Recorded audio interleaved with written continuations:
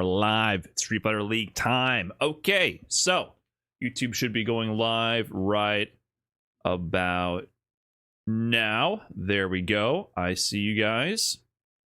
Street Fighter League Phase 2, Day 2 coming up here. So we're getting back into it. The story so far is Bandits being absolutely unstoppable. And not just MetaRD being unstoppable. I mean, we've seen both sets where he's lost the anchor position and his team clutched up. And also Chris T has been in that tiebreaker position 3 times, I believe, and won all of them.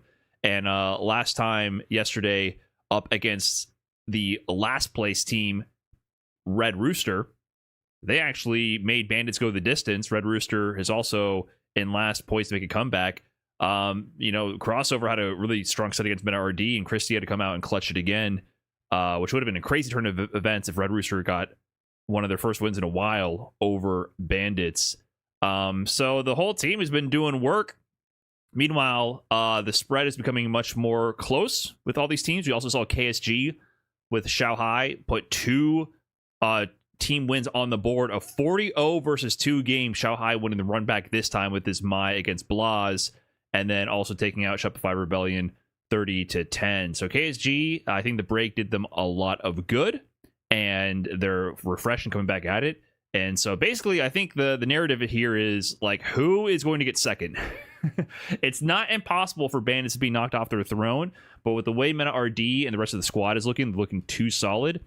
And it's Red Rooster also did a lot better, even though they didn't get a set win yesterday. They're looking a lot stronger. I think Crime was playing a lot more comfortably as well. So Red Rooster only has 1 match today and 1 match tomorrow. Then they have 2 in the final 2 days. So we'll see if they have it in them to make that comeback. It's not impossible, but the goal once again is to be in the top 4 to make it into the playoffs. Your goal is either be 3rd or 4th, or 2nd or 1st, because you are rewarded by basically advancing further into the bracket for the playoffs bracket. If you're first seed, you just go straight to grand final. So that's the stakes. That's what's up. Now we're getting back into it. Now here they're breaking down on the stream the points right now.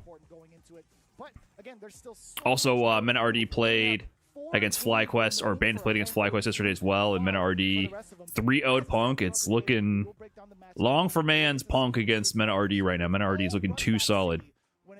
Second phase. And in case you hadn't been here before, let's break down the rules and the format as to how we go about things here in Street Fighter League US, right? And in regards to anyone on my radar for second place, I mean, I feel like KSG is going to make the comeback, man. They're looking good. We'll see if Dew can get back and continue his hot streak. Shopify's looking strong as always, though. But it's wide open. Nothing is decided right now. I think Bandits getting into the playoffs, of course, is decided. They're most likely going to be in first, but who knows? You never know. You never know. $60,000 in first place, 30 for second, and 10,000 for third, and along with that 60K for the first place winner. That trip to Ryugoku Gikan to compete. Ryugoku Gikan. Speaking of those tiebreakers that had happened in Ryugoku Gikan. Man, there's some consonants in that name. Here for the Shine redemption. Yes, we almost had Oil King versus Shine yesterday. We're still waiting for Shine to actually step up to play. They keep putting him in the tiebreaker position, and that doesn't happen all the time. Like they did yesterday, I have no doubt they're going to be a threat to make the playoffs as well. Yeah, that's going to be the biggest thing that's going to be on our minds, is whether or not these teams at the very bottom have really sunk their teeth in during the What up, Clutch Nova? What's up, everybody? How does the Street Fighter League World Championships work? Is it 1 team from each of the 3 Street Fighter League regions? Yeah. Yeah, the way they've been doing it is Saturday has been the top 16 of Capcom Cup, the double elimination bracket after groups where they play until they crown the Capcom Cup champion. Then Sunday ends up being Street Fighter League Worlds, where the winner of each league, USA, EU, and Japan, each one of those teams goes and plays each other. They play each other in a round robin first, and then into like an elimination bracket. And then whoever wins, it's all done in one day. Whoever wins that is the Street Fighter League World Championship. But I still feel like the Street Fighter League Worlds thing, I don't know, that seems to still a little underbaked to me. position, we should be fine. But And last really, year, because Shopify it's got second, just not as put in the and that spotlight team as consisted other of positions. It felt like they came Punk, into it underestimating that. Psycho, That's Shine, exactly Chris what a lot of CCH, teams around and the Good world, 8 they Squad feel won their that year. skill, they'll be enough to, And they've be won successful without specifically studying the players the year before as well. And now that's completely changed. We saw No, the year before was won by Bandits. They won one of the Street Fighter V ones. Falcons. It's going to be our first game.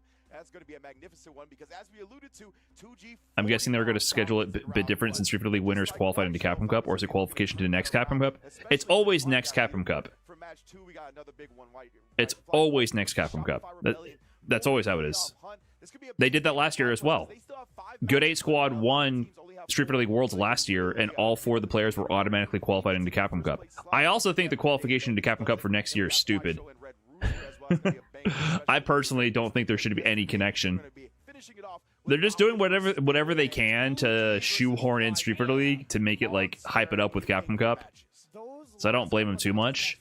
But you know, Good 8 Squad won last year, and so immediately this team, Good 8 Squad, was qualified for Capcom Cup, and in that year, how come there's no 2024 season? Okay, Gachikun, Kawano, Pugera, Mochi, not Momochi, YHC Mochi, they automatically qualified into Capcom Cup. So YHC Mochi is going to be in Capcom Cup playing Dhalsim. It's almost a 50-50 split. There might be only like a game or two. Kawano didn't even travel this year. He camped his Capcom Cup spot. Yeah, like they qualified too far in advance. Like we've already been seeing mixed, I don't even know if I would call it mixed. We've been seeing bad results with even the champions qualifying into Capcom Cup for next year. But so I think it's okay to have one person auto qualify, but having a whole team of 4 people auto qualify for a team event, from a team event rather, for the singles bracket, I think they're 2 separate things. They should not be connected. I think that's very strange that they're doing that.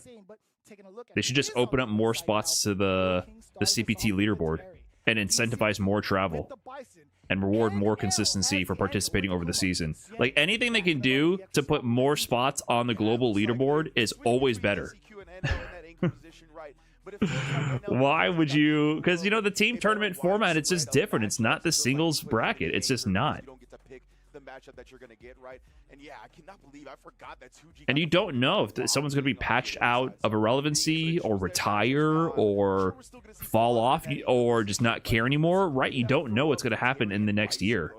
So I find that always very strange. But like I said, I think Capcom is trying to do anything to keep like inflating or pushing people to care about Street Fighter League.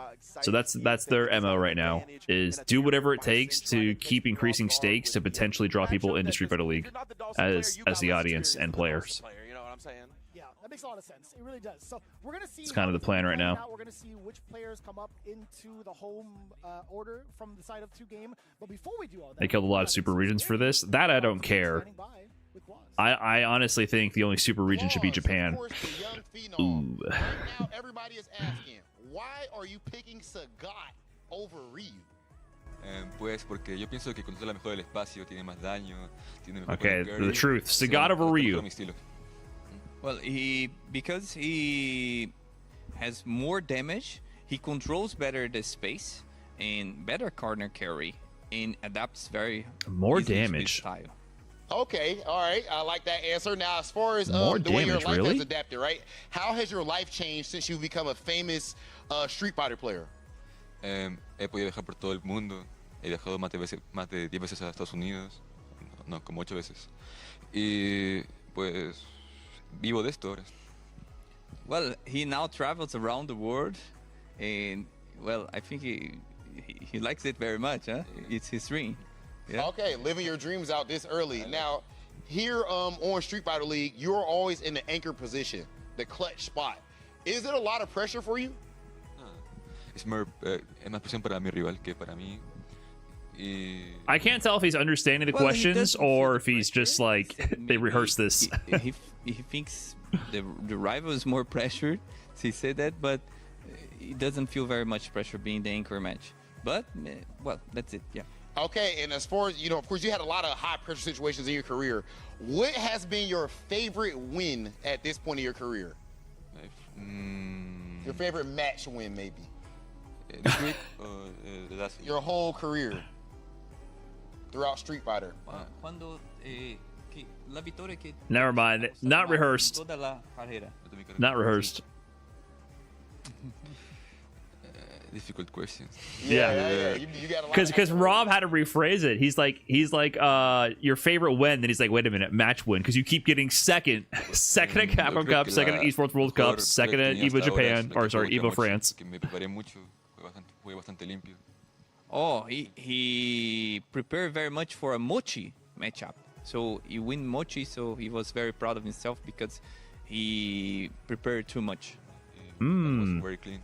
Okay, and your play was really clean. And Yeah, of he's course, ladies and gentlemen, he's that's not talking even a about matchup. Ladies and Mochi gentlemen, this young man right versus here, of course, Blaz my at Esports World Cup Top 16. And I agree, that match was crazy. If you guys never saw that at Esports World Cup, when he went with Ken against YHC Mochi, and that was on his run to get second place to Shanghai again. I'm sure if it was win for tournament, it would be Esports World Cup, it sounds like. But he demolished YHC Mochi, and he, Shaka's on his team. When Blaz was making his come up, and the way he qualified to Capcom Cup in the first place for the last Capcom Cup was by beating players like Shaka. And even during that the World Warrior runs for 2024 season, I was watching his matches for Shaka, and I was like, oh, this kid is godlike. That's when I learned that Blaz was next level, was watching how he played against Shaka. It was so clean. And then when he played against YHC Mochi, he brought out the Ken, and he really just picked apart, dissected Mochi. It was crazy. I love setting the tone with Brian, right? I think DJ's got some merits in the matchup as well. He really puts Mochi over Crimson. Terry to just kind of get into that space that he Well, wants to do. I think Crimson that had the comeback against him. That wasn't a good moment for Blaz. Power Wave game. That's one of the biggest issues. You might have enjoyed that comeback, but that was a low light for Blaz. He went for the stylish combo finish and fucked up, and then got styled on. Why would that be his favorite moment? He won that match, right? Blaz won that match? Maybe we'll see something. Yeah, because that was losers, right? He went through losers to Evo France to get second place to Lashar. Yeah, so he liked that in the YHC Mochi match. Everything was clean. It was exactly as he planned. The Mochi match, the Blaz, the Mr. Crimson match, things went sideways. Oil King versus Brian Job, 2-game versus Falcons. 2-game had a great start, but they're starting to falter a little bit in terms of the results. So they definitely want to. They have potential to still jump the leaderboard, but they got to get some wins now. Falcons has been struggling a little bit. And speaking of struggling, Oil King is the worst performing player in Street Fighter League US, objectively. Both him and Shine have 0 set wins, but his game record was like 2-10, and Shine's game record is 4-10. So Oil King is by far, even more so than Shine, the player that wants to, knock off the dust a little bit, get that win under his belt, and start cruising from there on out. Nice counter poke, level 1 finish. There you go. He maybe could have killed the DP, but yeah, don't be greedy. There's a little bit of a hezzy on that as well. Maybe thinking, I'm gonna try to use this chain perhaps rather than way too far. Couldn't tell you what that hezzy was from Brian. Brian Job's been doing really good though too. Got a big win over Punk in the first phase. Maybe in that situation, that's why you let it rock for a second. Makes a lot of sense that way. Oh, stopping that drive rush entirely. Was a counter hit. Your drive gauge is going to be assaulted. Wow, Oil King blocks. Right back in it now. Brian Job could have looped the pressure. Oh, what? Whoa. He didn't get over the head of the DJ right there? That was in front again? Oil King has not gotten to play. Converts into the level 3, that's going to be burnout and bad damage. Do you force a DI? Do you force a super out of Oil? Yeah. Definitely do, Brian. I think you're okay with eating a level 1 in that situation or anything. Bound to happen. It was bound to happen. You had Little that much pump life, fake on the driver's jab into DI. Tough to react to. Why not just throw out the DI? Yeah, I like the idea. Brian Job is challenging on the negative frames. Calling out Oil King's stagger pressure.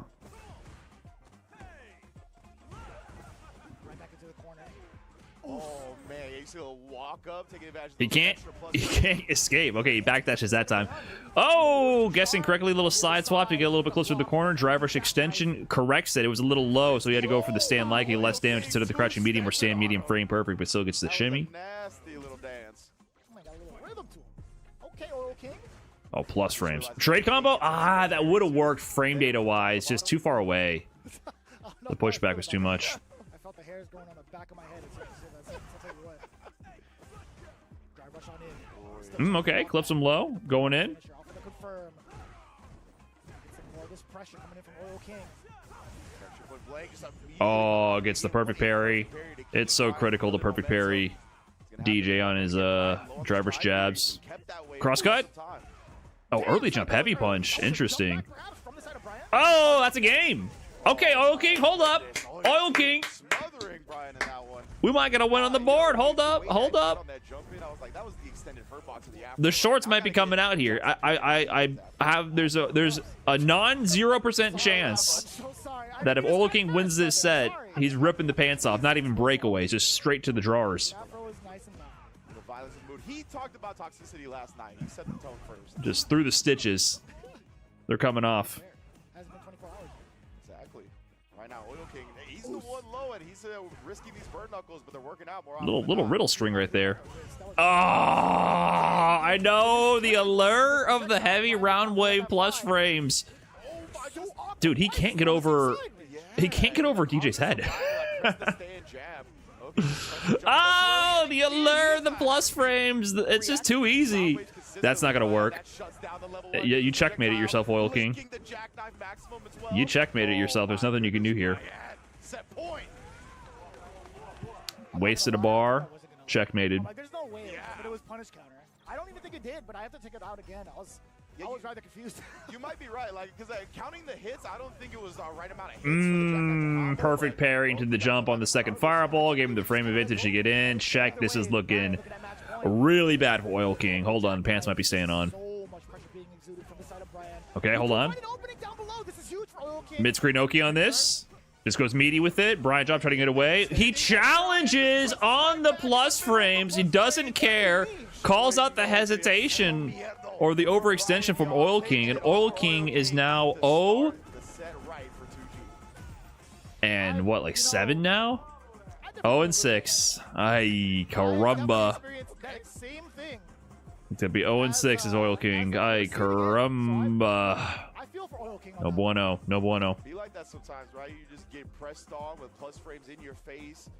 That's the big bet. A lot of time we saw Oil King maybe looking for the crouch strong, right? A lot of time Feels like the Terry just hasn't come together for him. He looks good, but you know it's tough to close out. But yeah, man, that was tough. Brian was just willing to Brian was mashing at the right Good times. stuff from both players, though. Always love Brian going in that 8-point position, and that's where we saw the bait out on the super first, and it stopped him. I feel like Oil King hasn't been bad this season either. So it would at least trade with fights. Like But yeah, competitively, got there I don't know. He hasn't been spectacular in the CPT season, but I don't really recall any notable performances since he's gone to Terry. I feel like I haven't seen a lot of great performances from him. Talking about the quick burn again does leave you at +2, but still, Brian was still able to steal away. And honestly, with the amount of life that he had and the resources behind him, who could really blame him? Yeah. Right. And a lot of the times, too, I think Oil King was a little bit lower on the drive meter. A lot of the times, the Terrys will try to abuse Brian Job putting points on the board consistently. confirm it from itself. He's been doing really well. What's his 3 and 3? Okay, 4 and 3 now. I assume it's gonna be 4 and 3 now. Because it was too long to start up. I see. So Brian taking down. Oil King just won B Pro Cup 11-23. Damn, quick on both ends, to be honest with you. 2-1. But now the question is, That's who cool. goes up against DC? But that wasn't If I CPT, remember so- correctly, let me pull up the data.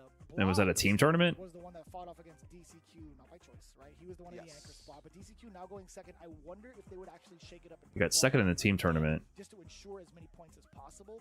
I'm Or looking if they at. show up someone like maybe Juninho. Yeah, I mean that was mostly local players. He's beaten up everyone in Taiwan. Step it up to the play right here, bringing the Luke to the table, right? But- you saw yesterday, then you heard him talk about how the entire team Yeah. plays an off-meta strategy, right? We see the DJ, the Luke, There's Dawson, and the Scott. a lot of players there. 448 players? That's a lot. Level, so Juninho Ross Huh. looking to That's a take lot of advantage players. that aspect, catch DCQ off guard. That's actually very surprising. We talk about a lot about Bison's ability to go through projectiles with the Psycho Crush. 2G is 5th? Are they? I thought they were like 3rd. Yeah, crazy they're 5th. I mean, it's really close though. So DCQ's reactions are going to have to be super on point to counter the hit scan.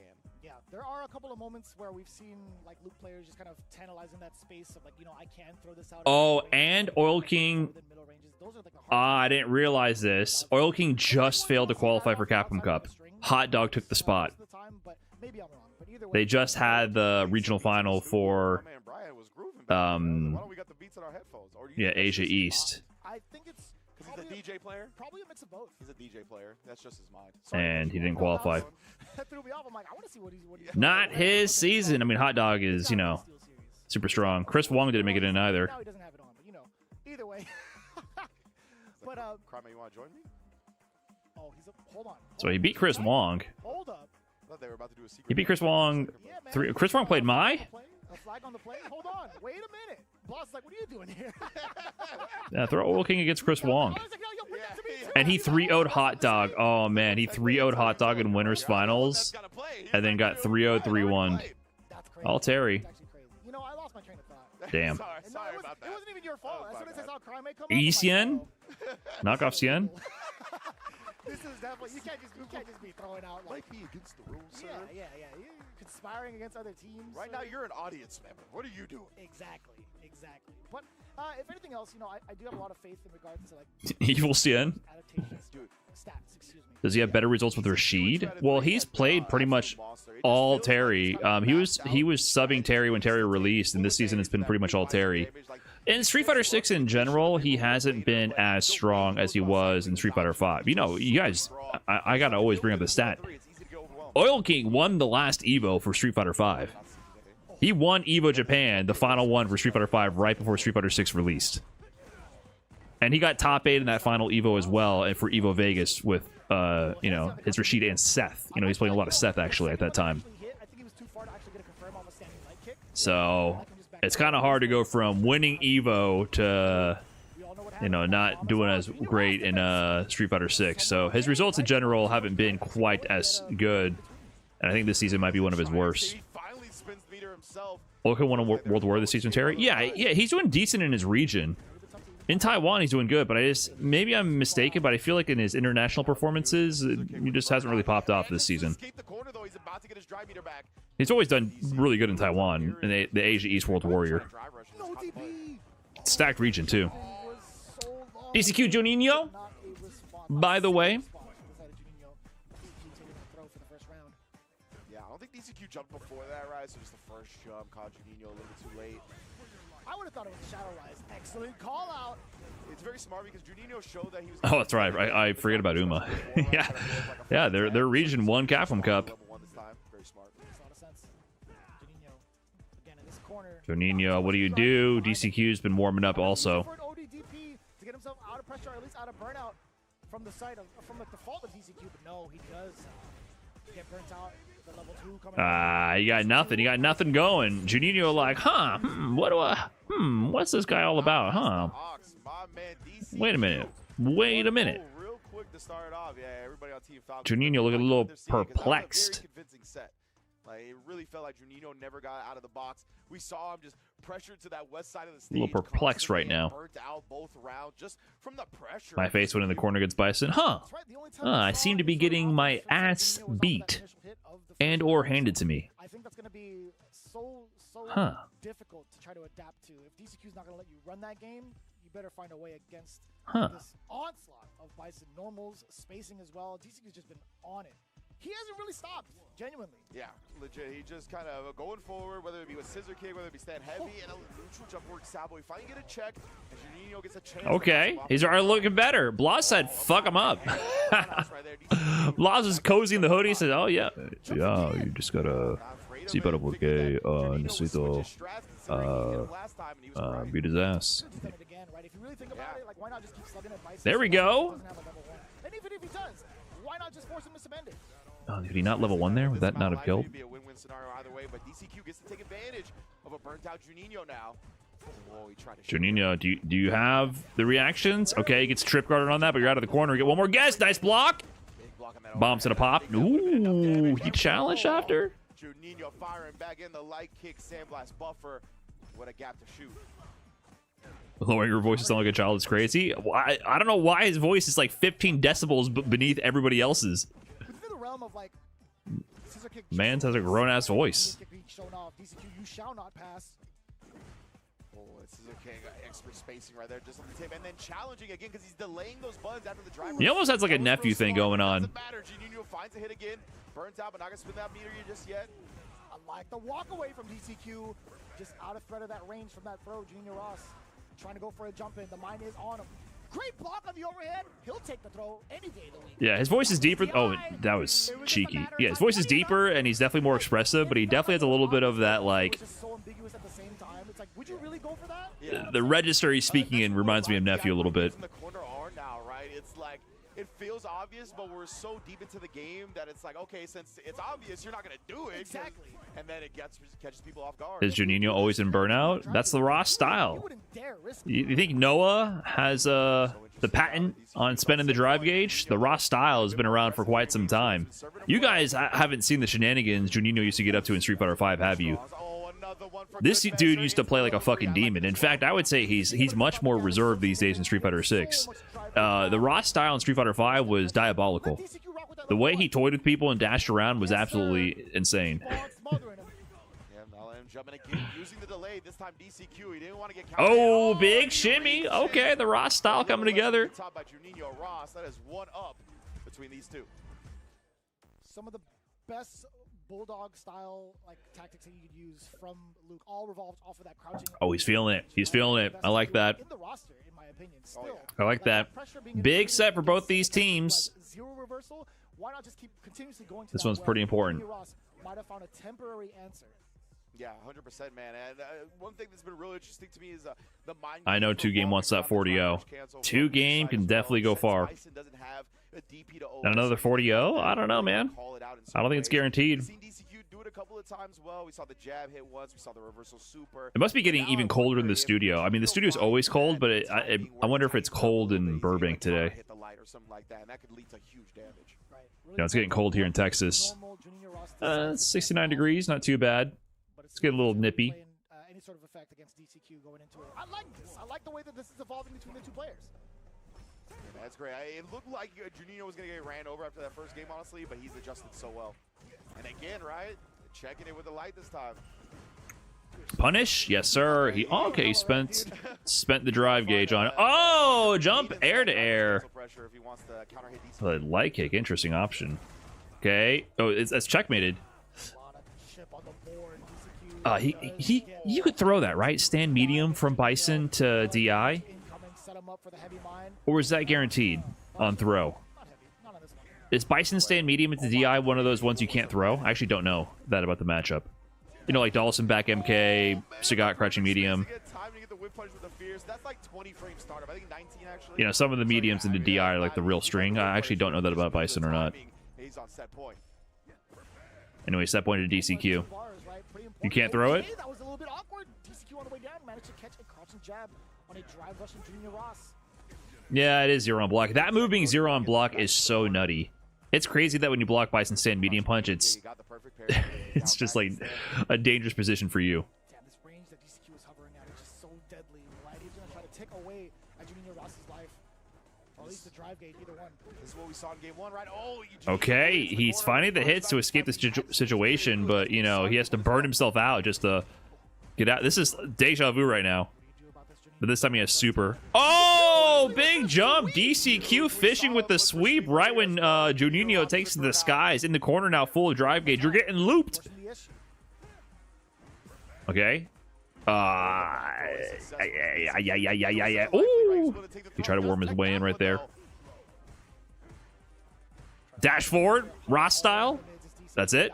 Set point, final game, final round. Will we have a potential 40 bomb, or would DCQ force, Just kind of like forcing Junior Ross to go around that. you know, Two drive rushes. Jesus Christ. That's the end of the set? big parry. Wow, he went for level 3? And what a start for Juninho Ross in this round. That was a sick combo as well with that roundhouse extension of the sweet spot into the level 3. I don't know if I've seen that. Yeah, that was an interesting call out with the combo there. The stand heavy kick. Jesus, this man is bleeding. Damn, at 90 seconds on the clock. Oh, no, you whiffed the parry. Oh, at least it wasn't a back throw. This is dangerous because now if your drive gauge gets chipped away, you're not going to build. Oh, my God. I mean, I kind of don't blame him. He says, fuck it. Let me go into burnout as fast as possible here to, like, build back my meter. But now you're in the corner. You're going to get DI'd. You just need it. Oh, no way. Oh, my God. How did DCQ fumble that? He's flexing on him. Yeah, I like Juninho, man. This dude's funny. I met him at Capcom Cup 2022. And then I remember, like, I was playing with Uriel and I was playing with a few other Latin American players. And I actually did. I think I did play Juninho a little bit in Street Fighter V at that Capcom Cup. But he if he did something random, he was like, "Raw style." He's a funny dude. I like him. So how did DCQ fumble here? So that's plus city plus. So this is what, negative? Which version of the Scissors was this? That was heavy. So that's, isn't that +1?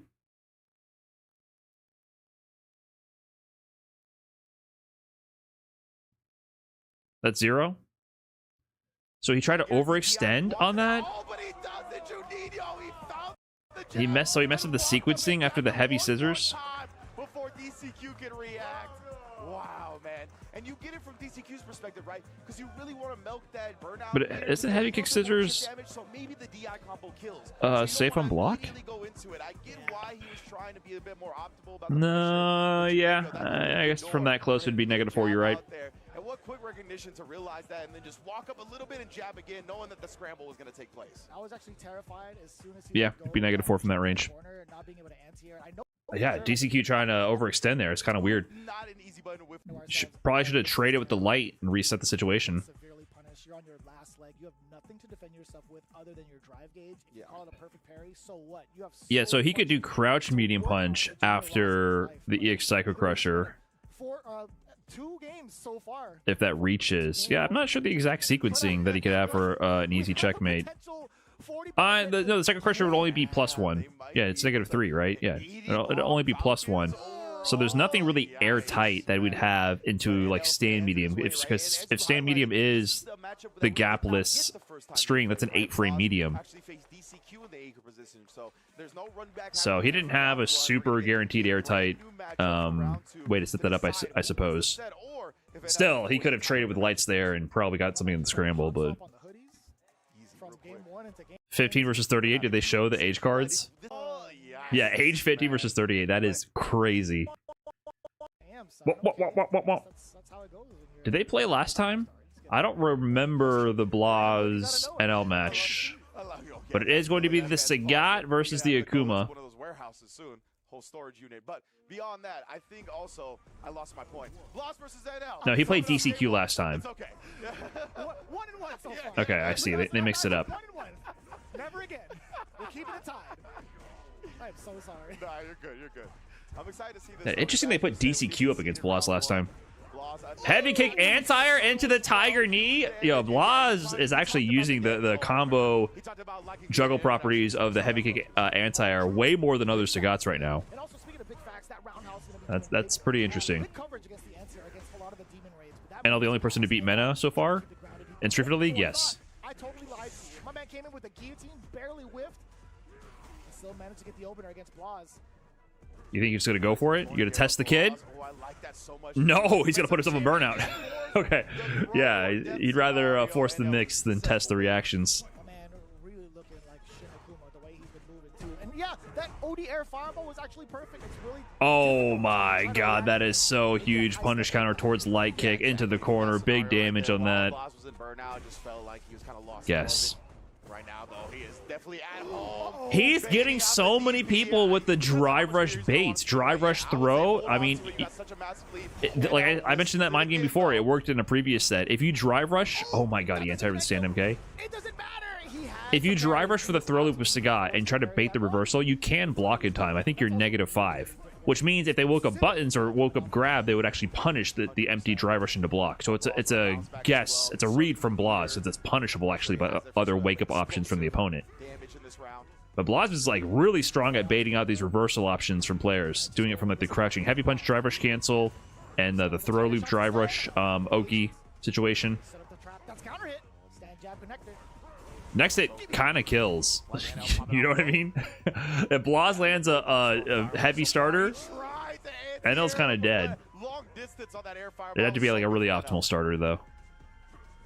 That's gonna be implanted in Blaz's mind. Oh, That's a pretty good one. He's not dead from this. That's gonna be a lot of damage. Fireball. It's an air fireball. A lot of damage. NL, he might be paying a lot for it. Drive rush over.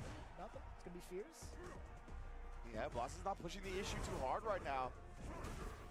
Letting the timer do the okay. lifting, and he's got the Oh light kick. man, Sagat towards light kick is so good. He's found a shot here, and he is gonna spin the level 3. I definitely think Sagat is way stronger than I initially anticipated.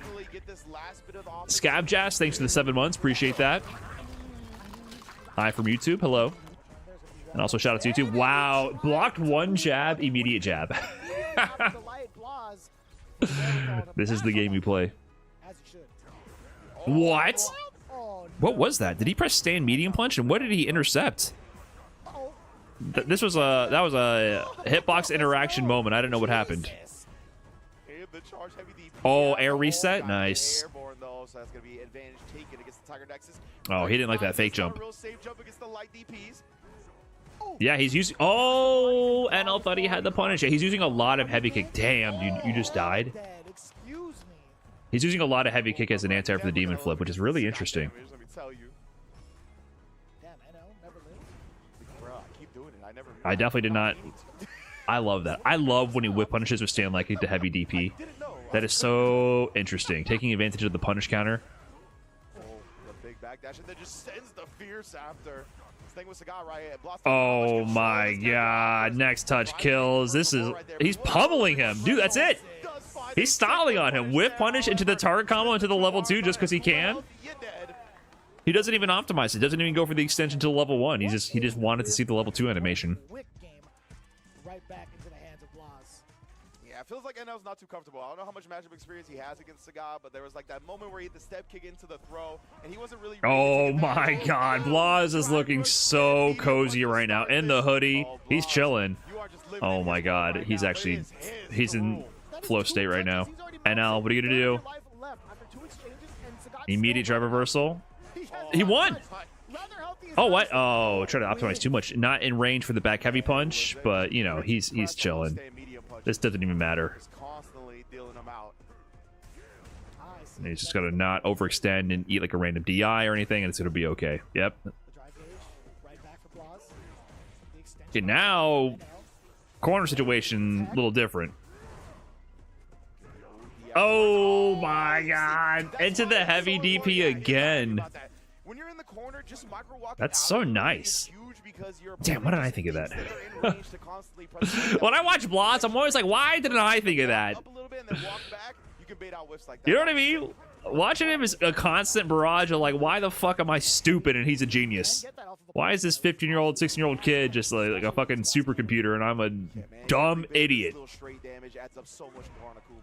Nice little. See, even just that was sick. That was sick. He just a little, you know, that's the kind of stuff. That's the stuff that's Street Fighter right there. A little crouchy MK into nothing. A little whip punish. No drive rush cancel. I like that. Oh, but we get the low medium kick. The right timing against Blaz. That was a counter hit. Uh-oh, level 2. Roundhouse punish counter to start. More than enough damage. You don't even need to Yeah, stand I mean, it was worth it. Level 2 connected. He might have just killed him. Sagat's level 2 is so good for the side swap and routing options. Because basically, it was like a level 3 wake up, but it cost less. Because he could have extended to level 1 there, I think, and killed. So that's just a really strong option on the flexibility. Wow! Snipes the backdash. Hold on, NL. Yeah, Blaz tried to backdash and make it whiff, and it just hit him on the edge of the toes. That was unfortunate, but NL maintains control in the corner. He's even going to spin his drive rush to do it. Now burns out, but he's confident with his position. Oh, missed the hiccup. No punish. Oh, I guess it's -4, right? I guess it's a little ambiguous. So again, you might be on the money. NL might not be necessarily too familiar with the frame data against Sagat. Ooh, okay. Shoulder Oh, placed look at that crouching medium punch was his death. You know that was buffered. So difficult. You know he's hounding for a crouching medium punch, right? Why do I feel like we're going to see a heavy punch into level 3 through a fireball or something? And the Oh my DI god, are you... jump Is scare. that it? It's Oh it's my just that? goodness, Akuma. Oh, he's hella dead. Yeah, you ain't living through this. Production knows, the commentators know. Ugh, mixed up. Wait, hold on. Is that... 3-0 and 2G 80 bombs Falcons in SFL US. Come on, man. I know he's dead, but like... Let me see. Let me see the KO. Jeez, just a raw DI at the end. He's waiting for it. Don't give it to him. Oh my, it was at the edge And I of it. like the spacing where he used it. Like, this works also because he's not... NL's not in the corner. It was at the edge of that. You know what I mean? Like, when this DI activates, I think these are some of the best DIs in the game. Or best DIs to employ. Depends on your DI range. IDOM does this shit all the time and it works. But, like, this range... They're not thinking about it because they're not quite in the corner, and the screen is a little bit shifted away from the corner, but the pushback from the block DI was still wall splat. That is a really strong time to use DI. A DI jump scare.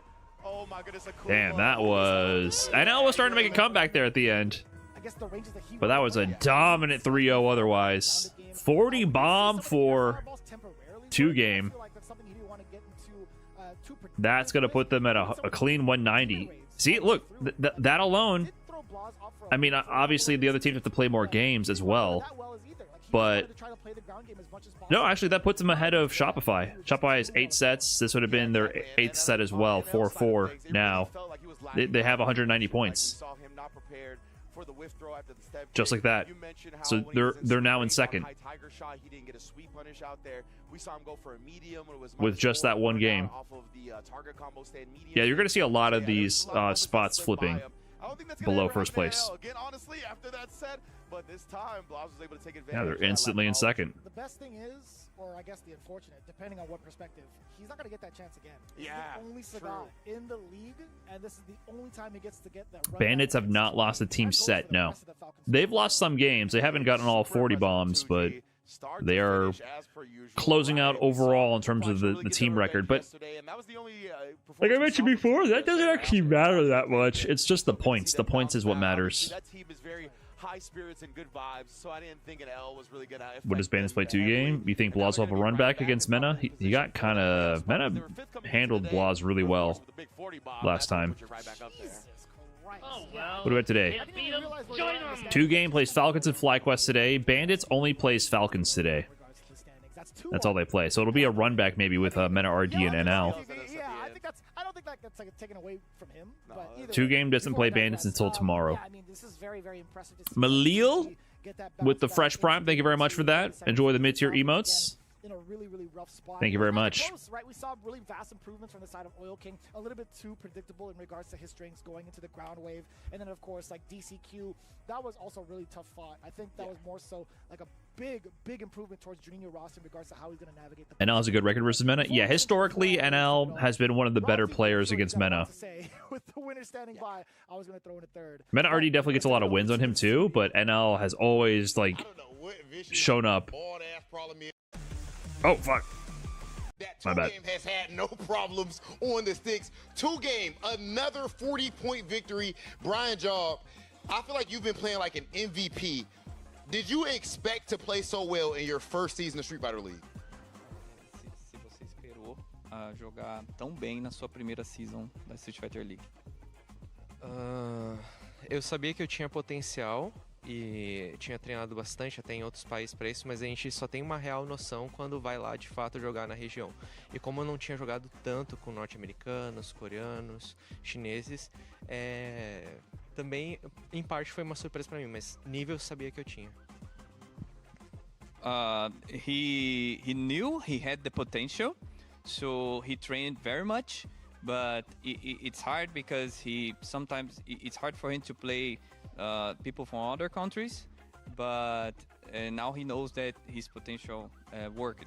Yeah. Oh yeah, hard to play them, but it's even harder for them to play you apparently. You can go ahead and pass that mic right there to my man, Juninho Ross. Juninho, so of course, early on you got a lot of 40 O's. Then it seemed like you guys might have fell off a little bit. Brian Job is Or you Brazilian. He back speaks Portuguese. into form? How do you keep this consistency going for the rest of the season? Well,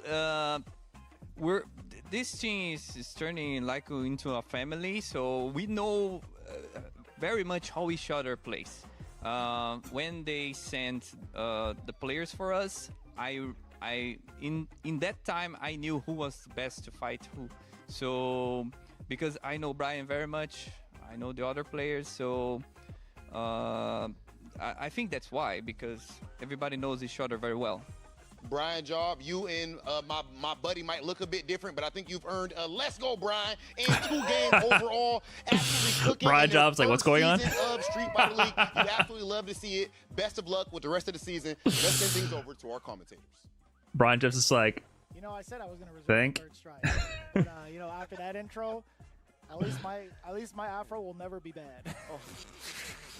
By default. well, how do you say what in Portuguese? One out. You got 3 outs. So technically that's 6 My more strikes. man! You know what I'm saying? You know what I'm saying, everybody, of course.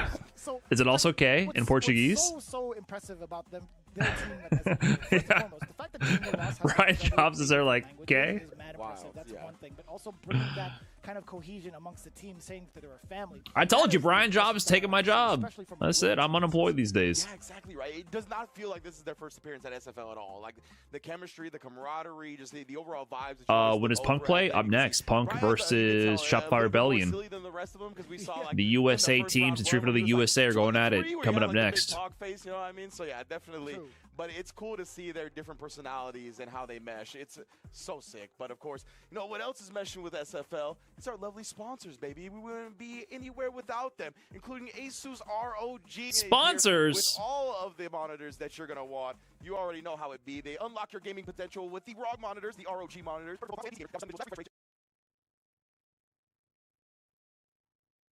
And ergonomic designs. Exclusive discounts available right now with Asus-SFL. Punk takes Do easily? And of course, you guys are Punk takes Do easily? We're just gonna just throw that out there like that? Like, Dude did not go completely undefeated in the first part of the season and also defeat Punk in the World Warrior tournaments leading up to Street Fighter League? We're just gonna just make these claims without giving zero credit? It's also got built-in assist features, making it easy to craft your That's how we're feeling? weapon. Again, claim your Knuckle do 3-2 over Punk in the same event? Of Street Fighter League US, and also a pivotal part of the FGC, has been doing so for what, decades plus at this point. Yeah, I can't remember an event that I didn't see a Brooks booth or a Brooks product act, right? So Historically, Punk obviously is favored versus Do, but with the Mai, you know, the new and improved Knuckle do with Mai, it's definitely not guaranteed. Obviously, I don't think it's an upset either way. I would say Punk slightly favored. Whoa, mute that real quick. Mute that real quick.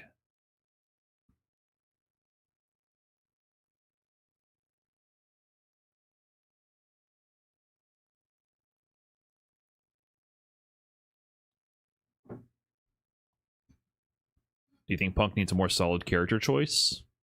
I'm not sure. He's been character hopping a little bit. I want to see him play Viper just selfishly. I don't think that's necessarily the play for Mai. Punk is good in the Mai matchup, though.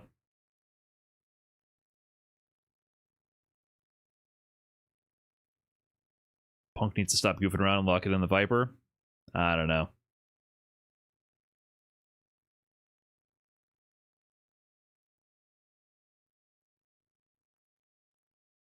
Viper's really bad in Burnout. Yeah, I definitely feel that.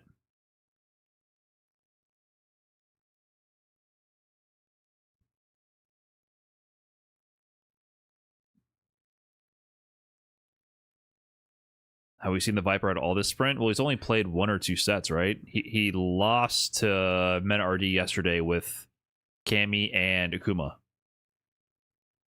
They only played once yesterday. So he played in the first sprint. He played against NL with Viper, and it was really good, actually. I think he beat NL 3-0. Yeah, on the final day, he 3-0'd NL with Viper.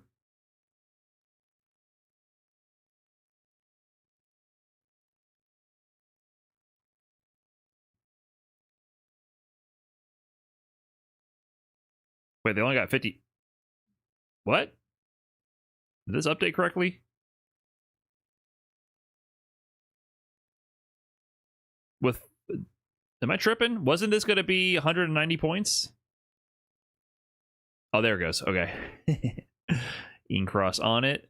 Yeah, look at that. That one set win. So none of this is decided.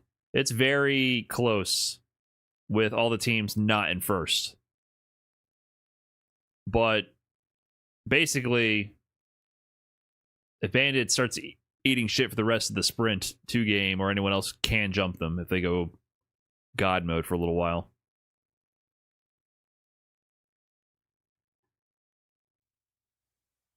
If Vermeil is to survive, our people need help now. I will not idly sit on the throne as our nation faces its death. Our I wish Super Major had the Street Fighter League data, but NL did beat Meta RD at CEO this year, 2-1. But in Street Fighter League, they go back and forth. And didn't they play at... No, they didn't play at Esports World Cup. I'm misremembering. But in Street Fighter League, NL definitely has some wins over Meta RD.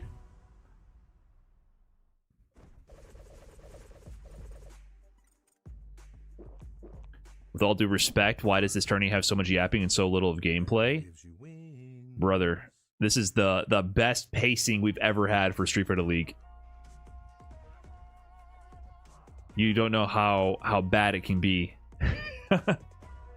You do not know how bad it can really be.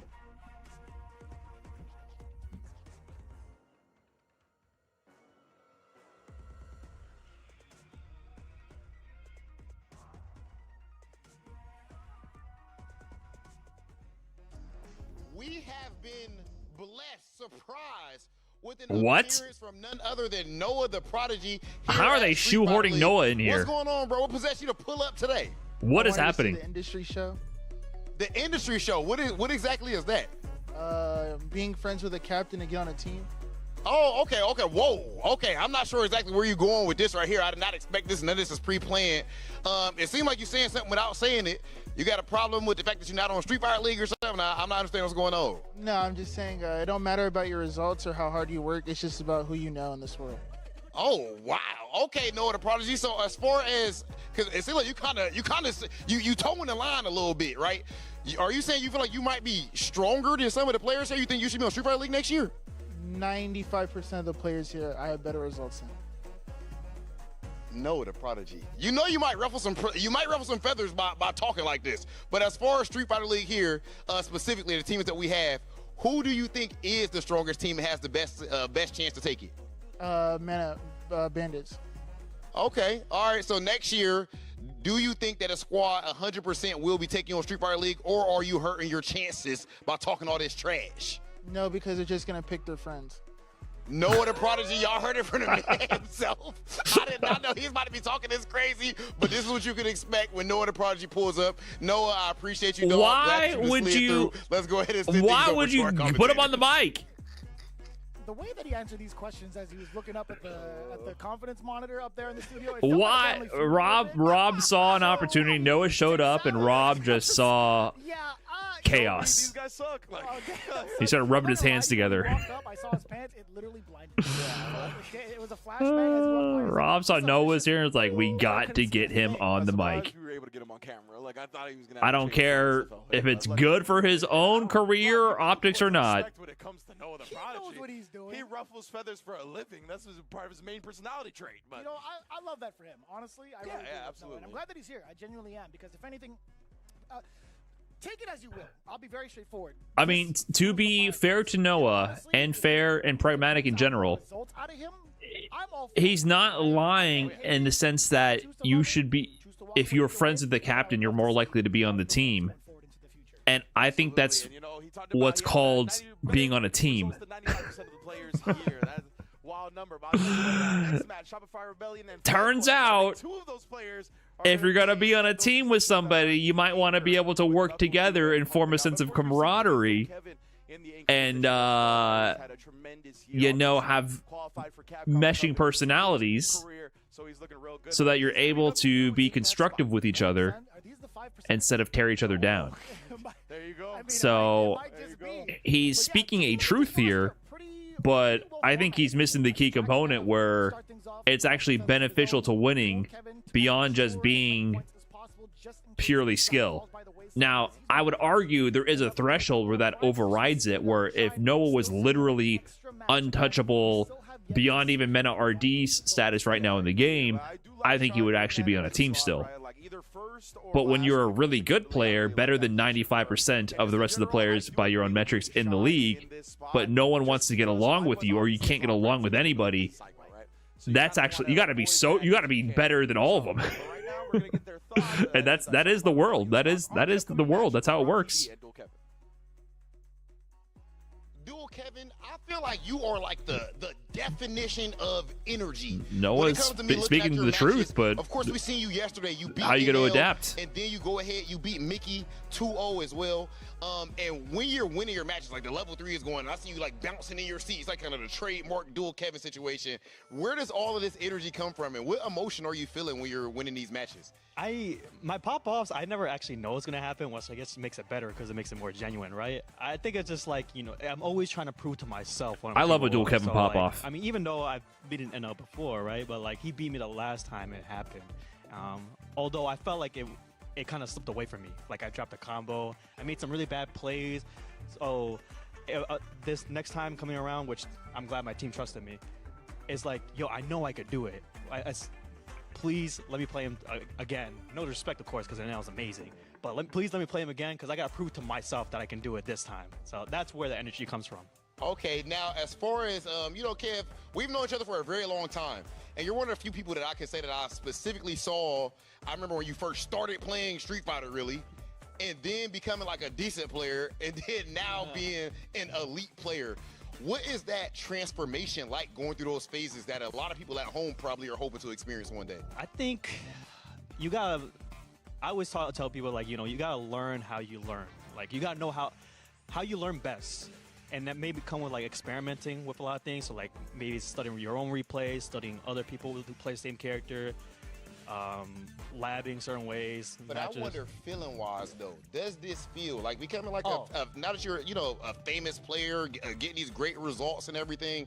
What is that like, being like a, you know, a big esports player and all that? I don't know. I mean, I get what you mean. Like, looking back at it, how it looks like. But I feel like as a true competitor, you're always trying to keep growing, right? So like, yes, it's nice to look back on it, but to keep that firing you know, you could say you did this and that, but like, I'm still trying to climb up this mountain, right? Like, like I'm still trying to win the next tournament.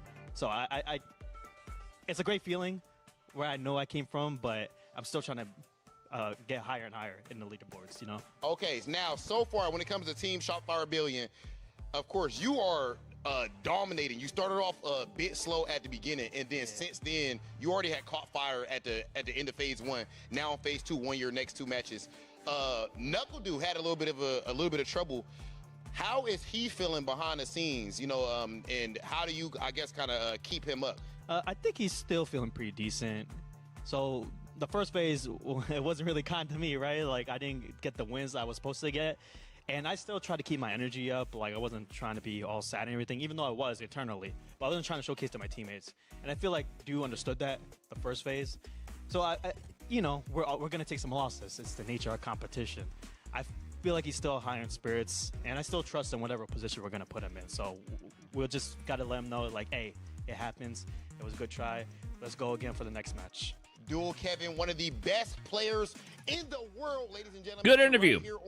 Dual Kevin. Yeah, I like a Dual Kevin pop-off because, you know, he has such a poker face during his matches, shows like no emotions, and then when he gets the job done, he releases the tension. No, Kev just kind of puts his head down, works hard, gets results. I like me a good Dual Kevin pop-off. Yeah, when you're in a singles environment, you can lose and then you can go be emo and depressed in the corner, right? Leave me alone. I don't want to sign your stick or whatever the hell, right? Or join the after party. Yeah. But in a team environment, it's very important to keep the entire spirits of the team up and to keep. How is this man not sponsored yet? Because nothing matters besides Esports World Cup.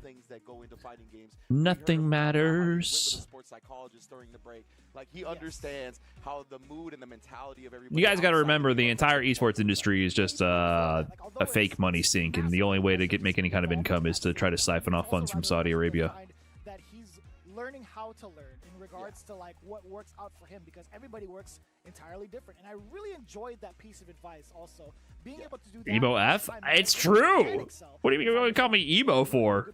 It's the reality of it. outwork everybody else, and that is the biggest factor in becoming that top Come esports World Cup time, if Kevin is doing hot, a random org is gonna throw a couple $1,000 his way, and put on this jersey, get us those I believe this is who EWC club points. Yeah, Let's get no, rich. It's the run back from technically the extra match. It position, is, yeah. okay. So now they've taken it from the extra match to the last slot and brought it up to the first slot. Riddles and Jack both looking to set the tone for their teams here. And I believe it was Jack that clutched it out, right? Jack has been in these spots a lot in the extra match. And Shame the venture capitalist pipeline realized they were getting scammed. Yeah. I think Riddles got that I mean, it's just scams all the way down.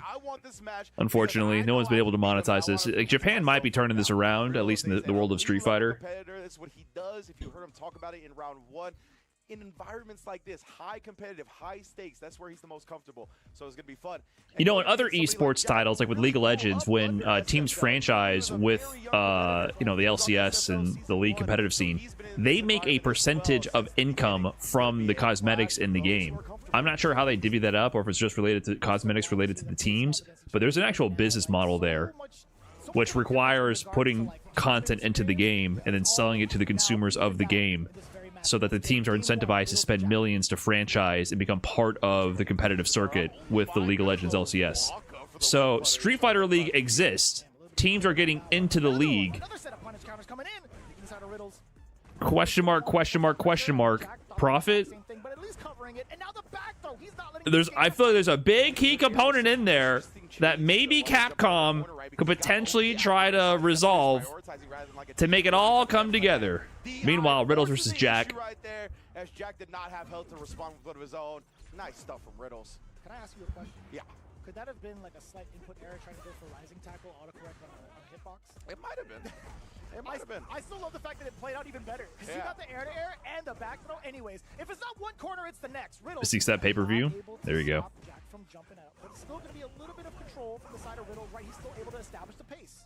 I was legit like, please do it again. So like, we can prove that. Standing MK counter hit. Standing MK from Terry is a button, man. There's no Ed player in Street Fighter League US right now. I guess VX Bao? VX Bao brought out the Ed against Cryme. Cryme had a crazy comeback against VX Bao. But he generally is not playing that much Ed. It's going to be tough to do so in the moment. Great coverage at all from Riddles. Oh, and again, another rising tackle anti-air.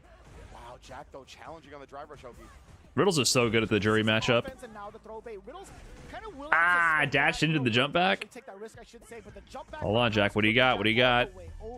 That was a very, very successful game for the side of Riddles. Complete dominance.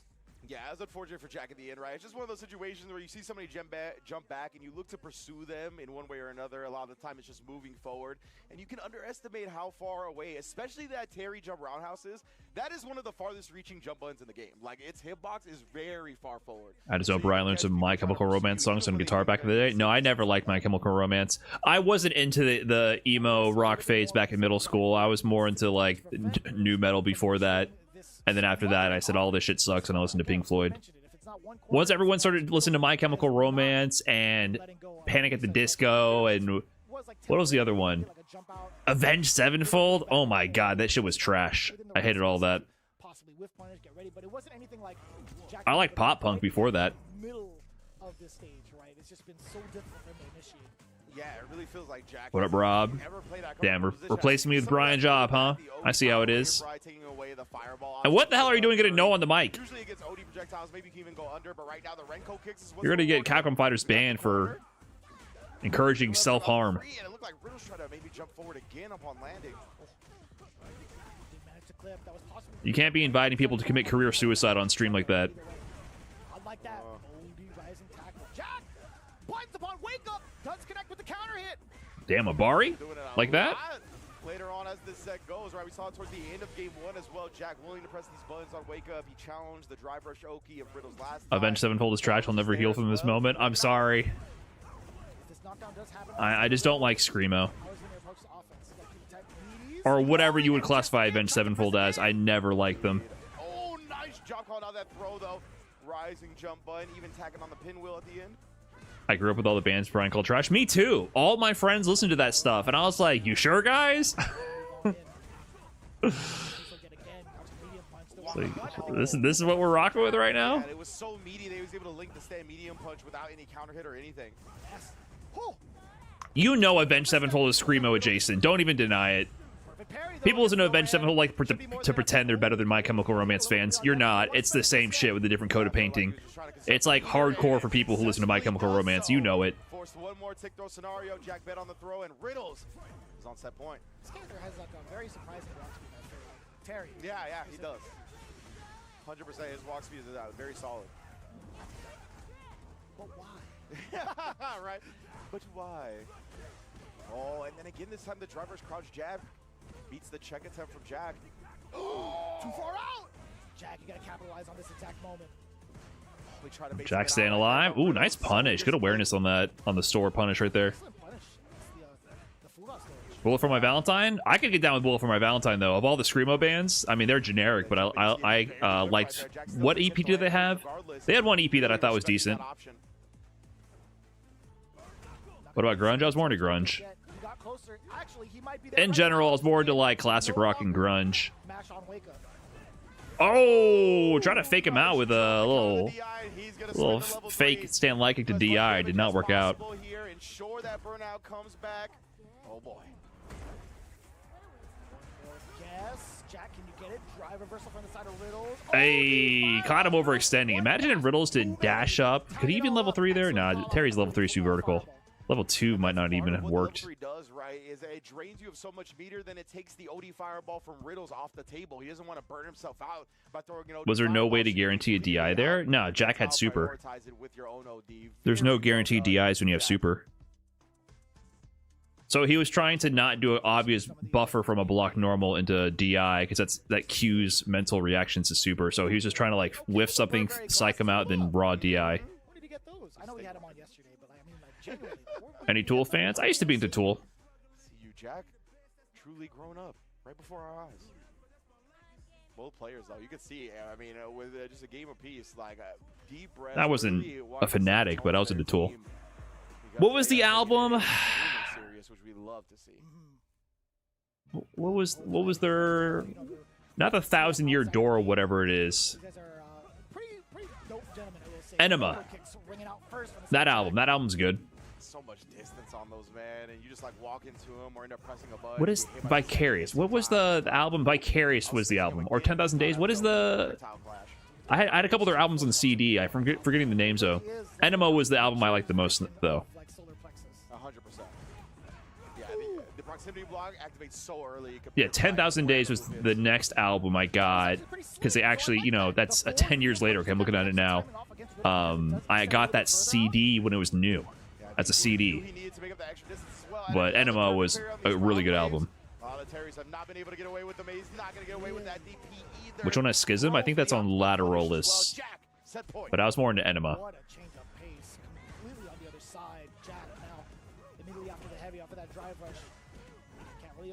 Jack winning. Oh, you tried to use lane change. Hold that perfect parry. Okay, speaking of, perfect parry right back at you. Damn. How does Jack keep getting washed and then adapting? Jack has actually been playing really. Both these players have been doing really well in Street Fighter League. Let's see. Oh, don't whiff your lights. Oh, OD fireball coverage. Jack takes the set. Ah, that's kind of an up. Oh, we're not getting a stare, are we? No stare. Keep full dual Kevin right now. Don't look at the camera. Ignore the camera. Yeah, the team's like pulling him away. There we go. Distract him. Distract him so he can't see the camera. Oh my god. It's like a breath of fresh air that he didn't stare at the camera. Just hustle. Just get the job done. Well played. So Jack is now 5-2. Yeah, see, both of these players were 4-2, right? what transpired in the first They game. were Riddles very was pretty much just both, pulling him you from know, corner to corner and putting also points on the board. forcing Very each strong other players in their to squad. play the game quite well. Going at it. Even after the fireball was out, it's like, you know what? I don't Jack have to now play has a this better game. record than I'm Riddles. gonna just create some space for myself. Yeah, it was really. It felt like he No, was Jack running away feels with it a wrong. little bit, even He in the can't do it first every round. time. Like, if he saves He it, got around on the board, you could tell he started finding out how to play a bit better. I was a big you build a whisper little for bit of the aura, Jackson I think, by down. also Came up just short. putting your head down, putting in the work, and getting the job done. Like, the reason why I like Dual Kevin pop off is because he doesn't always pop off either. So that was a tremendous defense in the moment. He's been there before, you know what I mean? Like, Severe whiff punish against the light. That is so so when it insane. finally As much as happens, I wanna ask you him, know like, it hey, means whiff something. punish that, he'll never give me a true answer. But even so, towards that last moment, as Riddles tried to go in, Will Shine shine today? We'll see. FlyQuest is... Wait, did they put up the order? Yeah, they already showed the order. I missed it. We're yapping too much. So a very, very Was Shine set as the second player? Oh well, They have him as the tiebreaker again. Another W against Riddles specifically. Yeah, and I don't think Jack like straight up reacted to the light or anything like that, but I think he. Black Sun 481, thanks for the prime. Appreciate that. I don't know if Enjoy he the thought it mid-tier would be that, emotes. but regardless, now we're gonna get Nephew Dual versus Kevin Dual Nephew. Kevin. Jury versus Rashid this Okay. time around. I can't remember if these two Okay. played the first time. That is correct. Yeah. They So did, okay. this is during the moments where Let's Dual see. Kevin was on a, Keep in on a mind, rut, super very important for beginning both of the these race. teams. 10 we points talked about it a separating the bunch of two of times them. over in a handful of different interviews. Dual Kevin Shopify really actually was ahead of trying to FlyQuest right now. ready for the competition. Although he did fall short in that first phase, I do believe, just a couple days ago. He fell short 0-2. Oh wow. Okay, so again, you heard the interview. Dual Kevin is out here to try to prove it to himself above all else. So anybody that beat him in round one, I think he definitely wants to run back in round two, right? He believes in himself, has the confidence of the best player in the world, so he wants to prove that he's on that type of level. So obviously he wants that run back up against Nephew here.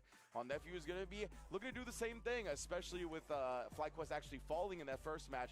Definitely wants to force that Punk versus Do match to be the actual decider.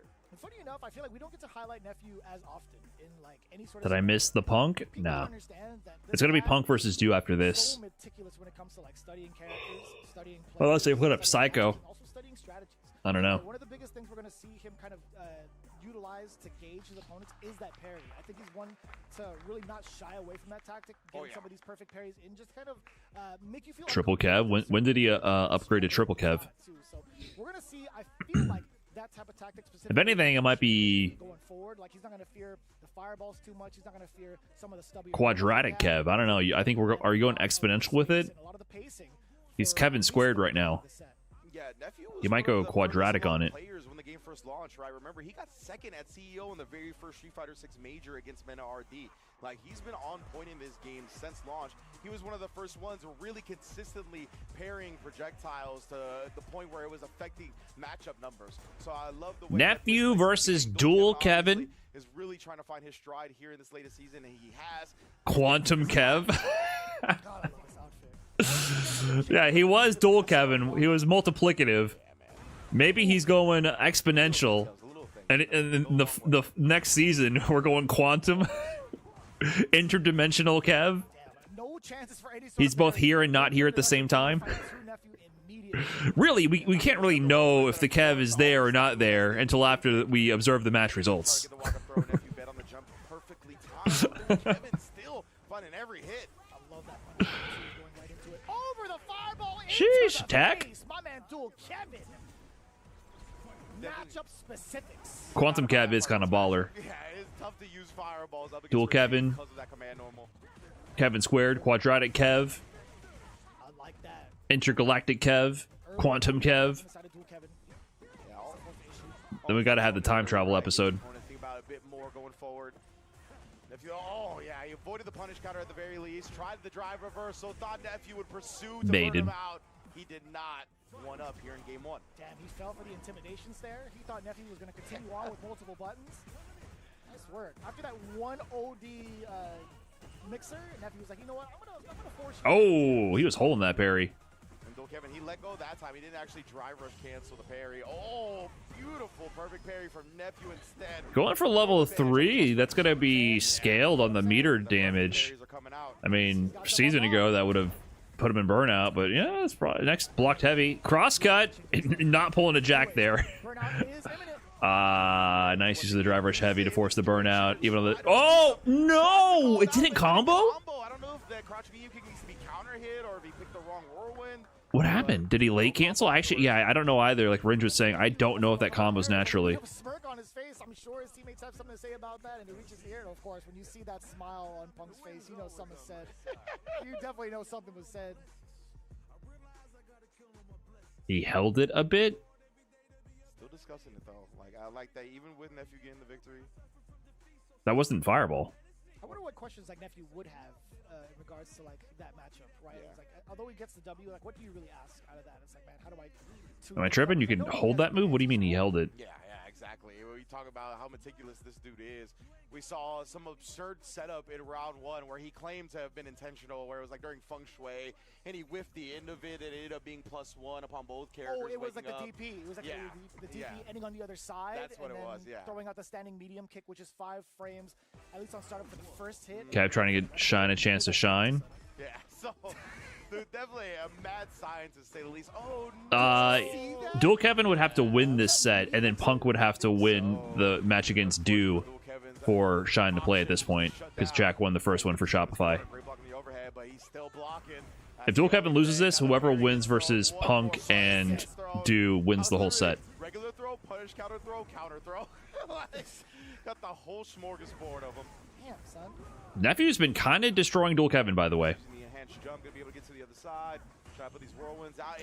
Ooh, that was close. Okay, calls up the drive rush cancel, spends the ODDP. As he should, right? Because there's an overhead coming for his dome piece. But now, Dual Kevin a little bit shy when it comes to the drive gauge. He's trying to create some space for himself in order to get that drive gauge back. Perfect parry to the jump, and Nephew looking proficient. Looking solid right now. Okay, level 2 setup. No, just gets the safe jump there. Calls out the stagger pressure. Ooh, that was a last second block. That might be it. That might be it. That definitely is it. They're already standing up. Dude, that was just efficiency. Against Dual Kevin, by the way. That is impressive. That made me feel like he brought him back to phase 1. Yeah, legit, right? We felt Was that how it went last time they played? Like he was definitely going to be able to really make Nephew, yeah, okay. Dual Kevin smelling crisp the whole time. might have a little bit of a problem with Nephew. Nephew 2-0'd him in the last time they played. 4 games straight. Good call from Vicious there. Reversal options upon wake up, wouldn't take too many throws. Even some of the drive reversals got kind of cooked. That means it's going to come down to Punk versus Dew. Last time Dew got a 3-2 win over Punk. Whoever wins this set is going to close the set out with 30 points. So there will be no Shine Psycho match. It's just not happening, no matter what. He tried to do it again right there, right? Just kind of whiffed for a moment, but Nephew picked it up regardless. And yeah, that was great stuff from Nephew, where usually you see juries try to control. Yeah, so how was Nephew? Nephew wasn't doing that good. Dual Kevin was 4-5. Nephew was 3-4. So instead of going into that, he just kind of baited out those normals from Dual Kev via various ways, whether it be the jump, dancing in and out of that range. It was really smart play from Nephew to manipulate the excellent ground game that Dual Kevin has. So what are the odds of putting Was 2-4, now 3-4? I see. Matchup specifically. Now the last time they made this exchange, Knuckle Dew had actually taken it down over Punk, right? And most of the time, if you're a betting man, you would say Punk would be in the anchor spot, but as It's got to be Punk, but Psycho could also play there. But I don't think. Maybe Kimberly would Does Kimberly play good against Mai? I'm trying to think. I'm sure it's Punk. They were close last time, and you know, Punk plays in the anchor position. Yes, exclamation point score will bring up the spreadsheet. Especially against Psycho, it feels like when there's more Courtesy of Jelly Jams. he performs. So like I would like to give him a shot in that anchor position with like the majority of points on the line, because it feels like he really embraces the spot. Have I tried out any of the French bred Arxis games? Like Under Night? I tried out Melty Blood, the original. I never really played Under Night or BB Tag. Who takes it between these two who are near the top of the leaderboard, right? FlyQuest and Shopify Rebellion coming into this, where I believe 2nd and 3rd place. So definitely looking to establish their position in the playoffs. A little bit of a side note, I feel like we haven't seen BBCF? screen time, 'cause my man, like, was playing Blaze against, Blue? the very first day I right played before that for like 5 minutes to get. I paid $40 for that game to get footage for the Fighting Game Pros popping off too soon video, and then it immediately went on sale for around $5 or something like that the next day. I thought it was a freeze frame. My man did not blink once. It was so fun. Like, I bought that shit at full price for the video to get some footage in training mode, and then immediately that shit went on ultra sale. Back to that. I don't know if production will actually hear. Can we come back to Psycho? Is he all right? Has he moved? Like, I would love to see whether or not he's blinking. But you know, man failed a saving throw against a Medusa. He just turned to stone over there. probably. What were you buying it for? I just said that, dude. What do you mean? Steam will refund you if that happens. I don't think it was that immediate. I'm exaggerating a little bit. It might have been like weeks difference, like 2 weeks. You play less than 2 hours, just refund the whole thing. Oh, I could do that. I didn't consider that. The sale might be over. I definitely play less than 2 hours. I don't mind having it in my library. It seems like a cool game, but I don't know if the sale still exists to get the discount. So if you buy a game, play less than 2 hours, and it goes on sale, you can just get the sale. I didn't consider that. I got to double check. I don't be buying games that often to think about these kind of things. I just buy the one I want to play, and that's it. What's the worst game you have in your Steam library? I don't fucking know. Typing of the Dead? It's not even a bad game. Super well, but right now it's going to be the decider for FlyQuest versus Shopify Rebellion. Punk versus Knuckle Dew. We've seen it time and time again. Punish counter stand MK to sweep. Punish counter medium kick into the sweep, being able to link off of that. I like that a lot from Knuckle Dew. Also checking the walk back, Punk sitting his ground, right? Not going to give any more openings. Oh, beat him to the button with that big roundhouse. It's such a potent button for Mai, doing it again here. Walk up jab. Nice timing from Punk. How does he know, man? What is going through his brain when he's just spacing himself and whip punishing everything? Man, you see the range it takes up, and now Punk is starting to use some of his own roundhouse because of that range. It's so weird when you see it actually connect, but when it whips, it feels a lot shorter. It's so Oh, he just gets hit by the bounce. I'm not sure what he tried to do there. Backdash with the drive rush, but it was just too short. That was a good thought, though. Players love backdashing after their minus normals to avoid proximity block. Oh my god, snipe the toes from that far. Conversion to level 2? That's gonna be... Oh wait, that's gonna be close. Okay. Yeah, even Punk was like, dude, that was a crazy dive kick. Snipe the toes on the counter hit.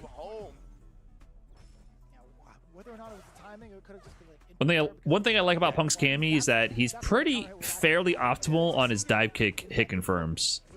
Like, he knows how to confirm based on the height and everything, counting or not into the mediums. Now Knuckle Dew gonna install in the fire fans. We've seen that time. It doesn't matter if you're an Evo champion or in silver rank. Mai gets level 1, throws fireball, you jump forward, you eat DP. It's a universal experience. It's literally has. It doesn't matter. Doesn't matter how good or new whatever. Mai lands level 1. She throws charge fan or regular fan. You jump. You eat DP. I felt that in my soul because I've done that 10 billion times, and every time I do it, I'm like, why the fuck did I jump there? What was the reason? I knew I was gonna get anti-aired. Pattern recognition. We talked about that in the first part of the week, essentially. Now we get the uppercuts. Yeah, Punk trying to take to the skies. He hasn't found a lot of success with the dive kicks just yet, right? That air approach has been nullified quite well by Knuckle. Oh, nice timing on that from Dew. Oh, wait. No way. He used a funky little slicer reset. Unsuccessful. Punk gonna put the first dub on the board. And you see a little bit of a smirk coming. Since when did he? Punk's like, I didn't mean to do that. Punk's looking back like, I didn't mean to do that. It's like, no, that was an input error. What move was that? Hey guys, what move was that? A sudden moment, really. Punk, he's really started to implement some hooligan shenanigans into his game as Cammy, certain parts of her have gotten He's like, did you toned guys down, see right? what just Because happened? it's Why did she do that? necessary to bring those out, but he's still very It's meticulous so with them. rare He to see doesn't Punk do it use the all time. slicer. He really So uses it rare. The hooligan grab, you know, he's incorporated that here and there. Very smart. It looks like, dude, not heard by his teammates right now. Get up and go over there. Hell yeah. That was a great shot. Huddle up. He's gonna get that. So very smart. I like Really this saves shot. them for these round-ending scenarios like that. Very smart. I like this shot a lot. Saves them Perfect advertisement for the Steel Series headset, the best headset esports money could buy.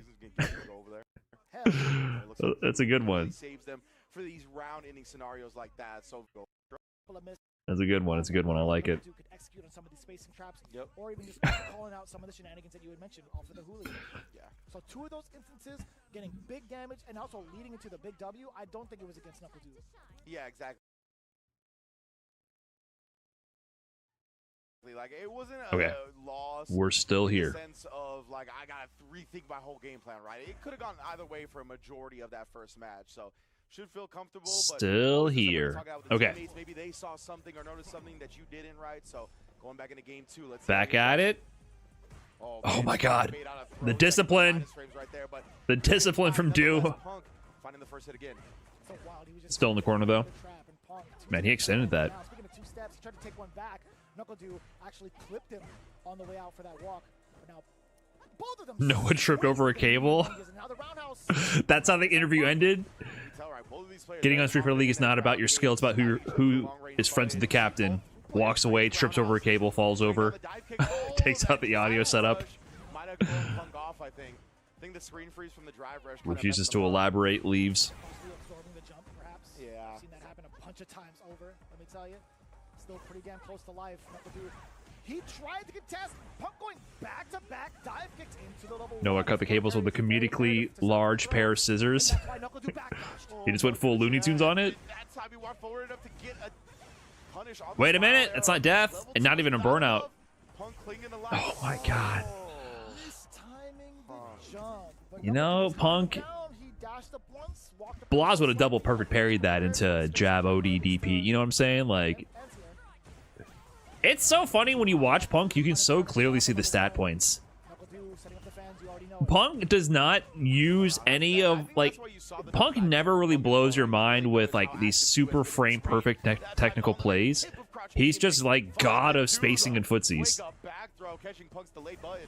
I'm never like, holy shit, Punk perfect parried that. Like, that does not happen. It's not part of his game plan. He's just like, I'm gonna out fundamental you or die. Advancing most likely range, got clipped for it, sends the level 3. Oh, and directly to the trash it goes. Dude, 1-1. One up. It's not even Friday yet here in Burbank. Flashman came early. That's the most inconvenient thing. I'll tell you what. Man, oh man. No holiday timing. Anyways, what a rebuttal from Knuckle Dew, huh? Yeah. Oh, and what a backdash as well. Punk attempted with Whoa. the throw idea from the Interesting side of Oki the roundhouse coming in. option from Dew there. Punk trying to take liberties, Walk into range, challenge jabs. Second jab. Need to add him to the drive rush jab as well. Very close range. Caught Knuckle Dew's check attempt. Ooh, again! Oh, he was Yeah, he's so running good up at ramp. knowing when to weave in and out of range and press his buttons. Smothering Knuckle Dew right Uh-oh, a out. little too close for the shimmy. Oh, How what does a he dive know, kick. I man? don't know, man. That timing Good timing. was insane. Yeah, his timing to attack and everything is just unreal. Telling you, man, next level from the side of Punk. Again, the standing jab interrupting Knuckle Dew's timing. He's got a back away, or Okay. maybe just kind of waited out. Oh, interesting. Stand heavy kick for an air reset to quickly force the next interaction. So good at it. Every version. Yeah, legitimately every version as well.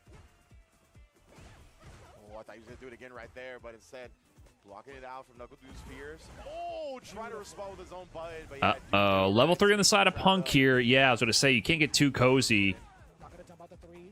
throwing the fireballs, so he gets checked on the dash in, trying to be aggro. Punk doesn't spend the level 3. The level 3 would not have killed, so he keeps a hold of his meter. Projectile, perhaps. Oh my god! Check this time as well. Punk That was responds to crazy. Convincing game from Dew with a very convincing game of his time as well. You were confident this would work? Oh my god. Drive rush checking with the light is so scary. Tells me that NuckleDu was at the deficit before and made the comeback. You might be right, actually. Cammy stand jab is so strong. It, especially when Punk's using it, it does feel really good. I don't know actually how good it is. Hey, a Ken Tunde with 500 bits, I think. That's a lot of coins in the couch cushions, man. Appreciate it. He just needs one match to tie it up, and then it's anybody's game, so he's not at too much of a deficit. But it's been back and forth between these two, as it always is, right? Two of United States' best players. I think the two best people would consider, if you don't count Mena, of course. I kind of count Mena. I count Mena as well. I'm just like stateside landlocked players. Yeah, as long as he's not in. I forgot where he moved to. I'm not gonna dox him. But either way.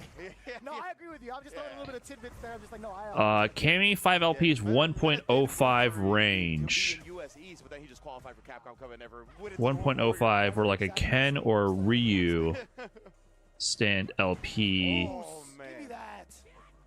is 1.01. Oh yeah, it does have significantly more range than like a Shoto. Interesting. Interesting. Where do you check ranges? I'm using the wiki super combo page on frame data and then properties, and you can see the range numbers. Yeah, it's very impressive, honestly. I mean, that link is for Ken, but I just compared them. I don't know if there's like a spreadsheet that like easily compares those. Yeah, I thought it was mostly her walk speed, maybe a little bit of a hurtbox or hitbox buff on the jab, but yeah, it's just objectively really good. There was so many backdashes. Punk actually didn't have a driver's cancel buffer behind that. Oh man, he's going all in. Okay, woo! I almost felt like a super was coming in there. Uh-oh, Punk suffocating NuckleDu right now. One round away. Dude, all of these jabs are really starting to collapse on NuckleDu, right? Because it sets him up so much for the ground. Jump back connects. That allows for these big jumps to happen. But now the level 1 coming in from NuckleDu. Damn, the spin knuckle from that far away, huh? And the punish counter immediately afterwards. Video game data, it's on the bottom spreadsheet. Oh, really? Okay, I gotta check that out. Difficult right now. Punk in a very comfortable position. Paying heavily here. Fat might have the range info, but I didn't find it last time I looked there. I usually use Fat for all the range info. Nice air reset on the spin knuckle loops. That's like one way to get out of it. Tank a hit, air reset. Oh my god, suddenly this is advantage too. Oh, what a challenge. You can't take a throw. Oh, that's it. Oh, it's a pixel. Hold on. Hold on. Oh my god, we got another round. We got another round. That barely killed 2 without the meter. Saw Punk real bag, literally a pixel away from the set being over, and Du lives. It's the first time we've seen drive rush overhead. It did get successfully blocked by Punk. Wow, well, he went for the down forward heavy. Really spaced that. I'm not sure who's getting a little creative with that. Level 1 time. How do you initiate? Oh, he found the gap. If they backdash, yeah, it looks like you can jump there. Dive kick after these strings is the primary way to oh, what an interruption! Punk letting it rip though. Not gonna go quietly just yet. Punk starting to look for the jump ins a little bit. He wants to snipe something with that dive kick. Wow, he challenged after the negative frames. He read the walk-in pressure. He's burnt again, is due. Oh, he ate the hit. This is bad. I think this is a wrap. I think that was meant to be a super. What do you think? Yeah. Solid control from Punk. Punk gets Du in the run back. Du, who was undefeated, entirely undefeated in the first sprint of Street Fighter League, is now 6-3. Jelly Jams immediately up on it. 3 losses in a row since coming back from the break. Uh-oh. Punk stepping up. And this time, FlyQuest takes it over Shopify. So it was, what, 30-10? Garcia set itself, it went 3-2 in favor of NuckleDu. Not this time around. What was that, 3-1 for the side of Punk the God? Very, very impressive. Only giving Shopify Rebellion 10 points to walk away with in that final run back. Yeah, so Shopify takes 10 points, so they're tied now? That would make them... no, that would be 9 sets, so they're still behind, really. FlyQuest will go back into second now. Yeah, it's just, you know, it's a race with these teams. and he saved that for the very last round. That was just so sick. Well played, well played. Vista Slifer with the 200 bits also, thank you. I'm not sure why I don't get notifications for that. I don't know what's going on. Sorry, guys. So much that NuckleDude threw out on the I don't even know what that is, really. just towards Punk, and I feel like that's where his downfall was, and you started to see Punk kind of But appreciate it. do a bunch throughout the set, whether it be on the ground game, whether it be the low medium kicks, also preparing for some of these stand jabs. Punk has just been at a different. We have not seen Shine play. Shine has not played once. To prevent NuckleDude from getting those big openers. Yeah, man, that was such a clutch read from Dude at the end right there too. Just being able to survive on that pixel, sending it, but yeah, right there, he was trying to avoid the chip. Punk knew it too, just played it nice and slow. Clean corner control from Punk. Yeah, solid play from Punk. See it right there, 30 points to the side of FlyQuest. Shopify Rebellion only snagging 10, but it's still not too bad, right? I feel like it's going to be a 10-point differential in regards to the standings. Shopify Rebellion. Dual Kevin did just play. He got beat very handedly by Nephew.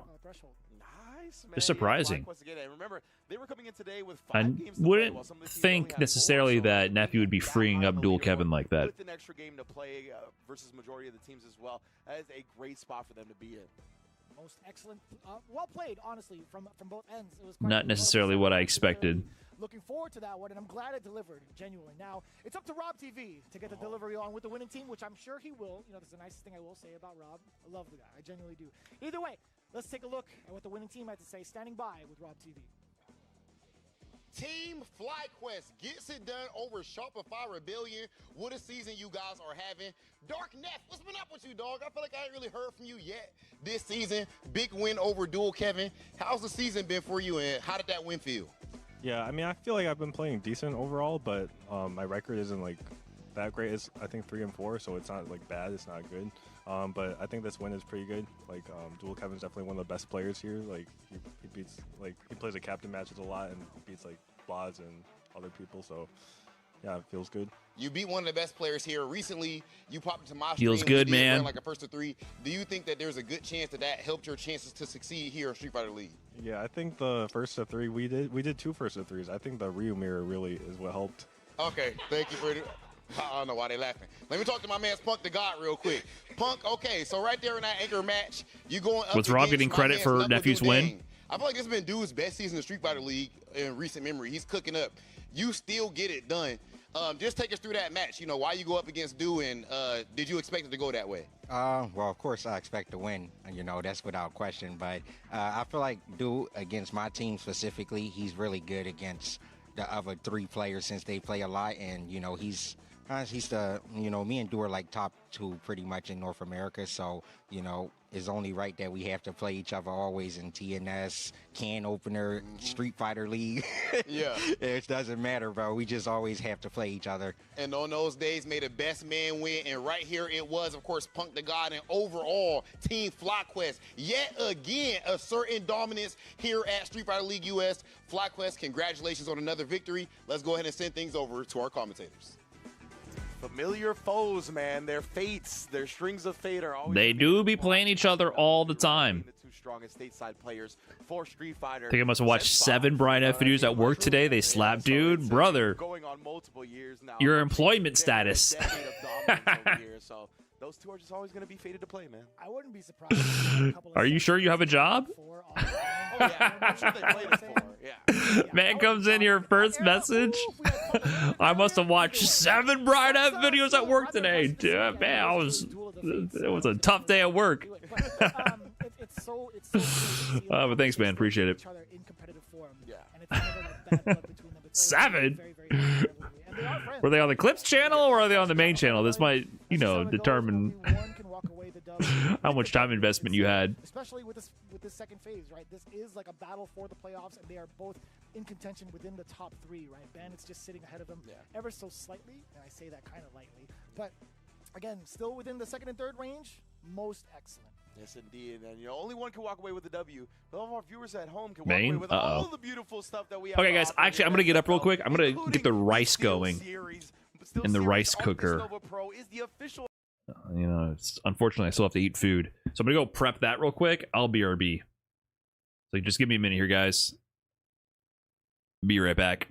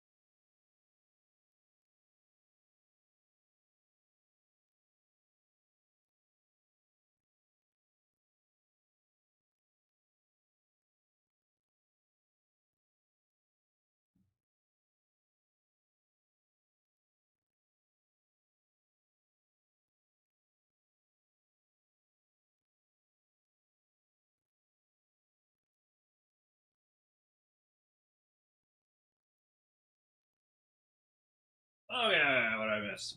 What are they yapping about?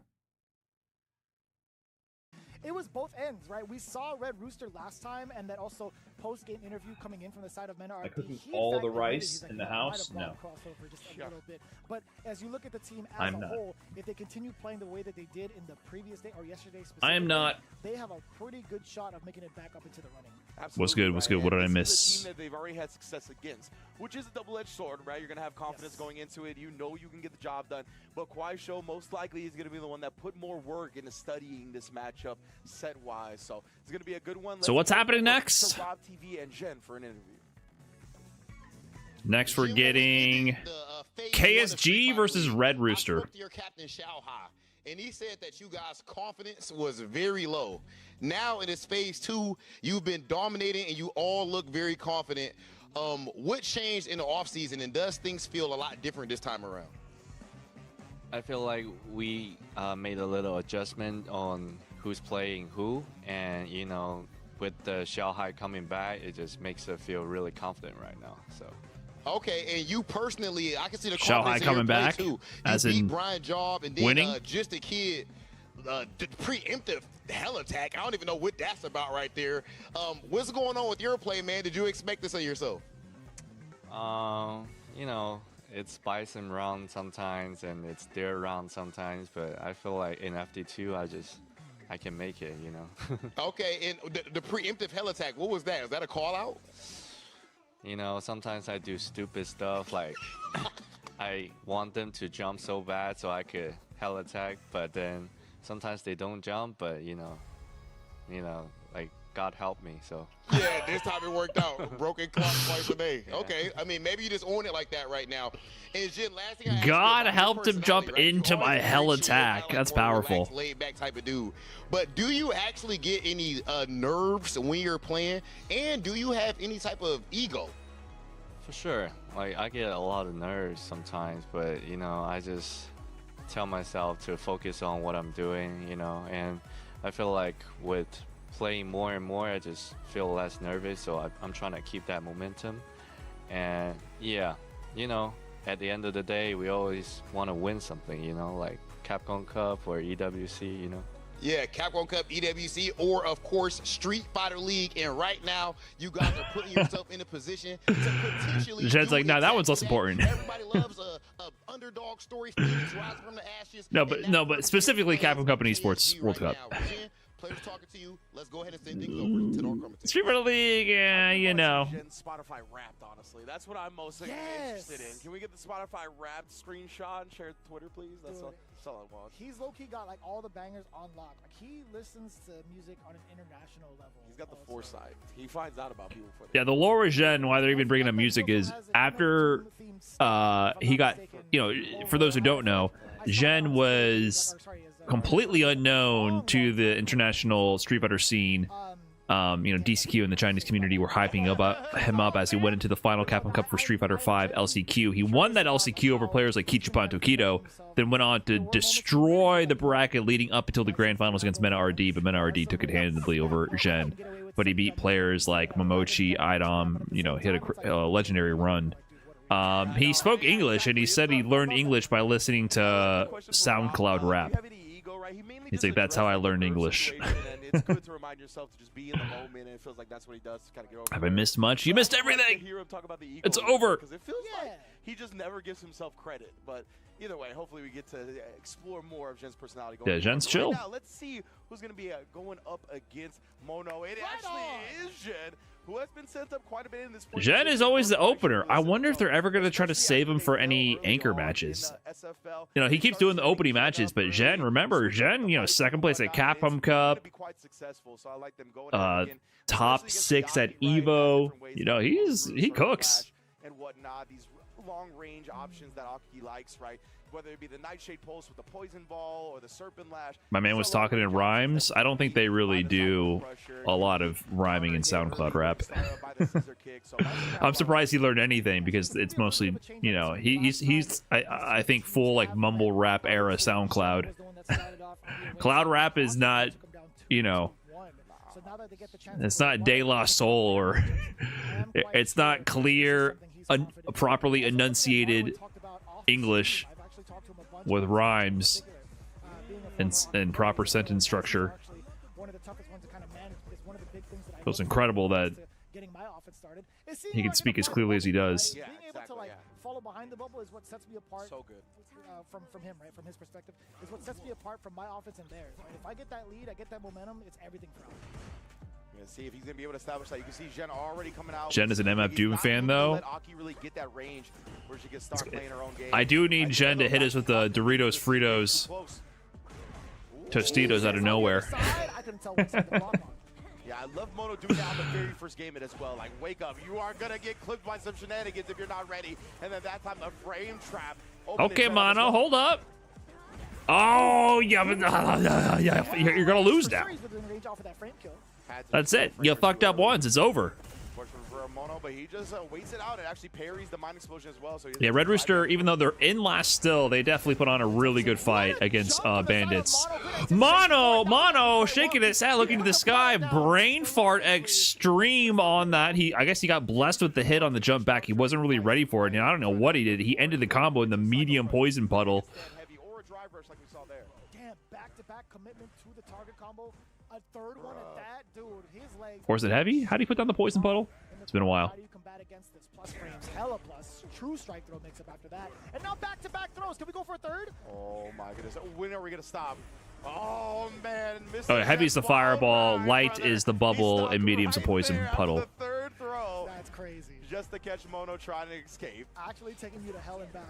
I love that ride. That's such an underrated ride. Is this just NA teams, by the way? I'm not sure what that means.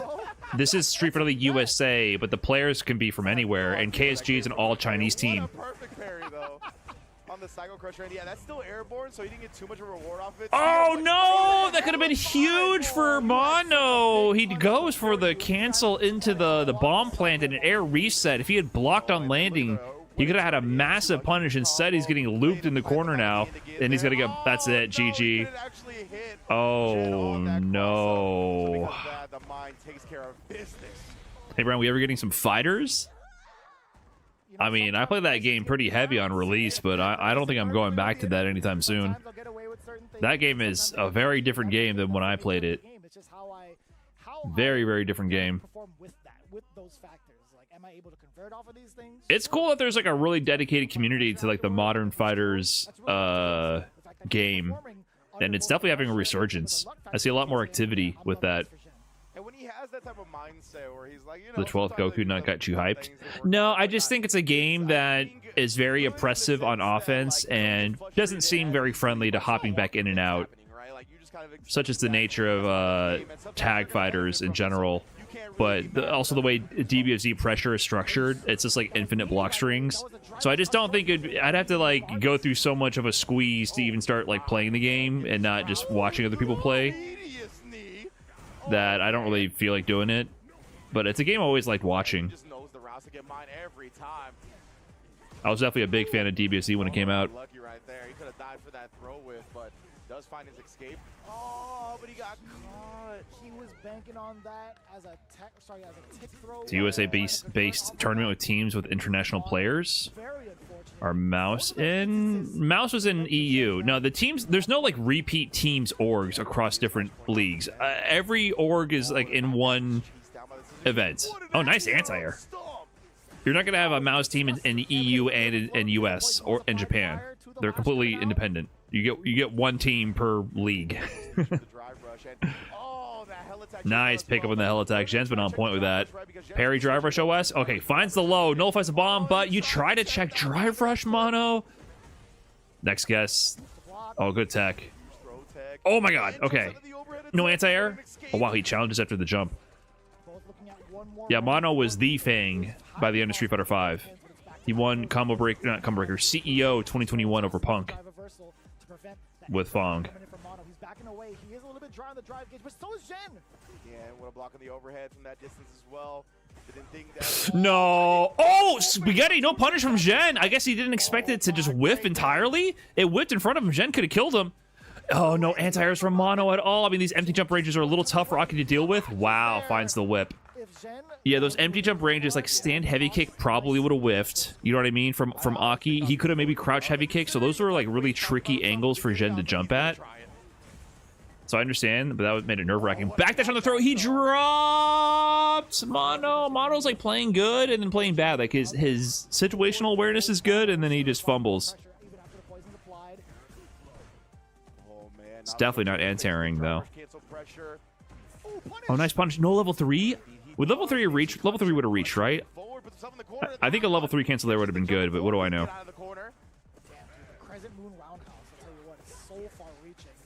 Okay, combo conversion. Hold on, Mono on the board.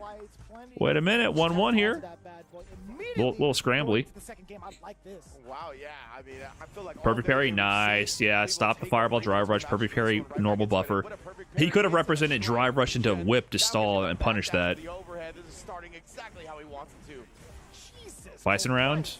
Wow, he actually landed the drive reversal. Oh, checked.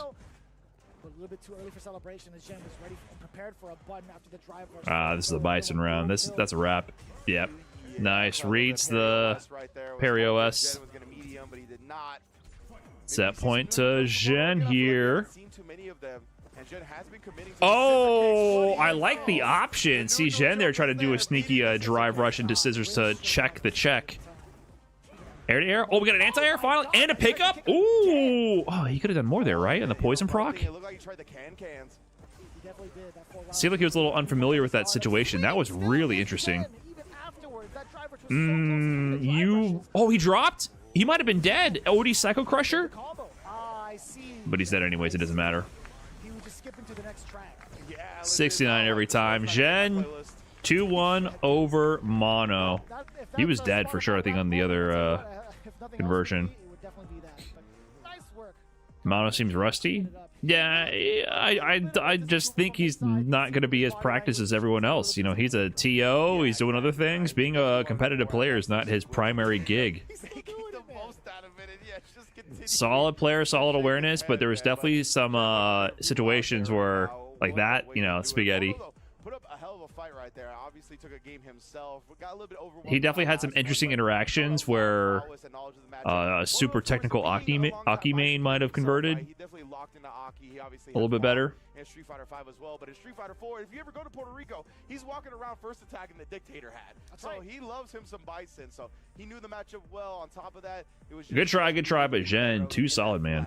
Yeah, and there were a couple of moments from both ends where we saw some pretty significant drops and also some really awkward moments between the two. And I don't blame either one of them not really. So where is Zhen?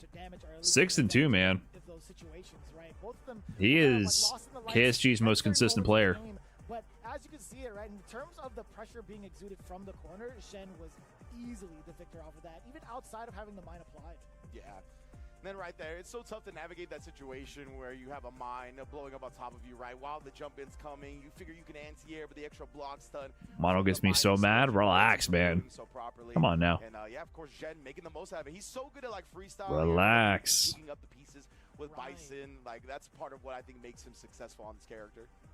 And going up next, Crossover, sitting in the wings. I do believe it's going to be VX Bao coming up. He did look like he was preparing himself for battle, and as you see it right there, it's going to be the My Mirror. Now, VX Bao, he does have a handful of different characters. We have seen his Ed on display. We have seen his Bison as well. My Mirrors, oh boy. Going up against Crossover. Yeah, KSG is potentially Team Mai. VX Bao, you know, he cycles between the Mai, the Ed, and the Bison. Xiaohai's been all Mai. And Mickey, unfortunately, has also been pretty much all Mai, even though Mickey's Cammy is very exciting. Especially in Street Fighter League Japan for Division S, I believe. There's like 6 Mais in total in that division alone. It's a lot, dude. There are so many mirror matches. Yeah, he has a decent Bison. Maybe you should just stick with him. Aki's a bit more of a commitment. Just seeing fans in your sleep. Mono definitely has a... Mono is definitely more of an Aki main than a Bison main at this point. He's been playing Aki pretty consistently since her release.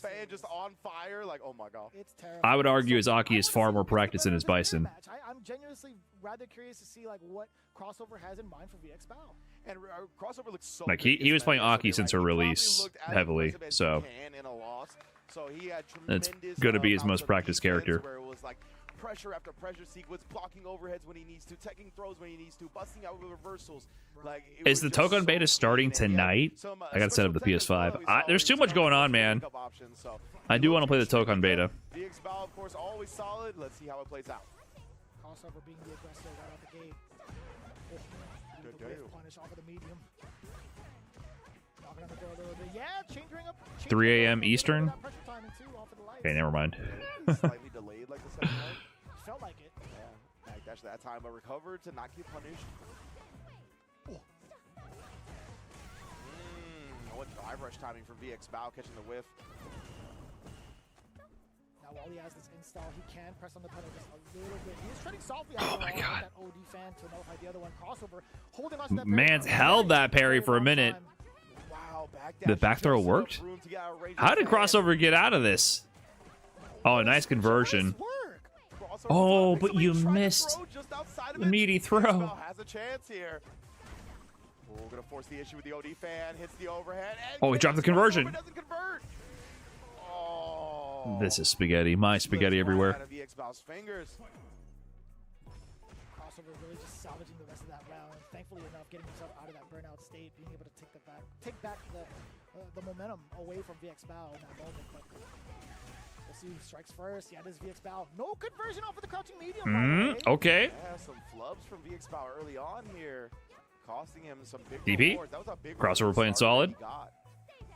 It's a common one too, as people try to backdash the fan bounce. Now no meaty from the side of Crossover. Oh, meaty crouching medium. Out of the way, VX Bao just caught him with a raw crouching medium. Good recognition on the conversion. Just out of range, but ends up throwing him afterwards. No punish counter though. Let go of the parry. Ooh. Wow. Gamble. What? Oh my goodness, them blowing through the armor with another OD fan. VX Bao was probably just looking for that anyway, and it worked out. There's some boring I stuff. couldn't tell you what that drive impact was about. I don't think mine has to be that boring. Bao's presenting, they're all cancelable. But I'd be lying if I said it was my favorite mirror. You just thought the raw fan was coming. I guess that was one of the things you bet on in that moment. Ooh, great, perfect parry, and then just ability to walk out afterwards. VX Bao's defense against these fans been very strong so far. Oh. Definitely was not within range. Oh no, it was within range, but within the timing. Right? I think yeah, maybe it's a little bit too plus perhaps. Oh man, VX Bao.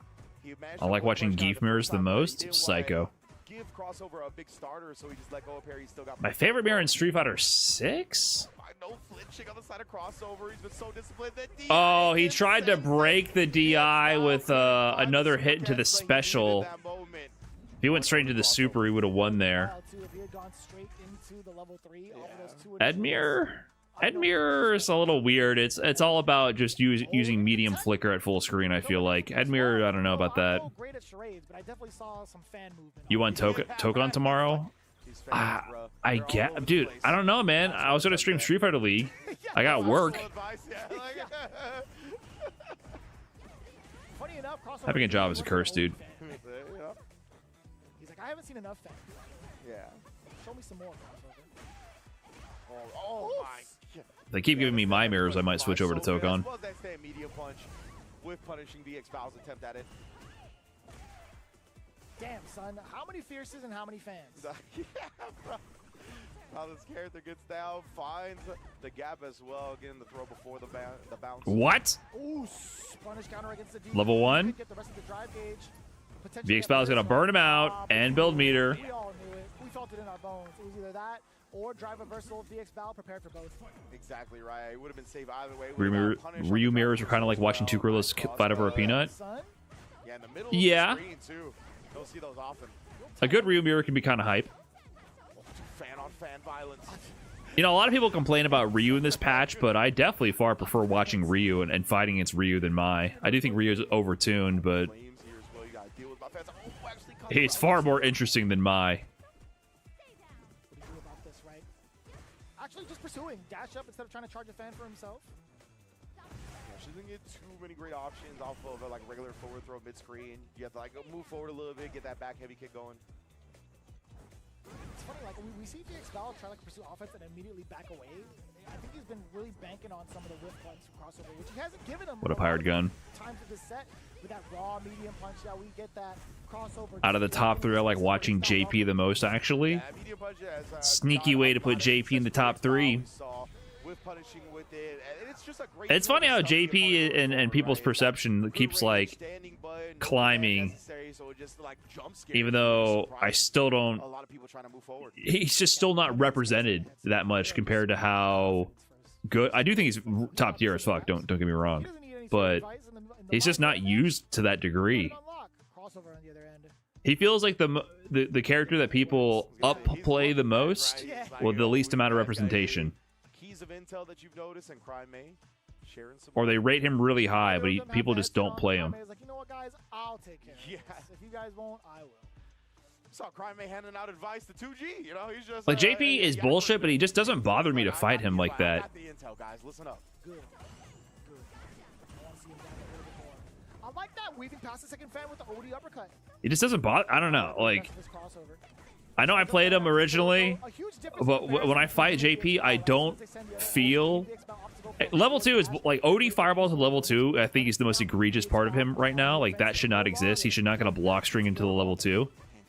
Like that is a problem. But when I fight him, I at least feel like I'm playing a game. When I fight against Ryu and my drive gauge just leaves my system, my body for no reason, and I just can't interact with Donkey Kick, like I get much more of an impression of like, huh, this feels a little like a lot of reward for little effort. And I don't feel like I'm engaging with the interactions that much. Same thing with Mai. Like when Mai's throwing OD fans, I don't feel like no matter what I do, there's any good counterplay that I can interact with here. With JP, aside from OD Fireball to level 2, I kind of feel engaged the whole time. Man, KSG coming back. Jen able to take down Mono, VX Bow now taking down Crossover. Impressive stuff right there. You imagine Shanghai goes up for the anger battle, but of course Mickey. That's something I just Kakarot. Juicy Joe's out there. Ryusei still doing decent work in like the Japan World Warrior scene. Who else is playing JP at a high level right now and doing well? There's just not that many. I guess there's Yanai out there. Is he in Germany? We'll see how he does at Capcom Cup. Not Yanai, Yon Angel, sorry. I don't know if it's Yon Angel. Yeah, he's in Capcom Cup. Doing his thing. How is this even like coming out from your side? Like, how do you deduce that this would be like DCQ doesn't really play JP hardly at all. That's kind of what we saw a bit from Crossover, and we saw the Diaz get toned down a little bit because VX Bow just wasn't really. And Tokido, I don't really think. I feel like Tokido. Is Tokido committing to the JP in Street Fighter League? It was either like too far away to do that or close enough to where he's going to do normal as a fan instead. Right. So yeah, very smart stuff with the way VX Bow structured. Yeah, sorry, I meant to say Yon Angel. I know Yanai is a Japanese player. I just mixed up the names. Tokido does not feel like he's committing to the JP entirely. He went all JP at the World Warrior. Okay, well, I guess he's trying to push for it. But still, like, you see how we're scraping the bottom of the barrel to come up with a high level JP representation. Take Piano is really good. Yeah. That would have been. He would have been hailed as the GOAT. Take Piano reminds me of Quinto. Is that the Terry player's name? You know, like the New Blood Japanese Street Fighter players starting off kind of maybe a little bit as online warriors trying to make a name for themselves. Quinto, yes. But anyways, it's like it's a far cry from character like Ryu and Mai, where there's so many players are playing these characters. I think skill players naturally gravitate away from JP because he's so boring. You cannot be. I mean, to each their own. JP is by far one of the most interesting characters in this game. You have so many tools and you can do so many fucked up mix-ups and conversions. But to say JP is boring, you might feel bored watching him sometimes. I can understand that, but that's not what it is at all. He just doesn't play like a traditional character in this game. I think if you enjoy like footsies and Shoto style stuff, you're going to want to play like Ryu or Mai. He's got a chance right now to drop a 40 bomb on Red Rooster's head and bring up JP's definitely a character that I think could be more fun to play than watch. 2G yesterday, so the fact that they might get 80 points in 2 sets is going to be huge. Some JP rounds can be boring, though. I understand. for sure to watch. Practice along with like everybody else that was in town. He might just be skipping the turkey for But I can guarantee you, in the JP rounds where he's actually successfully just zoning the whole time and it's boring to watch, the JP player is getting constant dopamine.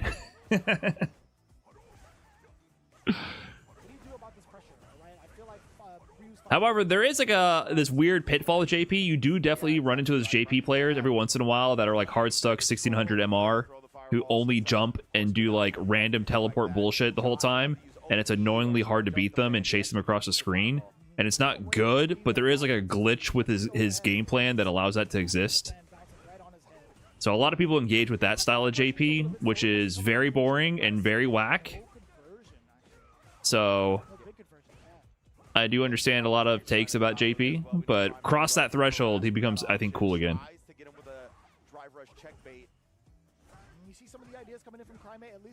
Crime versus Xiaohai. How did this go last time they played? Let me pull up the spreadsheet. Xiaohai first round. Let's see. Hold on. A little bit more pressure from his opponent. He's like, let me see if you got it like this. If I dash up while I had like a plus frame going, let's see if you. Oh, it was VX Bao last time. Yeah, it was weird. Chris Wong lost to Xiaohai. They put VX Bao versus Crime last time, and that's when Crime won 3-2 with a crazy comeback against Zed. Probably the best comeback in Street Fighter League. It was a crazy comeback. Drive rush jab, dude. Xiaohai kind of falls for the drive rush baits a little bit, huh? Blaza's getting him with that a lot. Fake jump on that. Looking for that ODD piece. Solar Plexus yet again, standing like it, just whiffing barely. Crime has not really been able to get a lot of the spacing out against Xiaohai. Counter hits though. He's. One more touch. Oh, that's what I like about Crime, man. I feel like that sequence right there. He definitely calculates the drive gauge chip and the chip damage. Like he has the script already prepared in so many instances. Like when he gets his flowchart going, the flowchart runs so deep. I really like that sequence. Planning the safe jump, knowing it'll put it into burn out, knowing the next interaction will chip. Great awareness, not fumbling the guaranteed opportunity. Whoa, little ambitious stand light kick to heavy Hashogeki out of the range. Xiaohai punishes level 3. Yeah, Blaza's still on Sagat. They're not really coming off of normals a lot of the time either. He's trying to do this in neutral, and Xiaohai's awareness. All right, Crime, what do you got? What do you got? You're gonna get chipped. I don't think you're getting out of this. I was gonna say now you're gonna be chip away from death. Yeah, yeah. I mean, lets that exactly happen. Might as well try. When the fan was gonna come down and chip him out anyway. I've never really focused on like the animation coming up. 2 Falcons players playing for different teams. Yeah, Crime on Team Red Rooster is sponsored by Falcons. Xiaohai was sponsored by Falcons. Left the team. Oh, sorry. Xiaohai was sponsored by KSG. Left the team to be sponsored by Falcons, but is still on Team KSG for Street Fighter League. Both of these players sponsored currently by Falcons, neither of them playing on Team Falcons. The only player on Team Falcons who's sponsored by Falcons is NL. Also, Chris Wong on Red Rooster is also sponsored by Falcons. Yes, Red Rooster has 2 Falcons players, and Falcons has 1. Smart maneuver, but was actually like too fast for his own good that time. Would have killed Xiaohai if it connected. Yeah, exactly. It was the smart. Wait, he blocked this. He might not die. This won't kill.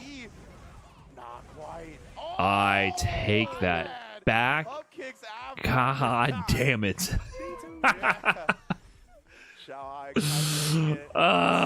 This demon.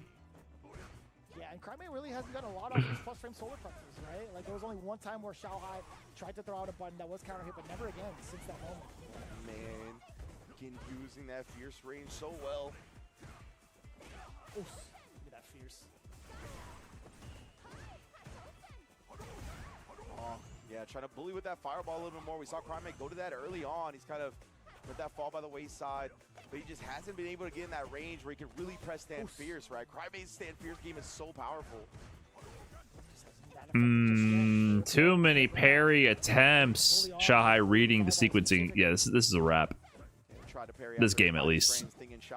However, Crime's made crazy comebacks. I don't. Yeah, same situation. Oh my god, I'm having deja vu here. Oh no. Oh. He was going to be buffering level 2 regardless. Shanghai was See, at least JP, when he starts throwing OD Fireball, Crimea, again, falling short 0-2. he doesn't give you this, he doesn't tease you with this gap in between to bait out your level 3. He just does OD Fireball into OD Fireball into OD Fireball, and it's all a true block string when you're in Burnout. You don't want to give someone like him a second chance. You know what I mean? And you see it in like the overall At least JP, right? These guys have he puts you out. He's a merciful top tier. He just puts you out of your misery. Yeah, this is huge for them. My right now. toys with Talking you. about 40 over against 2G in their run back, so getting as many points as possible in a position like they were in, where they were actually out of the playoff picture, one of the lower standings on the leaderboard. It's going to completely change everything around. Y'all saw the leaderboard. They already got in to that 4th place spot via the performance from yesterday. This is only going to let them continue to climb. Shanghai just needs one more game to complete that as well. Brother, I'm going to tell you what. If they 40 bomb right now, they get 200 points. Wow, that ties them up with FlyQuest. They got them to 200 points so fast when he's able to complete this. They had 40 in the very beginning of yesterday, and they Meaty hit confirm. DP, great confirm on that from Shanghai. Shanghai is back, man. 10 points in a matter of 2 days. That is insane. Incredible showing. Is he about to be 3-0 in the second half of this sprint so far? That fate. Crime obviously looking to stand in his way. Damn, that is the second time the fireball's been. What up, Krim? Shanghai immune to Young Reeds after all the Blaz games. I mean, he forced Blaz off that Ryu long ago. Blaz was on the Ken and the Sagat. Oh, God. Crybaby. Than I thought it would be. That's perfect from Shanghai. And this is looking long for my man's Crybaby here. With a 99-second overhead attempt. Understandably so. Crime is Oh. trying to keep the defense alive within the first parts of this round. He needs to amass a comeback right here and now. He's still got 0 on the board, man. He's doing such a good job dancing right outside of the range that Crime Oh, damage. Damage. Rather difficult for him to like acclimate himself with the way he wants to play. Shanghai has just been thoroughly prepared for it. Does get the Oh, reset, stealing turns. No, Shanghai did not want anything to do with that corner. Tried the DP, thinking there might be an approach there. Lil shimmy, level 1. Oh, it's getting even worse. Imagine that. You get hit in the corner, it gets even worse for you. Saw that up against Blaz as well, but Crime's got a chance here. Okay, something. There's something on the board. Hence why he's backing away right now, right? Exactly, but that is going to open the door for Shanghai to start to get aggressive. He spent a lot of drive here to do it, but now he's throwing a parry. Shanghai is reading his options so well. Level 2 on the side of Shanghai as well. Oh my God, he didn't cancel. He was frozen, man. He had the flame stock, so level 2 would free punish any projectile that Crime could have done, and he used that threat to just wiggle his way in and take him out, man. Crime was frozen in place. Super strong 3-0 over Crime. That was tough. Last time Crime clutched out over VX Bow to take it for the squad. This time, Shanghai steps up to shut them down. Being nervous and pressing the button as soon as he thinks Yeah, last time Crime 3-2'd over VX Bow. So KSG is making the comeback so fast. 40 over 2 game, 30-10 over Shopify Rebellion, and 40-0 over Red Rooster. They got 110 points in 2 days. So with 40 points, they're now at 200 and 4-5. So that means even though Shopify is 5-4 and they're 4-5, they're gonna have more points than Shopify. They're gonna jump into 3rd place. You're not gonna give Shanghai a lot to fear, right? Because he's just gonna walk away from the pressure majority of the time. He's willing to take some of these blocks. The spreadsheet is by Jelly Jams! Exclamation point score. You want to see that? Try to get like the correct active defensive decision every time either, right? So like when you're doing the whiff Tachigekis in his face, he hasn't been parrying a lot. We saw him get caught by it like one time where he ended up whiffing his parry, but a lot of time, as you mentioned, he was just already walking back. He was setting himself up for a whiff punish. He doesn't just get baited into a lot of options because the opponent is presenting a lot of stuff. And I think there's some merit to what Sheesh. you were saying, like maybe the pressure Sheesh. wasn't on Alme, maybe there was some things that he wasn't really utilizing the way we're used to seeing him. I didn't get to see a lot of donkey kicks pressure, or like donkey kicks being utilized at all. Like there was barely any donkey kick harassment. I don't remember seeing a stand fierce. Like it was just Okay, with 15 falling out of my top 5 favorite fighting games ever solely for introducing the My Fan Boss. Is that where it came in? Was it KOF 15? But yeah, it was tough to see for Grime. But I mean, it's even better for Quad Show Gaming. I don't think I've seen My since KOF 13. They were gonna in a KOF game. that time to themselves to really improve. And lo and behold, man, if you guys don't know what the standings are currently, these guys have 200 points under their belt. They are tied with FlyQuest. They're only a day or so away from getting up to Bandits. Dude, that is crazy, by the way. The DP is Broski tech. Helps with better knockdown instead of dead. Officially, as they're at 190. So that is quite the vast Okay. on the up and up. It doesn't work that way, man. First day, and now 240 bombers. That is tech that Broski highlighted, but it's not Broski tech. So yeah, 150. And we've been seeing people do the DP, the fan bounce a lot. The Street Fighter League, since there's been so many Mice. But yeah, Boost does it a lot. Blaz does it. we're gonna hear from them along with Rob TV right now. Take it to the One of the first players I saw doing it earlier in the season was Boost. KSG, if I'm not mistaken, this officially puts you guys at 200 points on the leaderboard. Just absolute night and day. I'm not going to hold you too long. I just got to ask you, what changed? Broski made a video on it. I know, but that's not how it works. Why are you That's so all I'm much saying. stronger? Nothing's changed. I'm still strong, but I tell my teammates something. So maybe just the mind of the Street Fighter. Maybe they get it. I Okay. feel they're so strong, so smart, so they get it. Okay, Xiao Hai, ladies and gentlemen, the leader of KSG, and of course, everybody today is stepping up to the plate. Earlier on in the season, you said that you wanted to see how well you could lead a team, and right now, Xiao Hai, it is going phenomenally. Ladies and gentlemen, again, congratulations to KSG. Good luck with the rest of your season. Let's go ahead and kick things back to our desk. Yes, sir. Good to hear. The confidence is still high for I mean, this is the most loving way. You're such a grumpy old man sometimes. I'm just saying, if we start following that logic, we're going to have Wake Up DP be called the Mamma Mia. Because a Smash player made a video on it. Well done for Plies Show, and being in that spot, they're looking to solidify What are you that talking top about? position with each set they play. Damn, and it's already into day 2. We only have like Friday and Saturday before the big playoffs. Kick Just off because you on last saw it, Sunday. I'm just saying, like, what? Difficult now. These guys are on some sort That's of not how it timeline works. Everybody cannot really measure up to thus far. I mean, with the exception of possibly the Bandits, but this has been such a showing, especially with where they were coming from in phase 2. But again, all of this would not be possible without the help of our friends over at, you know, a handful of different companies, really. Yeah. Well, let's talk about one of them right now. We got Asus coming through. They were very cooking, though, clutch with the Mamma as Mia. main- I'm not going to one of the lie. main sponsors of Street Fighter League US. Be sure to unlock your gaming potential with the Asus ROG monitors. It is perfect for both console and PC gamers as they offer stunning visuals, fast refresh Saw a rates, TikTok where someone and called an all empty that. jump grab a They are tomahawk because of Smash. That took me a long time to understand what the hell Smash players were talking about. I never saw anyone apply that to a traditional fighting game, but you know, I casually follow Smash. I like Melee, and I casually follow Ultimate, and I'm like, what? I had to like Google what the fuck they're talking about when they say tomahawk, Have all types of converters, play on whatever you want. because that sounds so strange to me. It sounds so strange to me. Prepared for every type of environment you're going to be playing in. And of course, the Brook Fighter Starburst, which is an all-new, all-button controller for the next-gen consoles as well. Brook Gaming, synonymous with the FGC.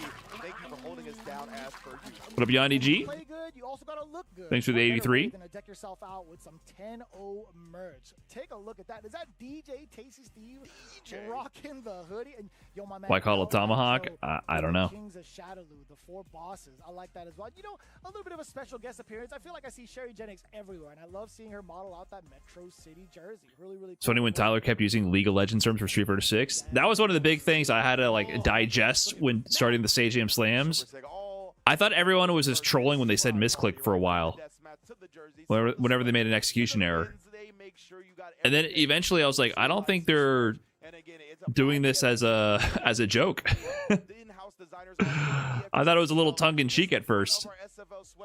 Haha, I made a mistake. Misclick. And then eventually I realized, like, oh, like that's just what you say. Like if you make an execution error, you just say misclick. Beautiful stuff as always from 10-0 merch. I love that. Yeah, I didn't know they were going to be like a part of like the show in this regard, being like the official sponsors for the merch of SFL with the actual logo on it. That's pretty godlike, but I'm glad This is what you say. they actually utilize the US logo. I know like EU has the Tatsu. It's a pretty good one though. I kind of like misclick. I'm glad we get the uppercut. Yes, indeed. The sure you can. Violence is here in America, that is for sure, right? So we want to make sure that we get the most violent move possible. But we are going to take a quick break as the digital violence continues. Is Ridge inciting violence on the Capcom Fighter stream? Don't go anywhere. Oh my god. Hold up. What's going on in America, Ringe? Are we good?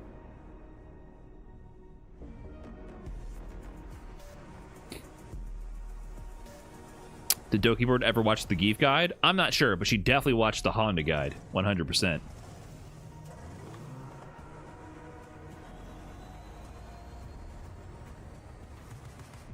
And a chess that misclicks the mouse slip. In chess, when they play bullet chess, they actually really do have to have good execution. Misclicks are crazy in bullet chess. It's pretty interesting that there's such a distinct execution difference between the type of format over the board or online, and there's a lot of big titles that are played digitally.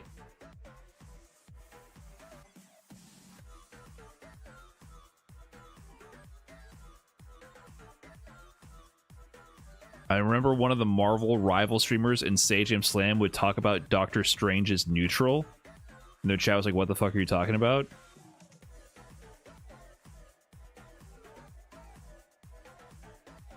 I don't know what game are you talking about? Was he playing MVC3? I actually don't know what you're talking about at all.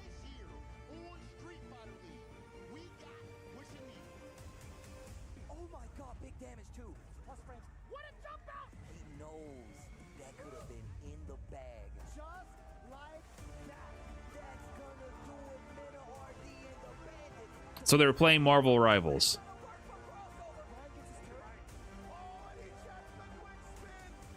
They did a Sage Game Slam for Marvel Rivals?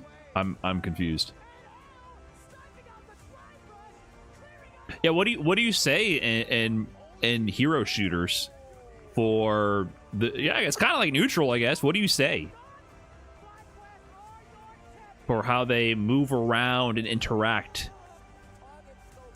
with the other characters?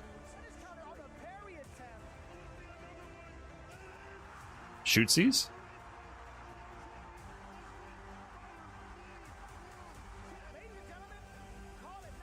Mamma Mia, I think. Oh, okay. Got you.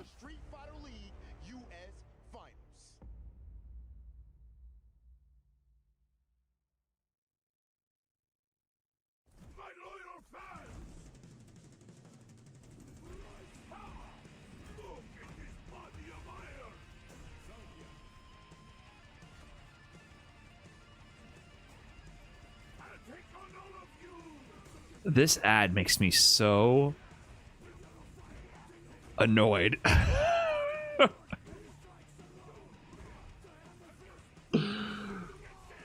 don't know if annoyed is the right word. Exasperated?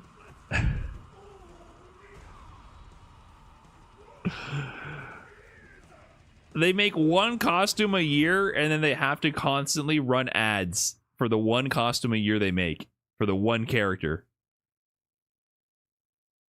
It's just, is that not just silly? Is that not silly?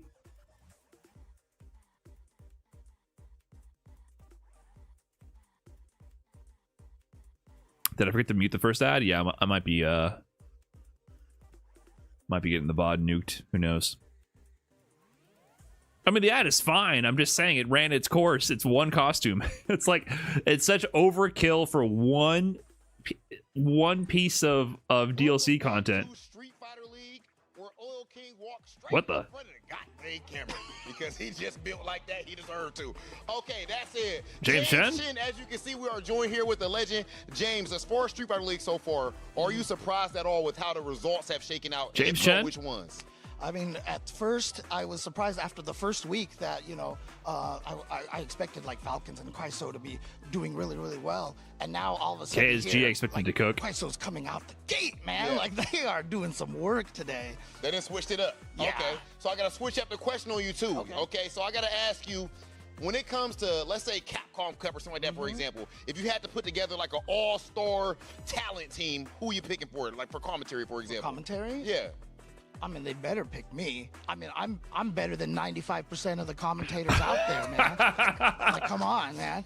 Normally, you got to be in the industry, man. Okay, good bit, good bit. Yeah, so they better pick me. You know what, James? I think that makes a whole lot good of sense. bit. Ladies and I gentlemen, like it. All right, James. The prodigy type energy right now, James. We appreciate you, dog, for pulling up the Street Fighter League. Let's go get things going and send things over to our commentators. Noah just grinning ear to ear. I mean, I know that's facts, man. That's facts. If you're a commentator, you gotta be friends with the producers. That's just how it is. SoCal previous generation, now SoCal this generation. Doesn't matter how good of a commentator you are.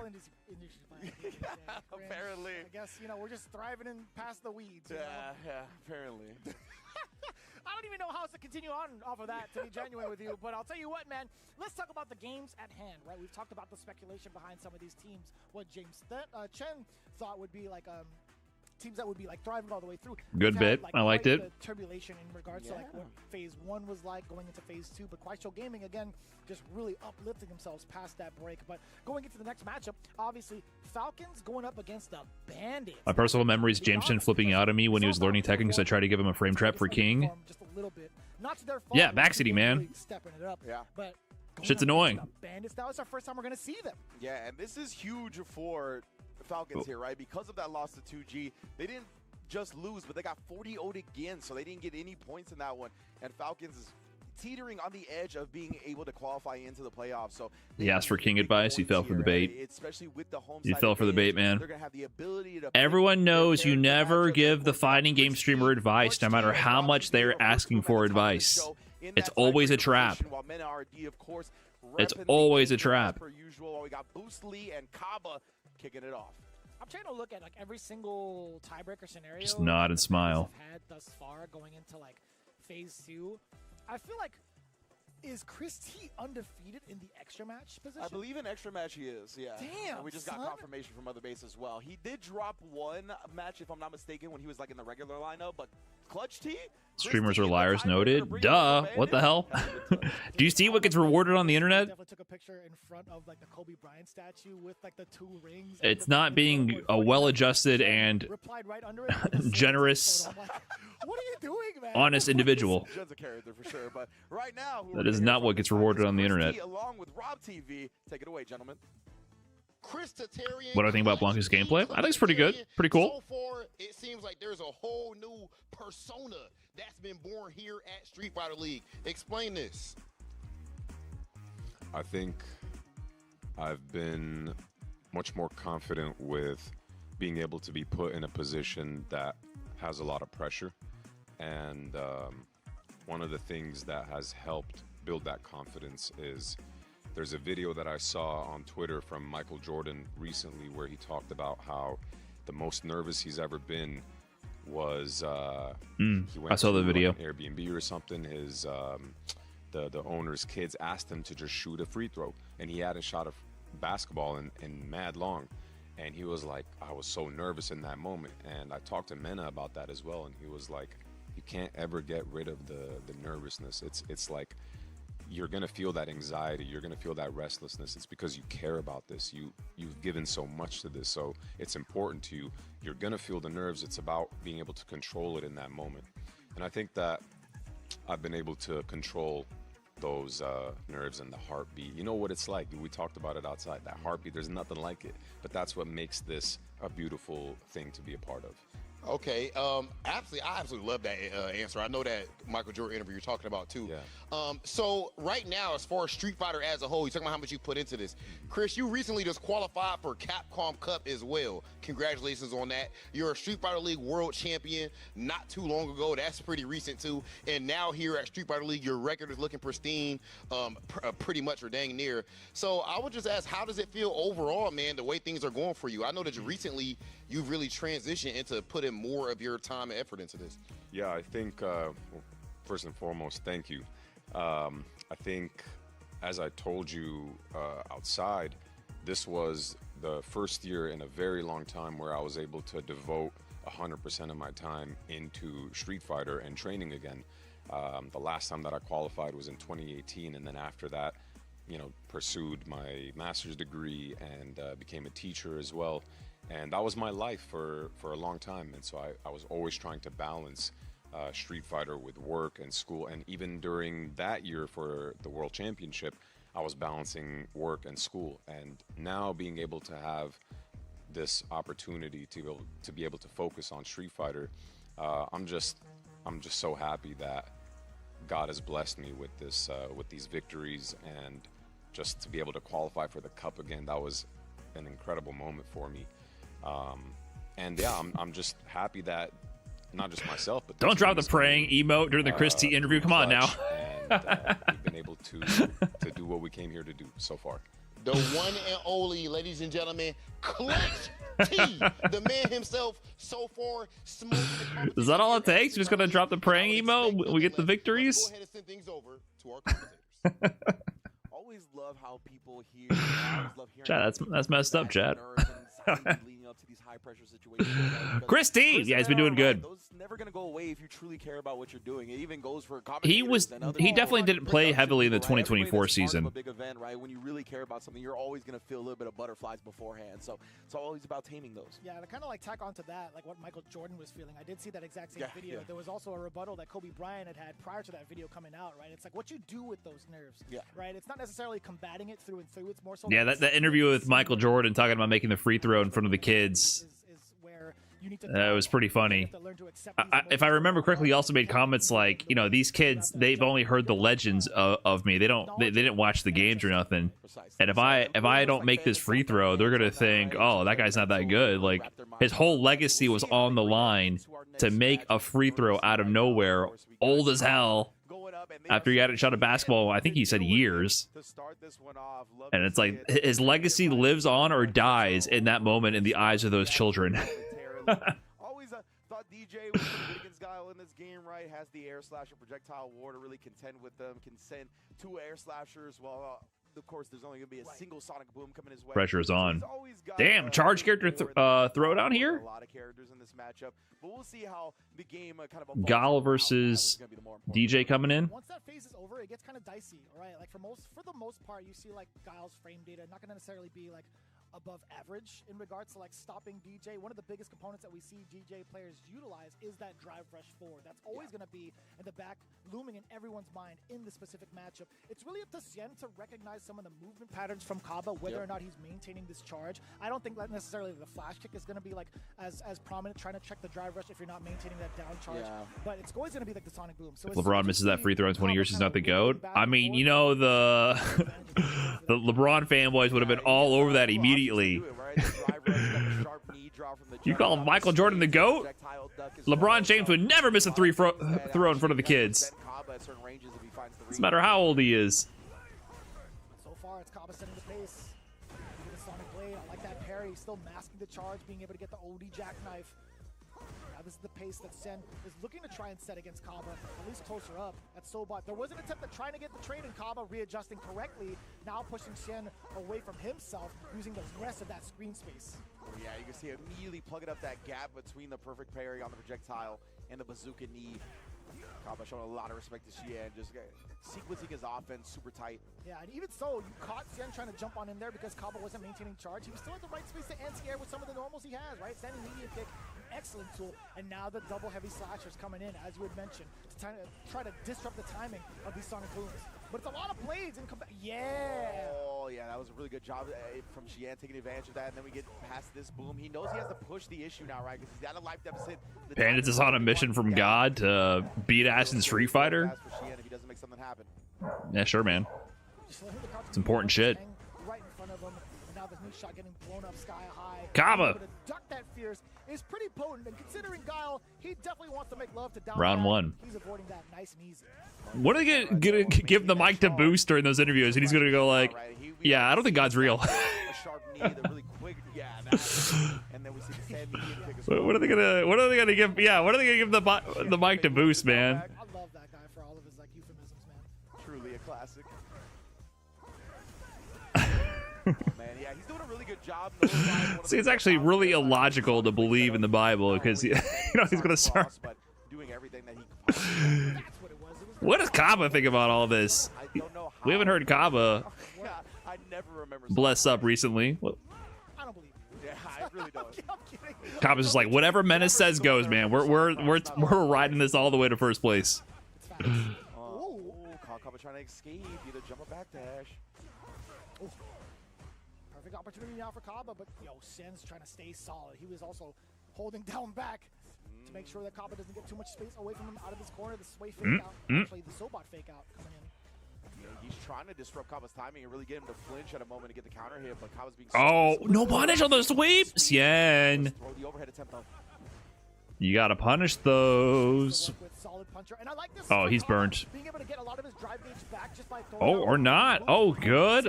Heavy fireball there to nullify the 2 projectiles, avoid the burnout. Man, Xian always spends the last amount of meter, but Kabba again sending the flash kick.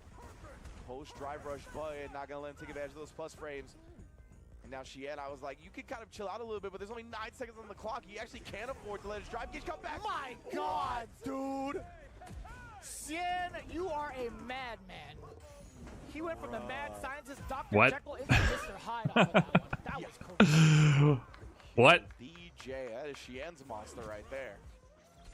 He did empty sway forward to jab Sobot to level 3. What a unit this guy, Xian. Absolute unit. The Brooms are going to be just rocking out a good amount of the time, right? It's really up to Xian to like Get Kabba's ass for a deuce, Yen. I think they squashed the beef. within like medium ranges. He doesn't want to get clipped on the startup. Also, if we're going by best Guile, Do is just not playing Guile right now. He might be getting some dubs with the Mai. So it might be the proper business decision, but can you still claim best Guile if you don't play the character? Immaculate how much he's kind of caught on to the sense of what and when Xian wants to throw. Even right there, respecting the perfect parry option.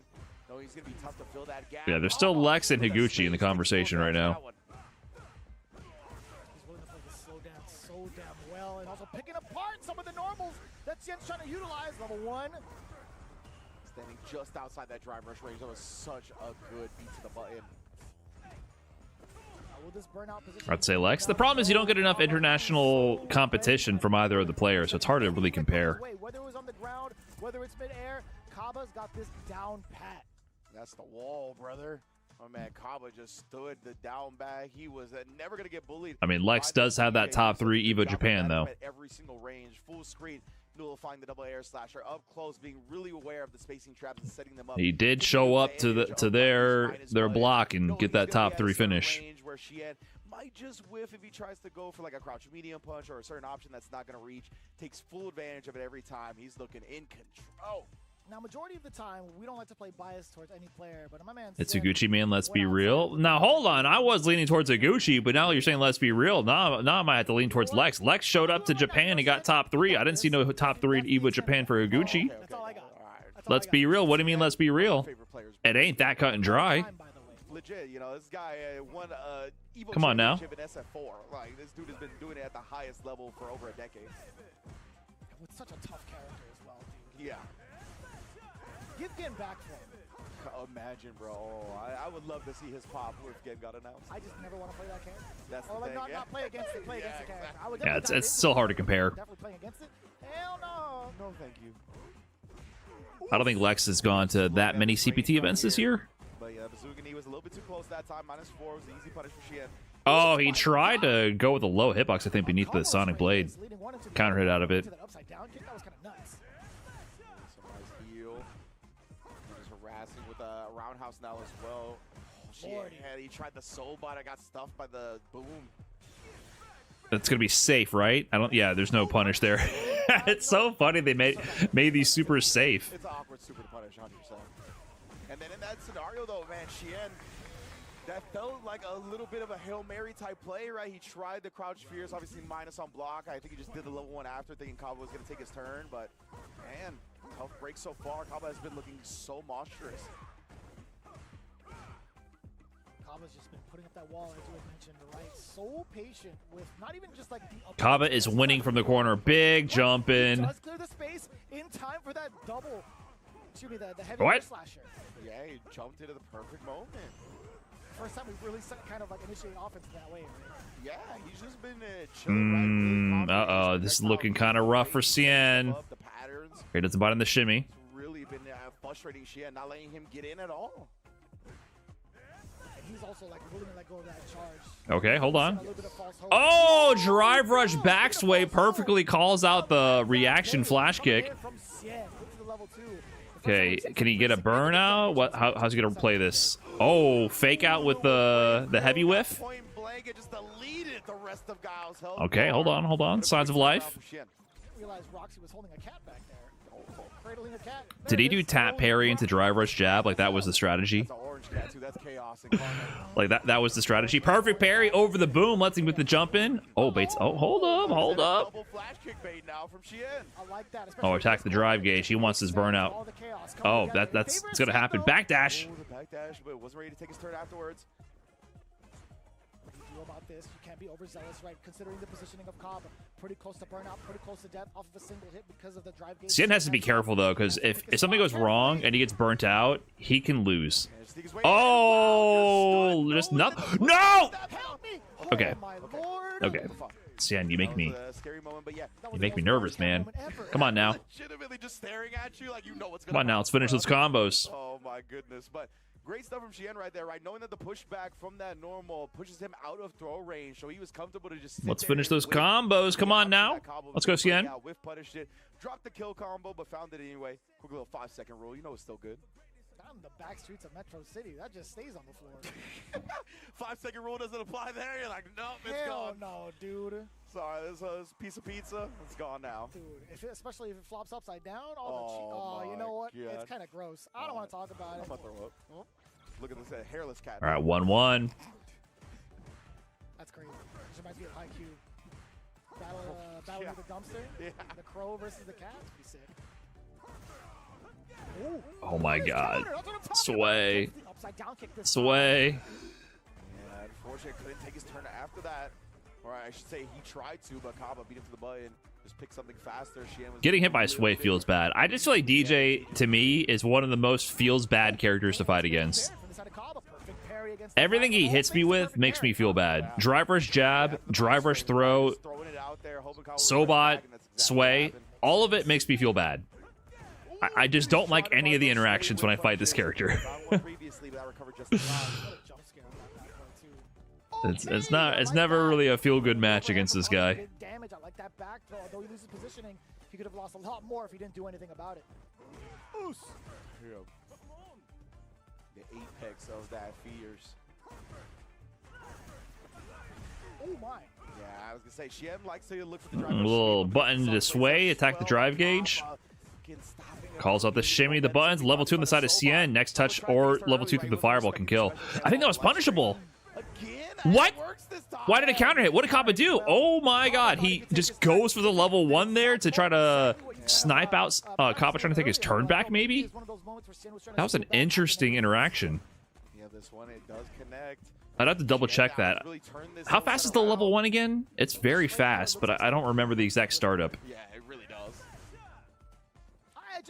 I don't really think it's gambling though, because the level 1 is just safe on block. I mean, I guess if you have like a charge, you could interrupt it. I think just like OD flash kick it or button through it, but it's a little awkward to deal with. 7 frames, yeah. So like at that range, it's ambiguous if your mediums will hit in time. There's no invincibility. You can just like hit it if you have a fast enough move. But it's a sudden jump scare, and you don't want to mess up because it's a bad trade to lose. Yeah, it's safe on block. They made DJ's level 1 really safe on block. I think it's -8, if I remember correctly, but the pushback is crazy. Oh, yeah. Oh, double drag. -12? Okay. -8 and burnout. It's safe on block depending on the spacing and the options of the opponent. Musketeers can sweep it. Not if it's spaced out, dude. They purposely made it like very safe. Either way, it's a really quick matchup knowledge check. No, Kaba buffered to the flash kick, but I guess Cien, it was missed space or Cien walked into it. Yeah, unfortunate, right? He's paid Yeah, it's not like doing a really unsafe invincible level 1. It's a little different. It's definitely an awkward matchup interaction that people can get caught off guard by too because of the spacing. Dawson level 1 I think is more safe, but Dawson level 1 is like really safe at a distance these days. If you could manage to get Shen down into the yellow for the drive gauge, you might be able to get like a solid pressure out perhaps. And that's why Kaba's now going for Oh, nice sweep through the Sonic Blade again.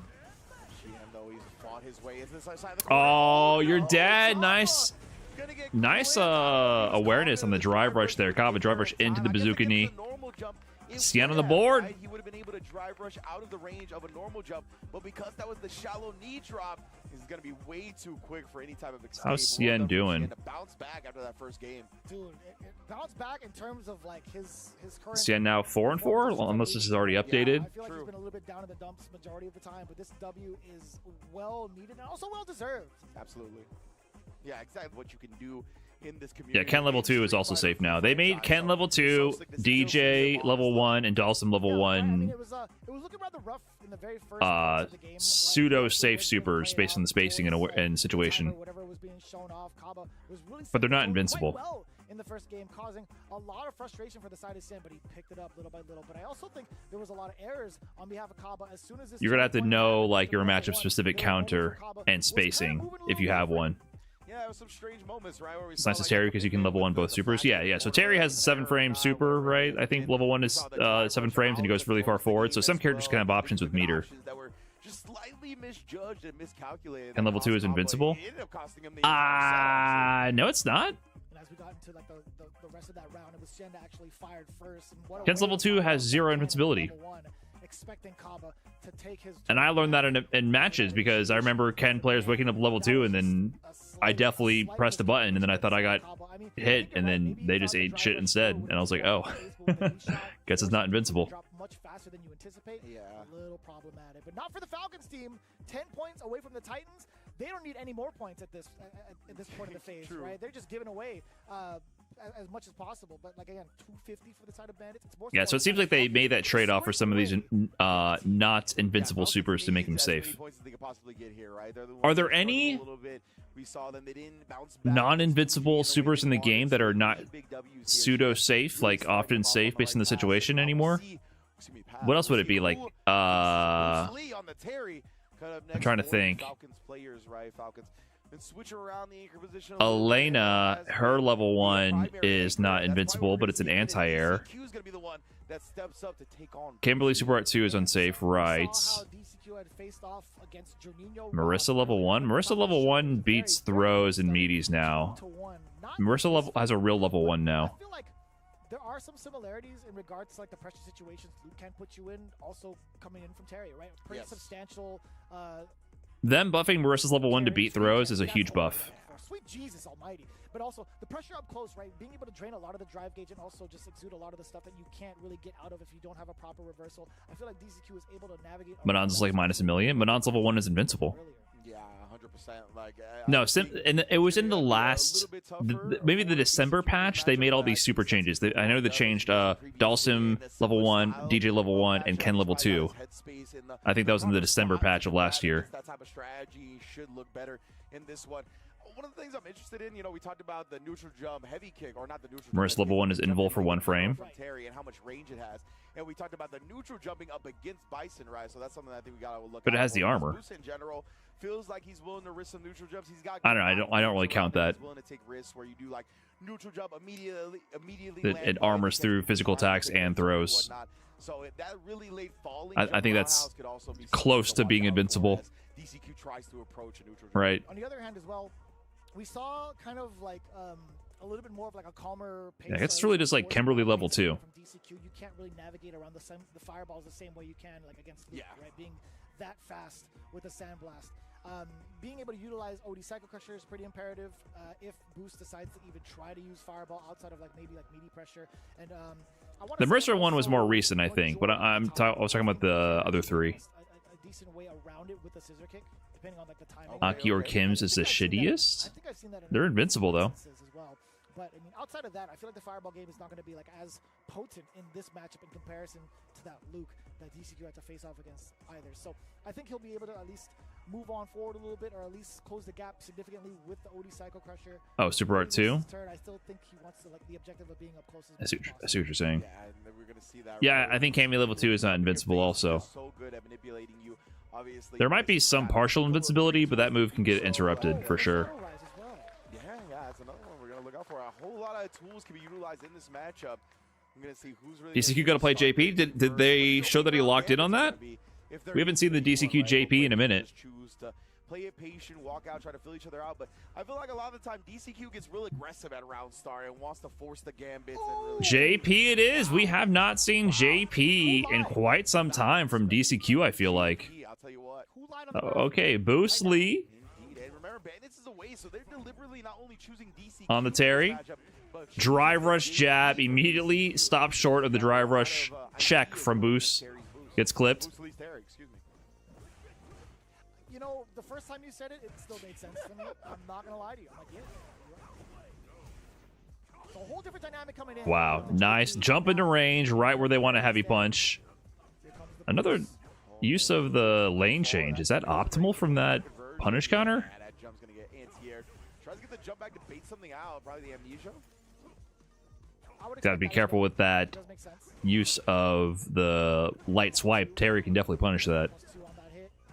Level 1, or if up close with a crouching medium, I'm pretty sure. Solid control, Boost. Forward movement. DCQ nods knowingly. Knows he's got to adjust something here in those positions. Ooh. Bait him. Oh, just out of the range, but no whiff punish on the side of DCQ. But that thing comes out really, really quickly. You gotta be prepared.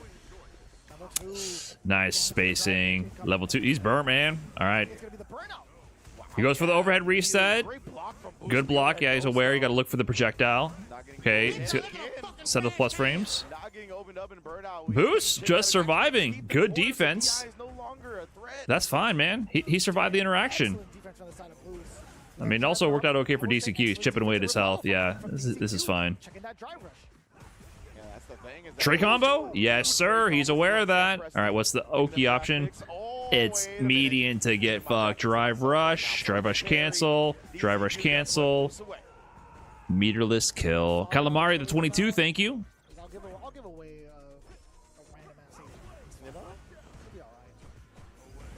Oh my god. No, he didn't believe it to go for it. I mean, Terry would punish that. Up that range, I'm pretty sure you can get a crouching medium kick punish and for sure level 1. Plus frames on that? Yeah, it wasn't screen shake, right? So he just waited. Oh, I thought it was plus. Oh, caught DCQ trying to move away. Okay, corner. He keeps jumping in and jumping back. Is he looking for amnesia? There it is. Speak of the devil. El Diablo. Oh, that's gonna hit.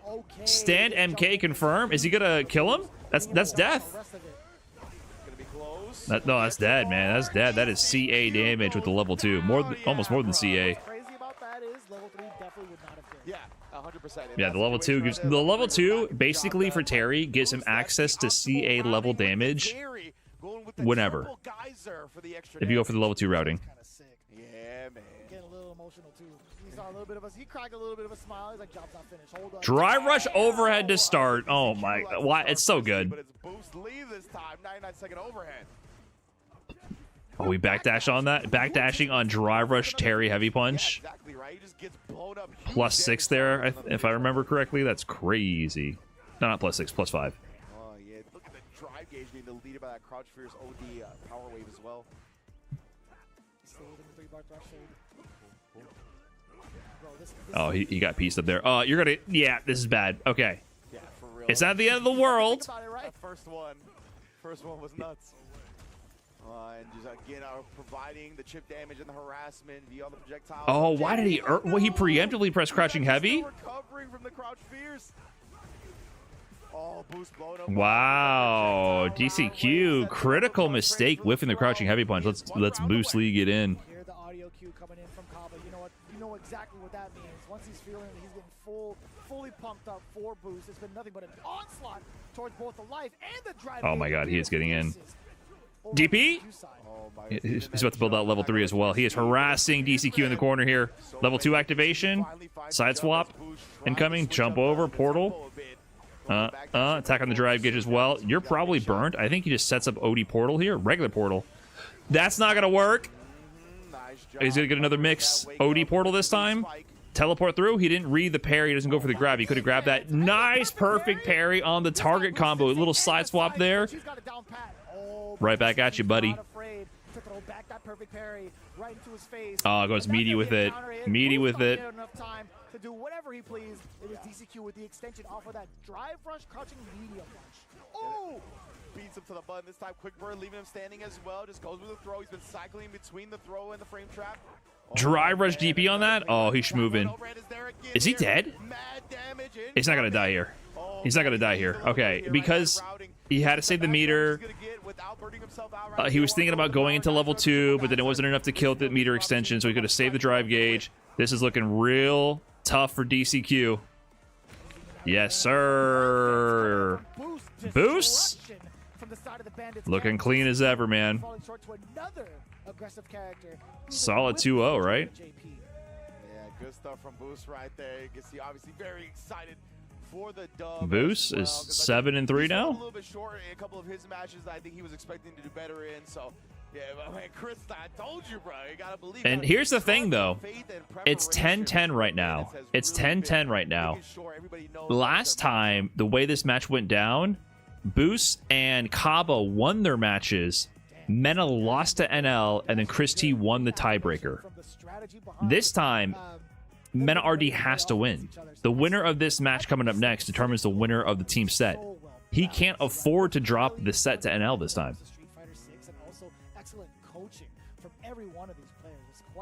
Right, with the routing at the end there, the reason why he didn't do another drive rush cancel is because he thought it potentially the level 2 would do more damage, which it does do more damage, right?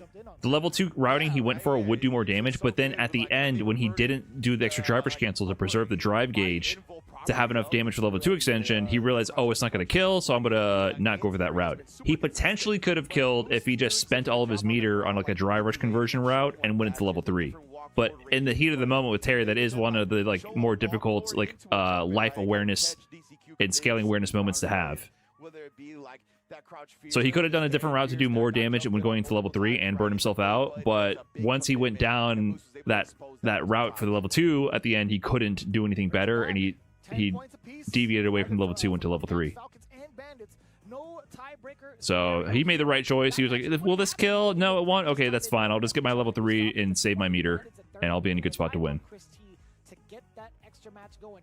Not going to be the case as Mena RD is locked in with that Blanca. It's just a matter of who gets done up from the side of the So it's got to be NL. We're getting the run back. This is the only person to defeat Mena RD this whole time is NL. The first time we were like, damn, son, you got this matchup on lock like that? Now, it was a little bit dicey. There were a lot of moments where NL had dropped some significant combos, but his punishes were quite scary against some of the strategies Mena RD was Oy, okay, big match. Even the dogs are barking about it. I'll tell you what, it was actually really, really impressive to see NL. Yeah, NL won that match against Mena RD, but whoever the tiebreaker was failed to close out. Christie took that one. I think it might have been Christie Cien. Just kind of game planning around those things and never really putting himself at a susceptible range or risking these type of scenarios. Yeah, Christie beat Cien in the tiebreaker last time. But just in general, his turn to take, NL was really avoiding a lot of that. So we'll see if he can do the same thing here or if Mena's going to be able to get in that close quarters combat range that he wants to be in. Brother, I just got so excited just thinking about like how they played off against each other in the previous set. I am NL, Mena RD. Ready Here we go. What the rebuttal is from Mena RD. The run back. Whether or not NL could keep it up and get it just seems like historically NL has been one of the stronger players against Mena RD and his onslaught to take every title that Street Fighter 6 has to offer. For his confidence to be able to take him out like that. He tried to press a button after that whiff, right? NL will definitely do that. Whiff a button and then immediately press, expecting you to be a little bit late on your whiff punish. Nice check on the movement. Mena RD is so on point with the slide reactions. Slight delay in the stand MK. That's a perfect. He dropped. Hold on. Wait a minute. He's in the corner. He's got a bar to defend himself against the DI, but that's not on NL's mind right now. He's got a whole. Wait a minute. Hold on. And some chip on top of that too. 2 jabs. Yeah. Okay. Salvage. Right, it's easy I almost wonder if you just go for the early stun at some point just to make him waste the meter. Yeah, it's an easy thing to let slip from your mind. Oh, that's gonna be a level 2 activation. Yes, sir. You do get the Lightning Beast engaged off of the double knee bomb counter hit. Send the little fella out. While big fella goes to work. Oh my goodness, bro. All of the Lightning Beast. Utilize big time the Blanca. Is he gonna get the no combo off that one? Tired of seeing this. Yeah, you don't need me. You don't need me anymore. You got a perfect. Oh man. I thought he was gonna survive just a little bit. Not gonna lie to you. I forgot it was a MetaRD just beats the shit out of his opponents.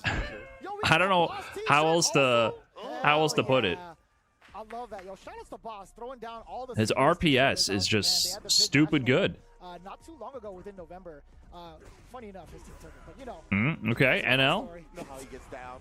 Shout out to the legend Boss, man. Congrats, brother, man. Always taking care of us.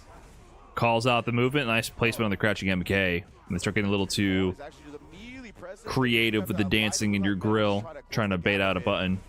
NL misspaced the throw. Pressure gets punished. Drive rush for the throw. NL can't take a single hit. Oh my. Double dash. Push with their outhouse, you see that it's got a disjointed hitbox on the tip of it as well, so Menel really has a keen awareness of where that's at. I saw that on the page you sent me like a long time ago. I'm like, No, stand MK out of the demon flip OD fireball forces the mutual burnout for level 2. Can he get out? Is he just is this his GG? Oh my god, what a calculation.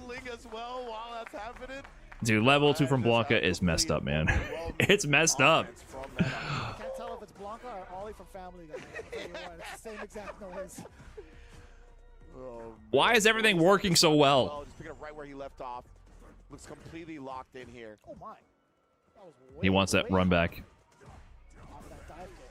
Exposure down below.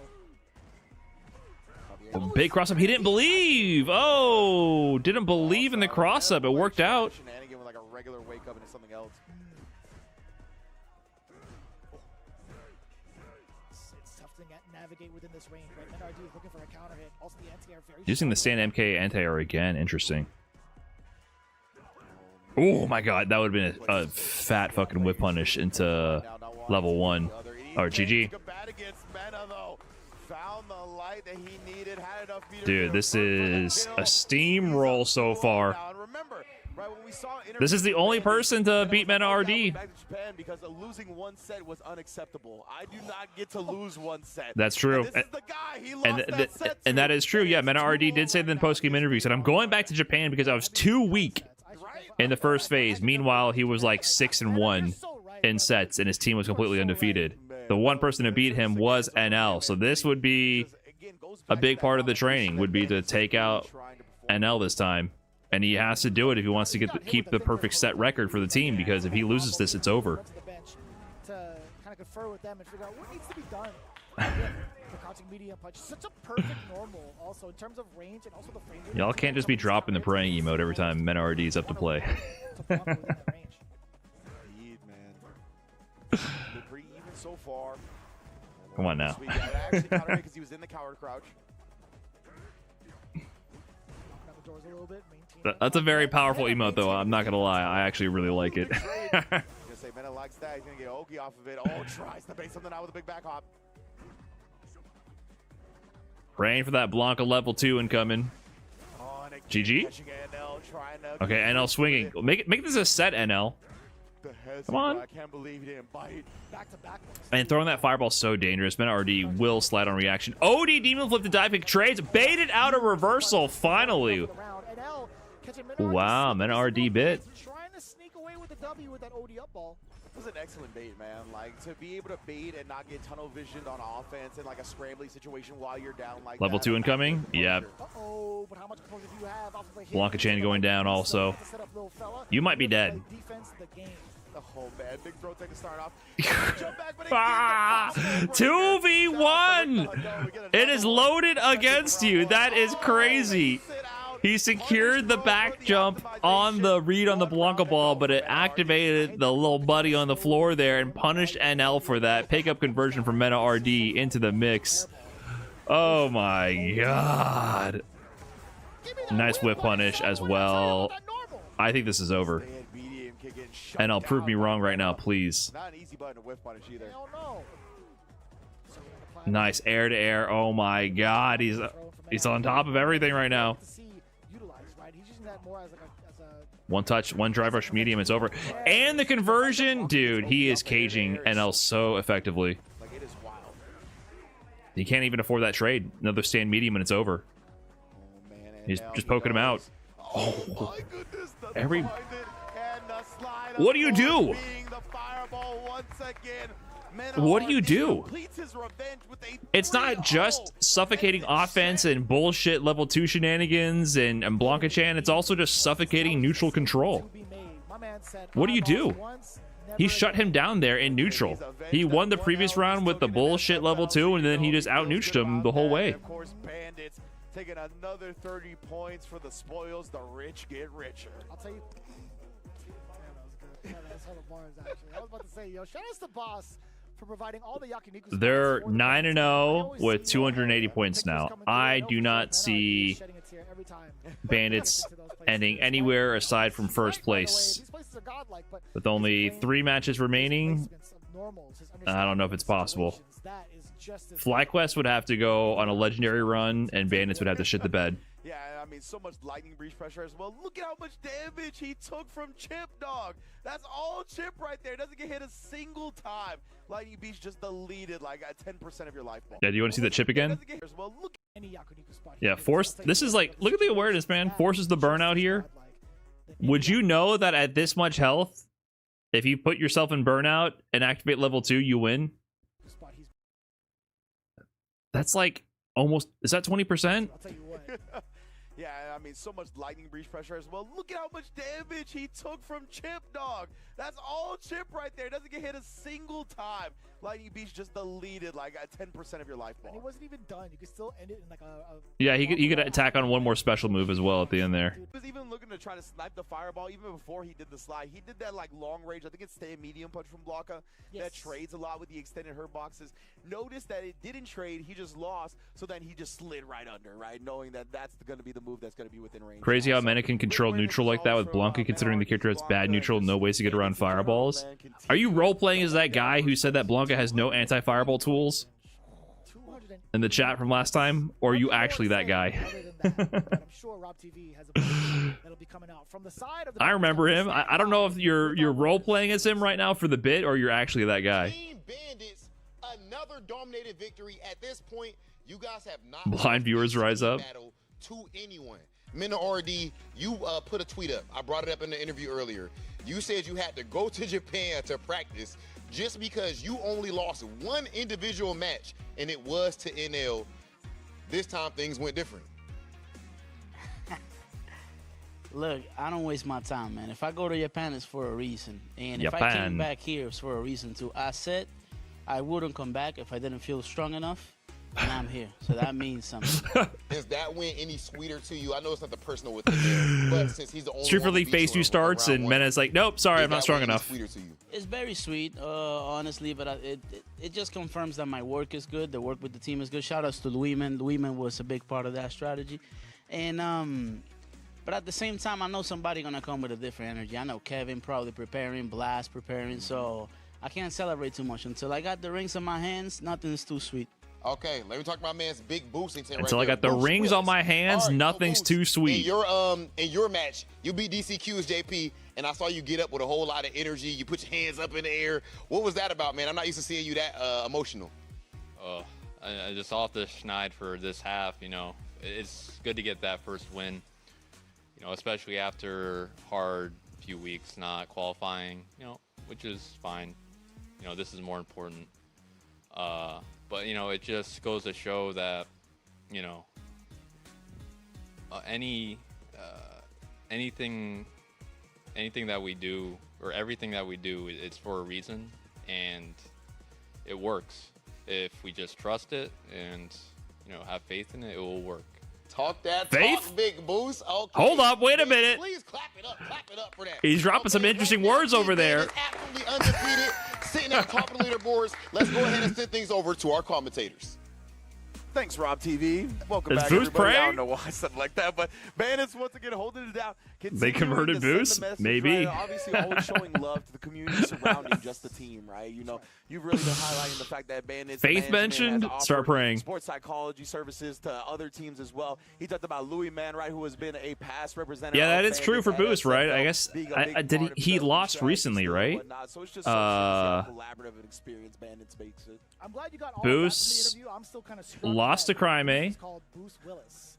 And he lost to Psycho and Crime A. Oh, he lost his first 2 games of this sprint, and he didn't fail to qualify for Capcom Cup. So You guys are crazy. I guess he wants to get that win going. Maybe he had a sixth sense when it to like playing the matchup, right? But either way, man. We're all in sync right now, all of us. Know, I love this. I love this for us. But I love this for the Bandits camp, right? Furthering their lead against the rest of the roster. This has been Okay, so coming up next, it will be the final match, 2-game versus FlyQuest.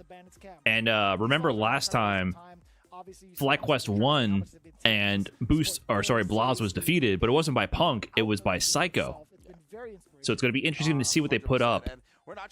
And on this one, the right is the away team, right?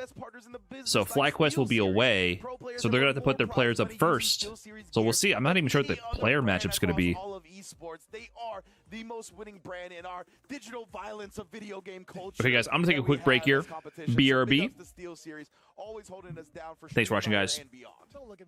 Quick break. Final match coming up. I'm going to mute this.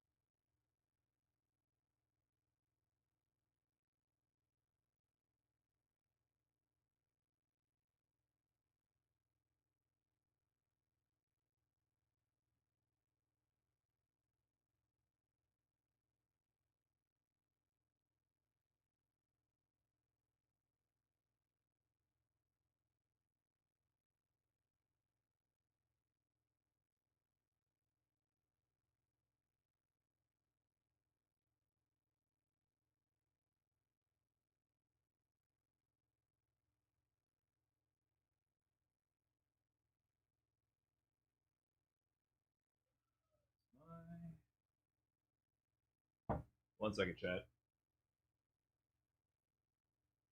1 second.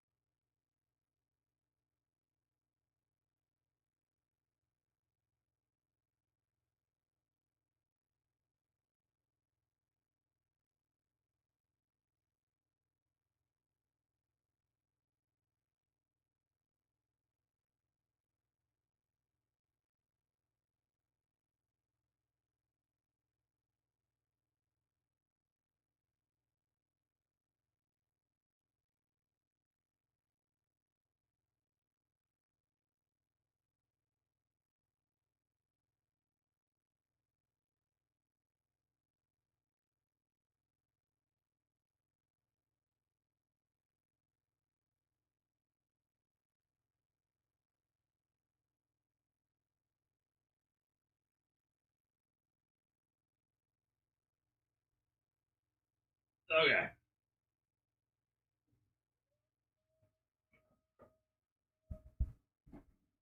Brian Knuckleduke collab.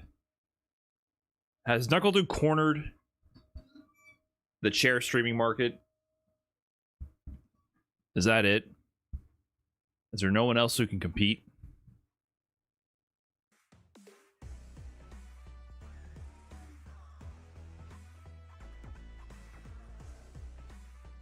Like, we can't do nothing about it? It's got a monopoly on it. You are the tone setter for Team FlyQuest, in my opinion, and a whole lot of other people behind the scenes. First and foremost, last season for Street Fighter League, you did good, but you weren't like super elite. I feel like you're doing right now. And then in the World Championships, you went and turned it up to a new level. Street Fighter League US Finals, you turned up to a new level, and this time you're seeming elite out of the gate. What's that jump been like for you, and can you explain what what's that been? Yeah, I mean, it's just a ton of practice, but like very concentrated practice. You know, I'm being a lot more selective on like with the matchups I train for, and just like when I'm on my own, just practicing. So I think I'm just practicing better. I'm not necessarily taking it more serious, but just practicing better. Okay, and I talked to Punk yesterday, and he was saying how he feels like there is no, like I just called you the tone setter, for example, right? I referred to Punk as the captain. And he corrects me. He's like, I guess if you want to officially say that, but he thinks there is no one leader, no one captain or anything like that on the team. Would you agree with that? And what's that dynamic like for your team? Yeah, I mean, I think that's why, like, we are doing, like, I think we're doing really well, and how we're staying afloat is that just the trust, really, like, anybody on our team, we're totally cool with them playing a captain match, them sitting out if they're not feeling it, and I think that's why it works. Nowadays, Psycho, to be honest, I think that the culture talk about practice have shifted a bit into a more positive, I guess, kind of a mindset, right? When it comes to competition, not really as aggressive. And I feel like when I look at the way you compete, it almost seems like you don't even like the guy that you're going against in that moment. Is that the case? Sometimes does the game cross over a bit, at least until it's over? Yeah, I mean, I respect every player, of course, but when we line up, you can't have no type of softness for the guy that you're across from. So yeah, there's definitely some violent intent when I play, for sure. Okay, and so far, violence has been the answer, has been the key, and is working out for you, Psycho. The tone setter for Team FlyQuest, and so far, an absolutely phenomenal record. Congratulations on a great season so far, and let's go ahead and send things over to our commentators. Now, yeah, fucking hate him. Referred to Psycho as the tone setter, right? Yeah, I don't feel like that many people are beefing with each other. Blaz has been that anchor, and Psycho has been the guy that's defeated Blaz not only here at SFL, but also previously at a different tournament. It's escaping me right now, but he has multiple dubs against him. So they're in the away slot, right? That is correct, yeah. Okay, so, I mean, you were alluding to something that they've done. I didn't even think about it at this point. So Street Fighter 6 too stressful to beef. Maybe I have the read where they got Psycho in the anchor position. But what if they... I definitely think it's partly the game, partly the formats. That's gonna be a fun Like, time. We'll get to that in a minute. Imagine a world where we weren't competing in first to 2, first to 3 style sets, and things were more like Topanga League, long format sets, first to 7s, first to 10s. Do you think people would beef more? I do feel like the only player on the planet that can be confident in talking smack and backing it up right now could be Menardi. I mean, Punk is up there too, but like once you get to the elite level, I do feel like there's an element of like, man, it's a first to 2, like I could just lose. Yeah, Punk will never change, of course. I'm just saying on the general. I think the world is too small these days compared to older FGC culture, where you can have regional pride and you're allowed to get a big ego with your region, then you travel out to the next arcade over, the next state over, the next scene across the way to hop on the Greyhound, and you think you're hot shit and go to body everybody. It's easy to have that sense of like ego and think you're hot shit back then, but now you just know where you stand. Just hop on TNS, man. You'll quickly realize what the pecking order kind of is. See who's going to go And then on top of that, for the people near the top, it's such a razor thin margin.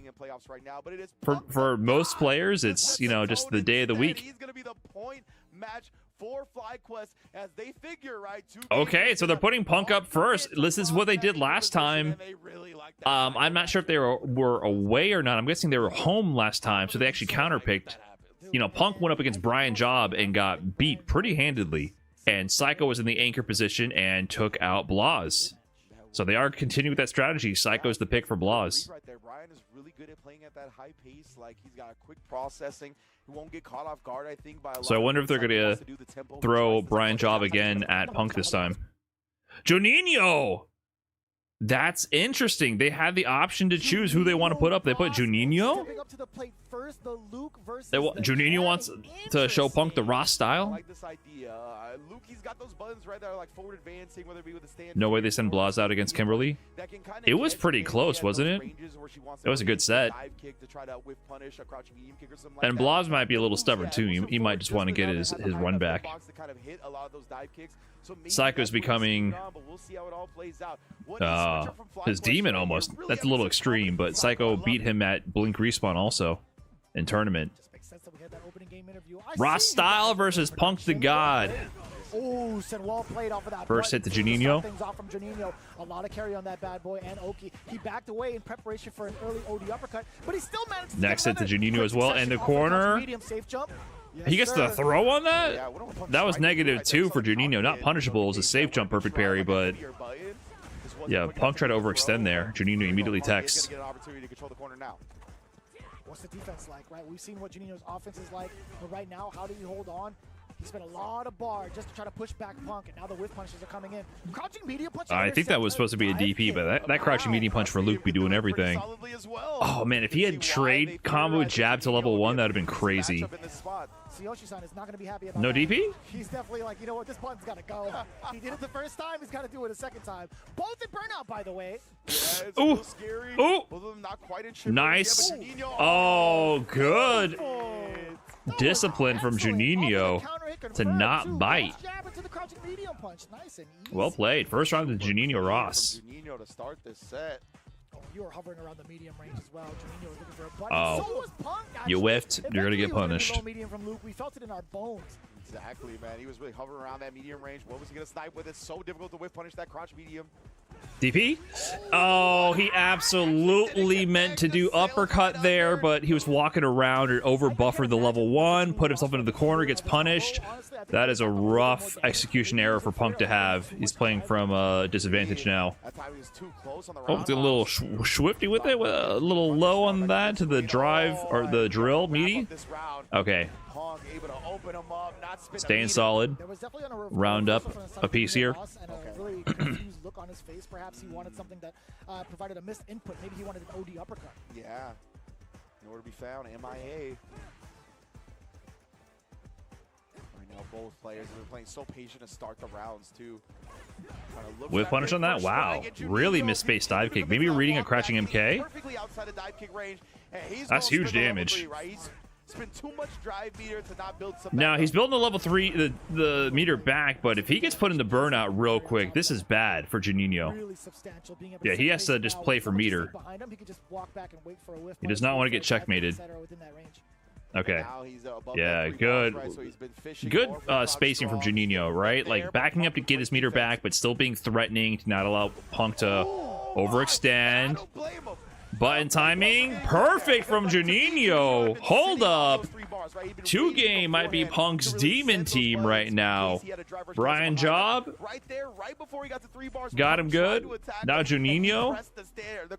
Is Brazil the kryptonite for Punk? Hold up. Nice whip punish. A very, very difficult tool to whiff punish via the crouch medium punch. And high up on the dive. Yeah, is he gonna lose to both the Brazilian players? He's stuck in the corner now. Oh my god, he believed in that? That scared me for a second.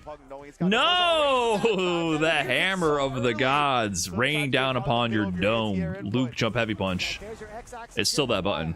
You want to talk about range? I got it verticality. Legitimately, bro. Covering everything. It's floor to ceiling.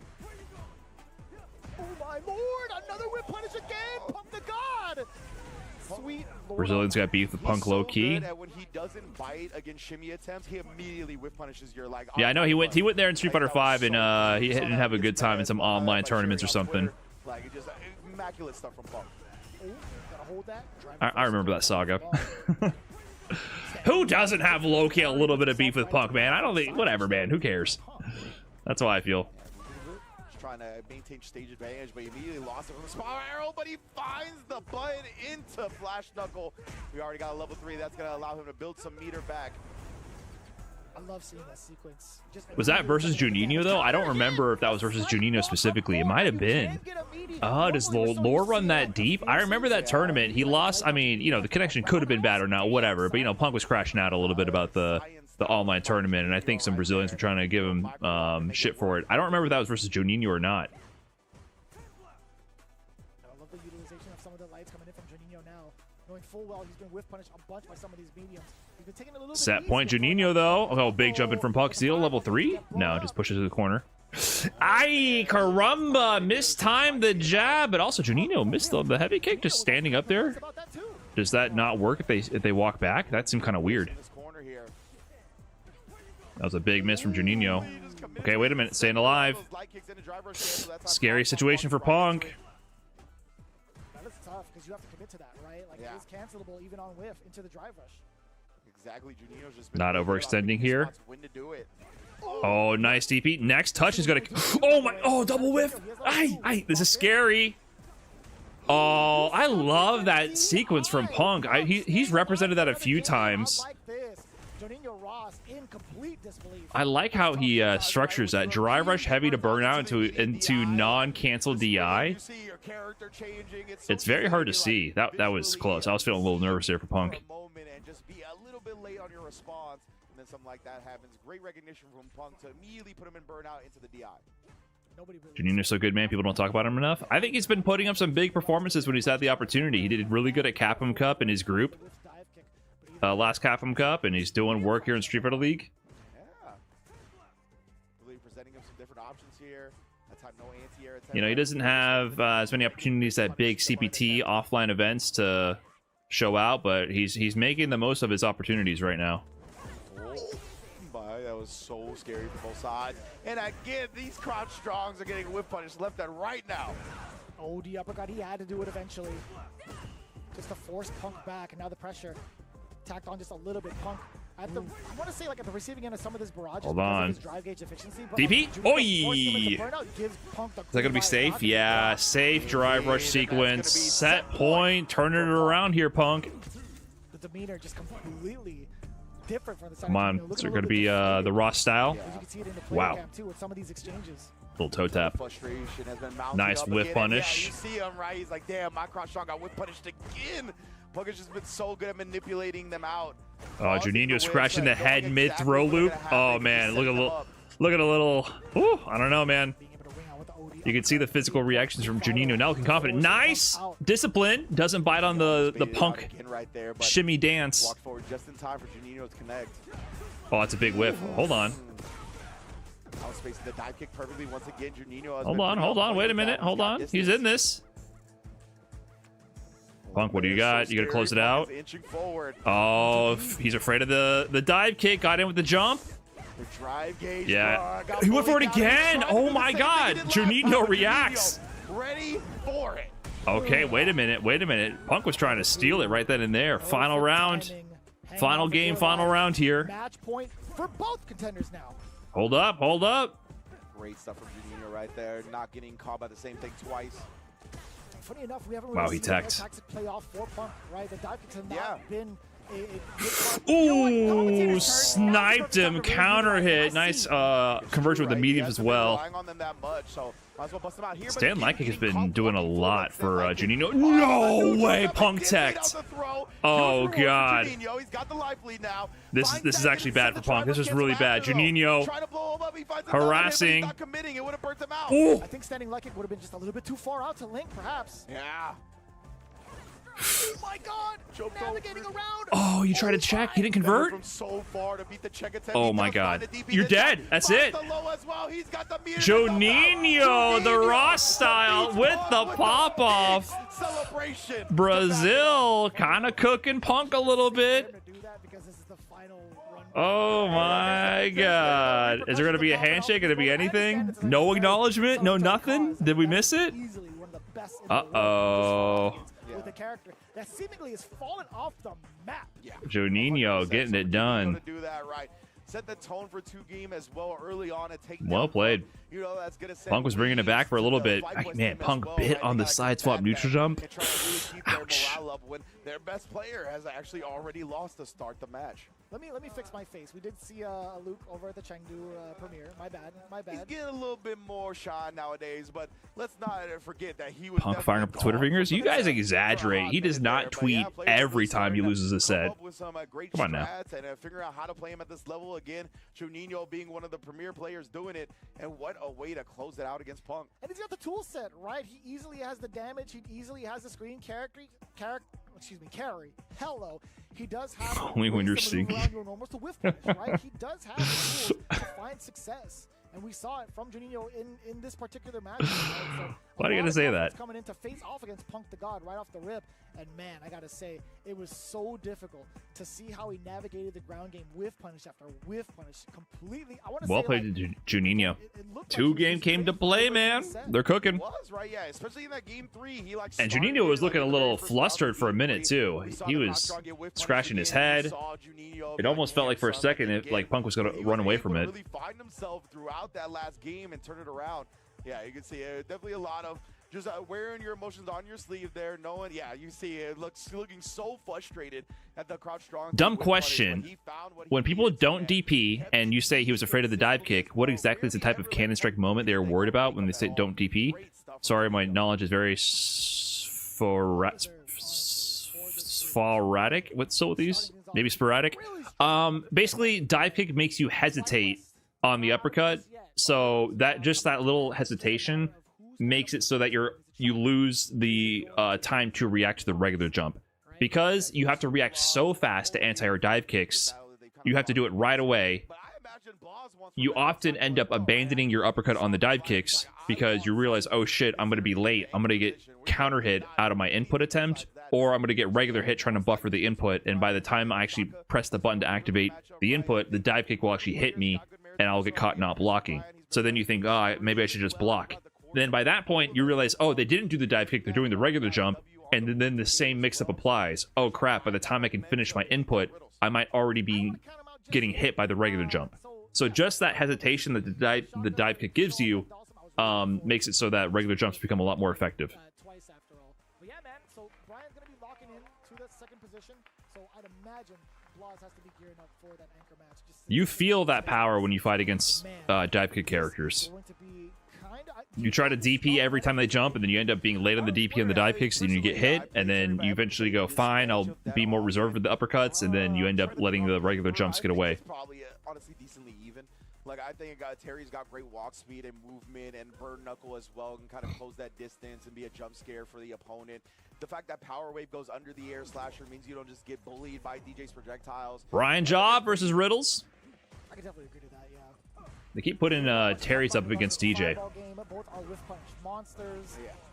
Or sorry, this time they're putting the DJ up against Terry. And the damage output and the versatility for the side switch, we see it right now. Brian starting off with the throw loops. I just watched that Kazunoko set in Street Fighter 4 on Yun and understand the power of the neutral jump. That Kazunoko set? I'm assuming you mean Capcom Cup, but Kazunoko played a lot of sets with Yun in Street Fighter 4. Oh, you got looped. You're gonna try to pop off with a rising tackle. How does he know? I don't know. You got looped. That's why he's there and I'm here type stuff, you know? Me too, bro. Riddles plays against DJ a lot. Yeah, he's played against Dude's DJ all the time. All right, Riddles, your turn. Give me these throws. He has experience in this matchup for sure. You know, I think there was a Yeah, Yun had a neutral jump dive kick. It's different. Oh, yeah. Cammy doesn't have that.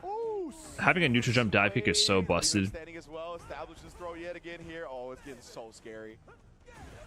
Wow, barely tagged him with a funky slicer. Yeah, the slowing Hezzy. Oh my god. Damn, that was dominant. Bar is melting. Sweet Jesus. Colin Amberland. Brazil came to play. It's so difficult to like have the processing speed to have these moments where different things are happening and you like hit somebody out of an air. The away team puts up the order first, and the home team is then free to decide who fights who. So the away team is at disadvantage because they can get counterpicked. And I'm glad you mentioned the pacing of it all, right? Playing that fast might be like a detriment to Riddles, who's more looking for control and also being able to initiate off of his offense, right? If he doesn't get those moments, it's rather difficult for him. Like you can see how much pressure Brian is doing just off of these throw loops in general. Yeah, if you're at a range with Cammy where you can do a really fast dive kick at their toes, once you condition them with that, you can then start doing regular jump heavy punch. And you'll just be able to, people will abandon their anti-airs or just mess up more often against Cammy. Although it is like back to back to back, there is no real pattern to it, right? It's just part of the madness. Yeah, and DJ in general, he's always been like an off-meta strong strat character. That sway kind of, oh my goodness. Brian has no fear, man. With the drive rush. But that sway always dissuades the opponent from trying to press back with crouch medium. Riddles, give me a set, man. Come on. Get exposed by the sway. Brother, this cat is fast. This dude can move it. And also really figuring out riddles, too. A lot of these sways provide such Wow, jump away from the tick throw mid-screen, and then immediate sway. Mid-screen, he jumped away. Oh my god, he's getting harassed. DP? Riddles, you're getting your ass beat right now. Oh, he thought he was going to take his turn back. Brian had the read. This is done. Oh my god. That was a beatdown. Holy shit. That was a speed run. Brian Job. Holy moly, taking it over Riddles. Riddles has been doing really good too. Brian Job is at a 5-3 record now. That's my occupation right there. Doing his thing, man. So this is either going to be a 40 bomb with Blas finally getting his win over Psycho, or it's going to go down to Nephew versus Shaka. Not comfortable dealing with those sways we were talking about. The drive rush, a jump scare as always. Brian, man. Brother, how many of these sways have actually landed against Riddles? Because remember, at this point, Psycho has won the last two showings against Blas. He beat Blas with his Ryu at Blink Respawn, CPT, and DR, and also beat Blas' Sagat here at Street Fighter League in Phase 1. So in terms of big tournament sets, he's 2-0 against Blas right now. So far, it has been Brian at this SFL US. So immaculate job. He's got time to bring up the Ryu. Maybe, like I said, he beat Blas' Ryu 2-0. Let's see. I know Blas wasn't happy about losing the set to Psycho. It was a crazy set. We assume who's coming up next is probably going to be the locked-in anchor player so far of 2G with Blas. But can you imagine if they put Shaka here? Shaka against Kimberly. No, you can't. No, I cannot. And they're not going to. Blas with the Sagat. It's Sagat. Okay. There's got to be a little bit of pride here on the line, right? That's been able to beat Blas not only here at Street Fighter League but separate tournaments as well. I love that you're entertaining the idea because I could get like the gears going and try to process the match. Psycho has kind of been like the NL to Blas so far. You know what I mean? We want to see whether or not Psycho can withstand. I don't think Blas will lose again 3 times in a row. Another tiebreaker set as we saw in their first interaction. There might have been other tournament sets that weren't recorded, but statistically it's Psycho's favorite. But I think the last sprint was still very close. Blas bleed again in the second half. But with Psycho, do you think there's going to be some countermeasures? I mean, there has to be. Was the set after Punk already finished? I basically just walked to another room and I missed it. Yeah, well, you know, sometimes DJ sets go like that. Fathomable to come up with, right? So a lot of times he has these specific nuanced solutions to these issues. Okay, Blaz versus Psycho. It is the Sagat versus the Kim.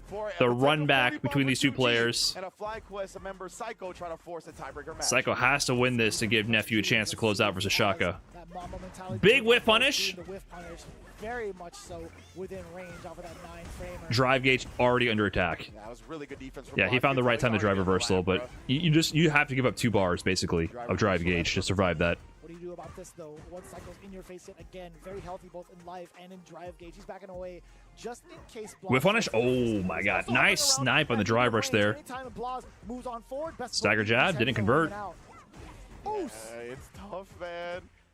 Blaz is getting overwhelmed in the corner. Finally finds a big option to prevent Psycho from coming close. Look at that. The moment he finds an opening, he drive rushes in to start doing Tiger Nexus mix and pressure. Psycho is like the most reversal happy Kimberly. Beautiful conversion right there. But Psycho is willing to do reversal level 1 in these scenarios more so than I think any other Kim. So I respect him just waiting after the Nexus. Can you believe he was ready for the low step kick off of the first shot? Okay, you know, commentator's curse. He got hit by the second one. You know, never. Oh, whiff punish on the slide. Good attempt. Okay. Oh my goodness. Optimal corner routing. First knockdown in the corner, immediate level 1. Oh, that's got to be frustrating. Oh, nice perfect parry. DI, that's the tech on the arc step. Nice. Nexus for the juggle. What can you do? Yo, he's got routes. He's got routing for days. Perfect parry, DI, first hit of the Nexus into back heavy punch. I didn't know what that was. Oh, that's gonna be a punish. Was that supposed to be a frame trap? I don't even know if they can frame trap like that up close, or was that a missed hit confirm? Trade combo, you're dead. One way or the other. Level 2. This man is the manager of the Oklahoma City Thunder. Stop giving them stuff. They don't need it. What do you do? They got the Clippers pick this year, Vicious. Oh, They're going to get another lottery pick. That's ugly. What the hell, man? That's so dumb, by the way. Basketball. Oh, here we go, though. The target combo. And we've seen Blaz. He'll even I'll go into heavy kick now. Frame trapping with that. Wow, stand heavy kick space on the whiff punish. I'm so high strung by the way you delivered that. There was a lot of motion in that. Again, trading. Did you learn last time? Medium punch is the money button. Hold on, hold on. Blaz kind of cooking now. Ooh, careful with the whiff. He's eager to get in while the drive gauge is below 3 bars. Oh, he's dancing. Nice spacing on the slide also. Whip punish, security's going to CA. Early CA to minimize the drive gauge regen. He's going to have a sliver remaining. Not level 3 yet for Blaz. Going to have level 2 as an invincible reversal to kill. Oh my god. He thought he had the crosscut. The angle was too sharp. He's burnt, but still alive. Wake up buttons. He didn't get a meaty. That command overhead from Kim. First game on the No choke on the level 3 cancel. That was close. That was close. This is going to be a set. Yeah, the Kimberly mains, man. I get it. Oh. Drive reversal this time. Instead of trying to deal with the drive rush medium plus frames, just drive reversal out of it. Oh, he thought he had the punish in the backdash, but the second jab whiffed. Kind of just threw away a couple bars of drive gauge. He went for it. You tried to move? Commit to it on block, even if it's -8, right? He just knows the opponent is so ready to take their turn after that first stand medium kick. Wow, the towards heavy kick at that range. Dude, drive rush, crouching MK to throw is so good with Sagat. I missed that with Viper. Her drive rush, crouching MK does not leave you in throw range. Nice meterless conversion right there. Okay. Blaz kind of favoring the backdash. Air resetting a lot. Wake up buns. How do you just know he's gonna try to bait DP right there?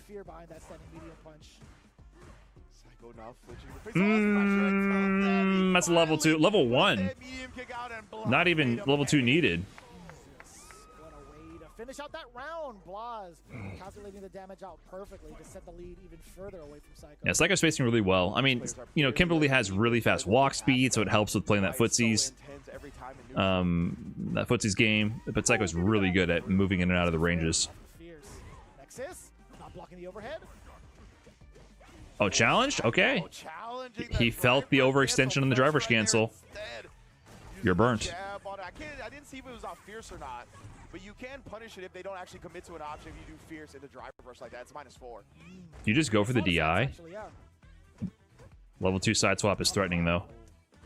Yeah, I don't 100% recall. Here attempts right Psycho. It's not even... Oh! Doesn't have to risk the DI. He's relying on footsies. Blaz would swing with that crouching medium. Maybe like a level 2 buffer behind it.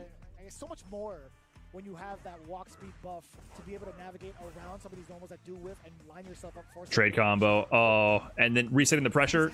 He didn't cancel after the target combo. The target combo is punishable. I forget what the frame date is exactly. Oh, he felt the reversal coming for sure.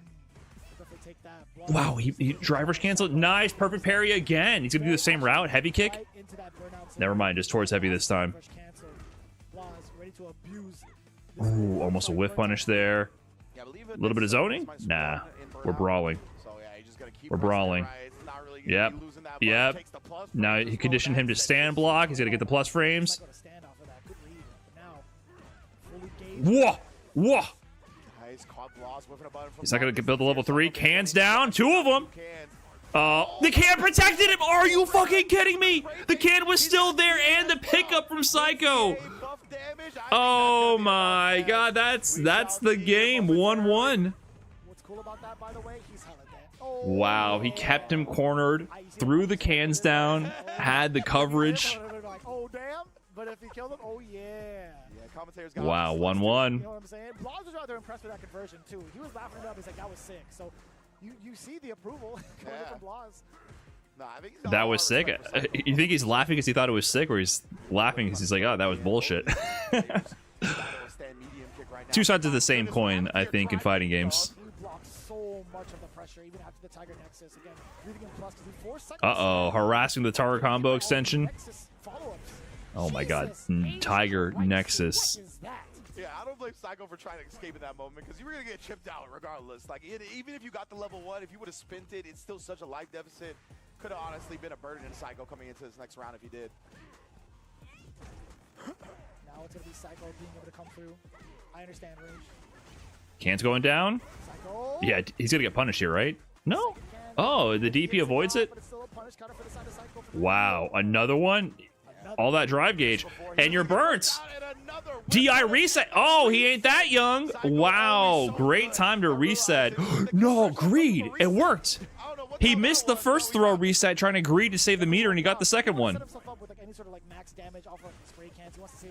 That wasn't double can. You're right. Sometimes even on single can, though, you can get punished, depending on which version of the can they do. Oh my god. What is that 3 or 4 already? It would have worked if he kept doing it too. Good block. I mean, if he eats that overhead, he's dead. Oh, what a button timing. Perfect for Psycho. Rallying back here. 2-1 right now. Uh-oh. Wait. Blaz taking the AirPods out. Hold on. He took the AirPods out. Immediate rematch. Took the AirPods out. Barely had time to think. Immediate rematch. Legitimately, bro. Living up to the moniker. Ooh, nice block that time on the overhead. Counter hit. Just get the extension. Calm standing. Definitely wants to walk away. I think he didn't think Sagat was actually in range to meet him with something. No, he thought it countered. He thought he was going to get the combo conversion. Guess it was too close. Oh, checkmate. Yeah, checkmate. Literally no meter. There was no way out. Yeah, Psycho tried to do something there. It would have been better if he just accepted the DI. I wonder if maybe he would have forced Blaz to burn a level 1 there if he just blocked it. Maybe not, but in those kind of situations, it's better to just eat the hit so that the DI stun combo does way less damage because the DI itself does way less damage. He was probably dead mutiless though. He pressed on the plus frames right. Psycho does like to go back. Oh my god, nice drive rush to the heavy kick conversion. Good awareness from Blaz. Oh man, he's mauling. Oh, he missed the pickup. He had something planned there. Wow, that was a beatdown. That was an interesting sequence with the fireball into jab Tiger Nexus. Indeed, and no more smiles or laughter on that side, and neither All right, this could be the final game. Psycho needs to win this now to tie up the set to allow Nephew to go up against Shaka. Obviously, they've been two of our more successful. And if Blaz wins this, that's a huge 40 points for them. Slide that close? Uh-oh, Blaz has momentum. Baits out the parry with the empty safe jump. Imperfect parry. Oh, huge whiff punish. DI reset attack, or not reset, but was that plus? Yo, that was a clean sequence. I don't even know about that meaty fireball he just did right there. That was the high tiger shot, so I think it must have been meaty. Nice setup. I like that pretty early on as well to prevent Psycho from even applying any sort of pressure within the crouching medium range. Does get the drive rush. Yo, heavy Tiger Nexus reset from a jab. No punish. Oh, no punish. No punish. Oh, snipes out the stand MK. Psycho's kind of heavily on the back foot now, man. Blaz not scared to check there. I mean, checking the heavy run is not guaranteed. You can get counter hit by the arc step. That's it. That's it. Routing, dude. That's a perfect. Blaz finally gets his set on Psycho after Psycho defeated him at Blink Respawn, defeated him in the first phase of Street Fighter League. 2-game comes out swinging 40 points up against FlyQuest to put them back in a prime position to run away with this. That makes them with a 5-4 record with 230 points, which means they jump over FlyQuest. They just leapfrogged FlyQuest right there. That's big. They're in the second place position now. When you get the run back going, because you know you can do it, you have the confidence, but that person that lost, they're most likely and it's actually possible for them to potentially pass Bandits. It's actually not impossible. It's very difficult to do so. Blaz was just able to clutch. Yeah, they still have 3 games left. Some of these big whip punishes coming in from Sagat is kind of tricky too because of his like really bad walk speed. I will phrase it that way. It's kind of slow, but the fact that he was still able to tease Psycho and force huge plays from Blaz. Get these whiff punishes and just in general to condition him the way that he has with that walk speed has been rather impressive. Yes, that was the last one of the night, I believe. Taking advantage of certain habits right there. Yeah, 2-game, 40-0 over FlyQuest. Just a little bit of motion with Sagat. Look at that, just like crazy. You for a little bit and you can see here, like how important how you win is, right? They're both 5-4, but the points is what matters. So young, I don't know how he's mastered such an advanced tactic, but so getting those 40-0s really matters. Phenomenal in his rookie year, especially here at it's building the distance between them. Deficit, mind you. Psycho was the one that had it 2-1 right beforehand, but the yeah, that was the last game.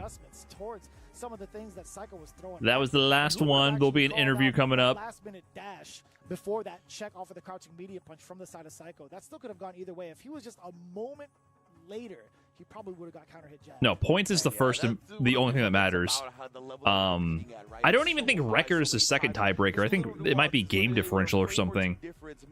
I'm not sure the exact rules, but points is what matters. That's the number one thing.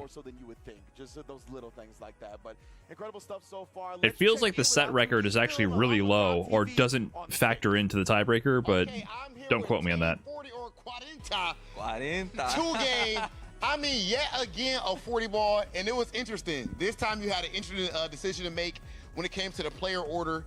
So you had to go up against Punk. Were you worried about that, and how you feel about how it went? All right, I was super worried because I don't like the matchup. Cammy, Luke, not very good. However, we knew Brian plays very good against Riddle, so we wanted to secure 10 points, and it was like, okay, I sacrificed myself. I'm gonna play the Punk, but everything good, well, and GG. It's so satisfying to play such a good player. Yeah. Phenomenal performance there, and I very polite. As well. Last time you played no Psycho, mention of no online Psycho tournaments. Got the victory. That was the counter pick. This time you won. What changed, and how does it feel to get your get back? Muy bien. Muy bien. Cambios fueron. Practiqué más contra Kimberly. Enfrenté a Kimberly fuertes de mi región, las que hay. Fuerte. Y me preparé Kimberly. mentalmente más. Más. Well, he prepared mentally, and he trained with some strong Kimberly from his region. yeah, that's what he prepared. Yeah. Okay, LatAm out here representing in full Okay. force. Yet another Straight business, no smack talk, no beef, no nothing. 2-game, just for the most pure shutouts. business. Team 2-game rookie season, but looking like vets. We have more Street Fighter League action coming at you guys right after this break. Okay, 2-game. Keeping it professional. They could have said a lot of different things there. Kept it all business. Kept it straight business. How come there were only like 8 teams? Is that weird? There's 7 teams. There were 6 teams before. There's actually more teams now. How many teams did you expect? I'm not really following.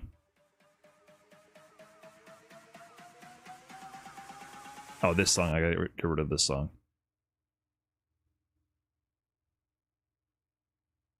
EU only has 6. Only in Japan do they have this massive league, and that's because they actually play each other offline through a whole series, and they have far more players. Yeah, they have 2 divisions of 6. They have 12 teams total. It's a whole different infrastructure in Japan. They're doing it live weekly throughout a whole season, and they have just way more players to play with. So it's not the same format at all. I mean, their actual matches, how they go, are the same format, but like the structure of the divisions is very different. Okay, well that wraps up Street Fighter League Phase 2, Day 2. And the end of it, yeah, Bandits is kind of cooking. The rest of it is super close, and it's not impossible for 2-game to pull away with this. That would be kind of crazy. Bandits and 2-game will be playing coming up soon. Do they play tomorrow? They actually play tomorrow. So I want to see if someone can shut them out. And look at this, 9-0, 5-4, but only 70 points difference. Because I think there's just been a bunch of 40-0s for 2-game. 40-0, 40-0, 40-0, 40-0. Wait, am I reading this correct? Where are their losses?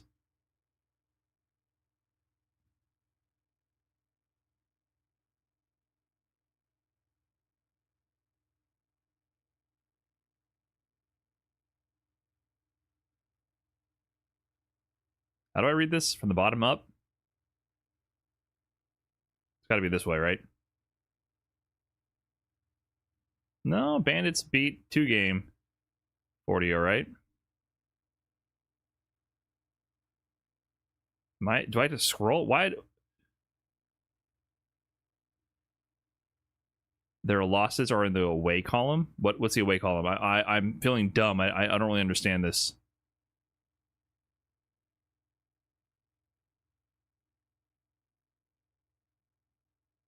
Columns are away, rows are at home. Oh. Is that?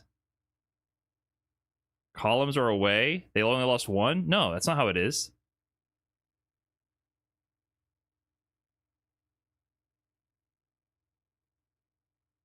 Anyways, I'm too dumb to understand that.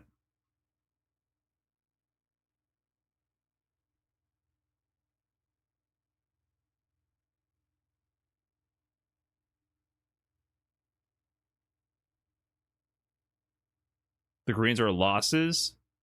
Oh, that's how I'm supposed to read this? I see what you're saying.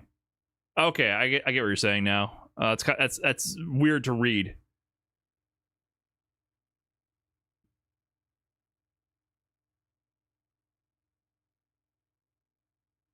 Okay.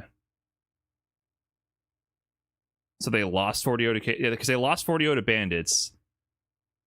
They lost 40-0 to KSG. When did that happen? Okay. Okay. Yeah, I guess I see. So these are all the losses. So every time they're home, they win. They win all the home ones 40-0. And then they've lost 40-0 a couple times. But they won 40-0 against Falcons. So wait, all of their wins have been 40-0? Anytime they beat a team? Wow, okay.